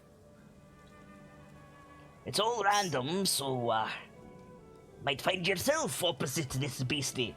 And now, if you'll turn it over to the Adwaron, my rune carvers will get it out of the ice and into more, appropriate containment. Aye. I think I could handle this thing if I came against it. Well, be sure to I give thought folks a first, show. you know. Oh! Do us a favor and spread the word. The Ring of Valor is being pushed back a day to allow for, well, whatever internment rights the losses we've suffered require. I think she nods. In the meantime, I'll announce the winners then. Have a seat over there. You're the last one to come in. And I can see why. Bit of a load you had there. But She nods and goes to sit. now that you're here, we can get started. And she clambers back up on the stage. And one of the rune speakers like walks up to him, casts a spell over him. Thaumaturgy. Hunters! Despite the intrusion of one of Tiamat's brood, the Great Hunt continues and has thus concluded. There are 2 winners. One to provide sustenance for all of the moot, and the other the prized catch and the dwarven quiver, or the elven quiver besides. Those of you who did not place will receive, at worst, free drinks throughout the entire moot, and at best, a stipend brought to you by your allies of Gottelgrim. However, the winners, at 40 heads for supplying food for the moot, Ragolf Steelglare of Clan Roche. Oh, I think Kilio winces. Is it Inatha in the crowd? Yes.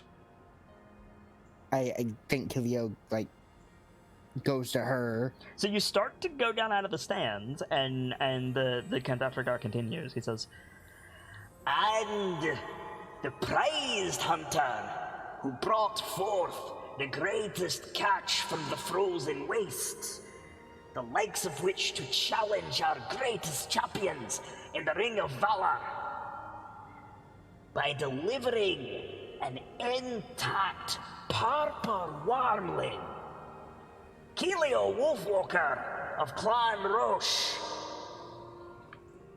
There's a lot of anger that Clan Roche won both. A lot of people are like glaring at you, Kelio. This is before you get to Inatha. No, fuck. Ragolf is making his way up onto the stage. Mentality, that's a you problem. Hunt better. I wasn't moving towards Inatha. I was like seeing if she gave any reaction. Yeah, she's like standing there with both of her fists balled, like she's pissed. Oof. Mm. On your plus side, quiver. Yeah, on the plus side quiver. You gonna go get it? Yeah, I'm gonna go get it. Okay. So you make your way up onto the stage, and one of the dwarven attendants like passes you the magic elvish quiver. Nice. Says, to the rest of ye, you did well. All of ye are champions of the Great Hunt. But when everyone is a champion, we have to go by percentages. And these 2 are the best of the best. Take a bow. Wait, is bowing a thing among Goliaths? No, it is not. So I think that both the Goliaths on stage just kind of stare at him. No, Ragolf is into it. Ragolf, like, picks up the stasis bag that he was offered, and he holds it above his head and gives a roar. Can I make a suggestion that you misinterpret that as bow, as in like pew pew thing? Could I fire an arrow off into the distance, just let one fly? You might get shot. Okay, then no, The I'm not gonna do that. Kandatragar is standing 2 feet from you. I mean, like, I should probably like look at her bow confused. You know what take a bow means? It's an expression you've heard. Okay, fair. Then she takes the bow. Okay. And takes quiver. Awkward little bow. So Very so you bow. give a bow, and you and Ragolf are gestured off stage, and Inatha is waiting for you, and Ragolf looks at her and he says, Ouch. "Call this a draw?" She looks at you, Keelio, for your reaction. A draw? Are you kidding?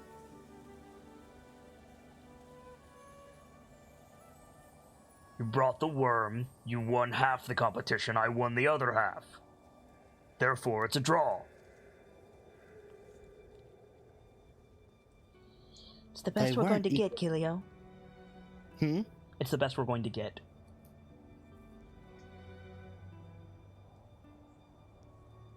Fair. Fair enough.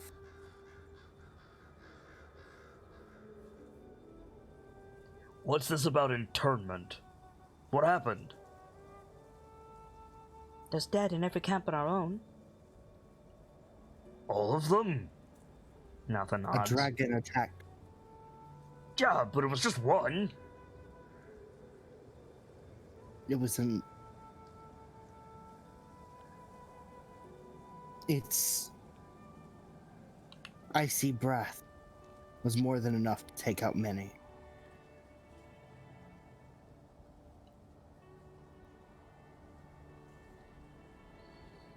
Ragolf lowers his head for a minute. You know, again, Ragolf is your rival, but he's not a bad dude, right? Yeah, he's not a dick. No, he's not Far Mountain. Yeah. So he lowers his head for a minute and he nods. Well, we should do what we do. We should eat well, live well. We should share. And he looks at you, Keelio. He says, "See if your Amo would take my prize and feed as many people as she can with it." I think she nods. And... Mine as well, Keelio. That's another... She pauses. 28 heads. 68 total. You didn't do bad at all. I only had one wolf.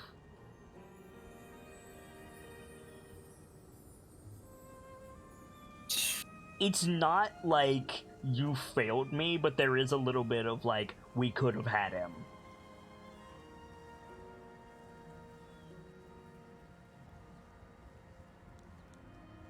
Yeah. I think her response is...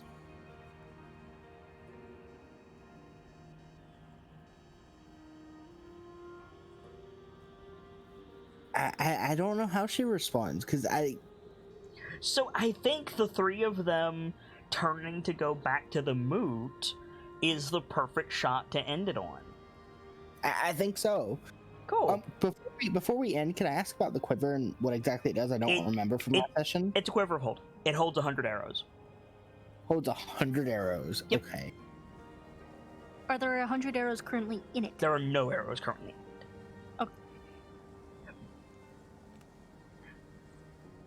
You think the elves will be that generous? They probably were, and Galtogrim took them. Yeah, honestly, because they'd probably load it up with oh, we'll even throw in some of our special. Yeah, because the elves couldn't make it. They're like, this sucks, we can't come. So here's a quiver, and here's some of our like super special elvish arrows. And Gonthelgrim got it and was like, ew, elvish arrows. No, it wouldn't be ew. It would not be ew. It would be No, it was it just came off. Oh, elvish arrows. yeah. It would Yeah. it would be it would be. Oh, I thank you, think thank the you. quiver will suffice, like that type of thing. Like Yeah. the I theme, didn't mean for it to come out the as Thane's ew. vault probably has 100 elvish arrows in it. I didn't mean for that to come off as ew. No worries. So, let's do some shout before we do some shout outs though. Like, does anybody have anything they want to say before we wrap up? Like, I know there's usually a little bit of banter here at the end of it. Like, I don't want to crack any jokes about like what we saw. Like, that was heavy, and you guys did that really good. no. I want to say you guys did well there. But if you guys have anything you want to say before we wrap up, feel That was free. badass, but that was heavy. Holy shit. Yeah, like Jeez. fucking A, kid. I didn't necessarily mean like compliment me. I just meant like in general. Yeah. I Just wasn't, holy shit. I wasn't expecting it to get that dark. I So wasn't fast? expecting the dragon to be that much of a threat, honestly. I wasn't expecting his breath weapon to proc 3 times in a row. Same. Yeah, Yeah. like okay. Yeah, no, I wasn't expecting it to take out. Except it got its breath weapon 3 times in a row. Yes. It was only alive for 3 rounds, but it got its breath weapon each time. It was actually alive. No, you're right. Yeah, it was alive for 3 rounds. What is it, honey? That if that dragon fear hadn't hit all of us so fucking hard. I do dragon fear differently than the book. Any dragon will have very powerful dragon fear. I ramp it up considerably from what the book says, as you saw. Mm-hmm. I was amazed that my I'm group guessing for actually made Cabal- that save. Sorry. Go ahead, Frida. I'm guessing the dragon fear for the kobolds is actually dragon fanaticism. Correct. Like a dragon claim. That's exactly Yeah, what happened. Phew. I'm still surprised on that nat 20 I got against the dragon fear. That was good. Like, fuck. Yeah. Let's do some shoutouts. Hey, the wolf, give us a shout out. Oh, fuck. Why me first? Why not? Oh, heckin'. Okay. Because the Heck, sooner you do a shout out, the sooner you can do a hide. How'd you know I was hiding? Heck. I am Night Mist Okami, aka Wolfie. I am part of the admin team, and I do stuff for our kids channel, and if you ever need anything, give me a poke. Gamzee. Ladies and gentlemen, as always, I'm Guy Gamzee, the bot in training, gaining a little more experience with every single show. Do so hope you've enjoyed this episode. If ever I'm needed, you can always Sorry, I'm tired. You can always find me on Discord, in DMs, or on Twitter at the Homestuck Homie. Till next time, have a fantastic night. I am also tired, for the record, but thank you for sticking with it. Nightfall. Hello, I am Nightfall Kitsune. I do admin stuff and things, and also I play in a different game on Sunday nights called... It is not called that anymore. It's not called that anymore. It's going to be called Six Emperor Draconis. Tales from the Nightlights, currently. It's currently Tales of the Nightlights. Cool. Don't mind Nightfall. He's still learning how to talk. Yes, I am. I'm like, what, 10? 13? Somewhere in there. Well, we don't talk about ages, so whatever it is. Yeah, it's somewhere. We don't know. At any rate, I'm tired. so am I. I hope you had fun, though. I sure did. Thank you Good. for running. Sibs. Hi there. My name is Sibs143. I am, in no particular order, an artist, a moderator, and a stagehand for Kids Discord and Twitch. But to everyone else, I am the Technicolor Disaster. I am often found lurking in Kit's Discord or on Kit's Twitch channels, or so you can talk to me there if you like, or if you want to talk a little more privately, feel free to shoot me a DM and I'll get to it when I can. Giggity. Gracie. Motherfucker. Hi, I'm Bertumila, aka Gracie. I do a lot of art and things for Kit's channel, and I also love tabletops. So if you like either of those things, give me a poke. Cookie. You were late, so you have to finish us out. That's fine. Hello, everybody. I am Cookie, also known as Extinct Bacon on just about every other platform. A lover of tabletop things, new and old, all around. If you got any questions, concerned, or anything, give me a poke. Otherwise, you'll find me lurking around the shrine. For my part, as ever, I am the sharp-eyed Kitsune, the teller of tales and the weaver of mysteries, the masked bard. This is a channel that is devoted to lore and storytelling, world-building, role-playing, and discussions of those things, so if that's to your fancy, you're in excellent company here, and I do hope that you enjoyed your time with us. I stream every single day that my health permits me to do so, and we're rolling with advantage in 2020, 2021, and beyond, which is 2 chances to get a given stream. I will be taking tomorrow off for the sake of my health, but I'll be back on Saturday with more Yakuza 3 in the afternoon, and then... Are we doing Odeon this week, Wolf?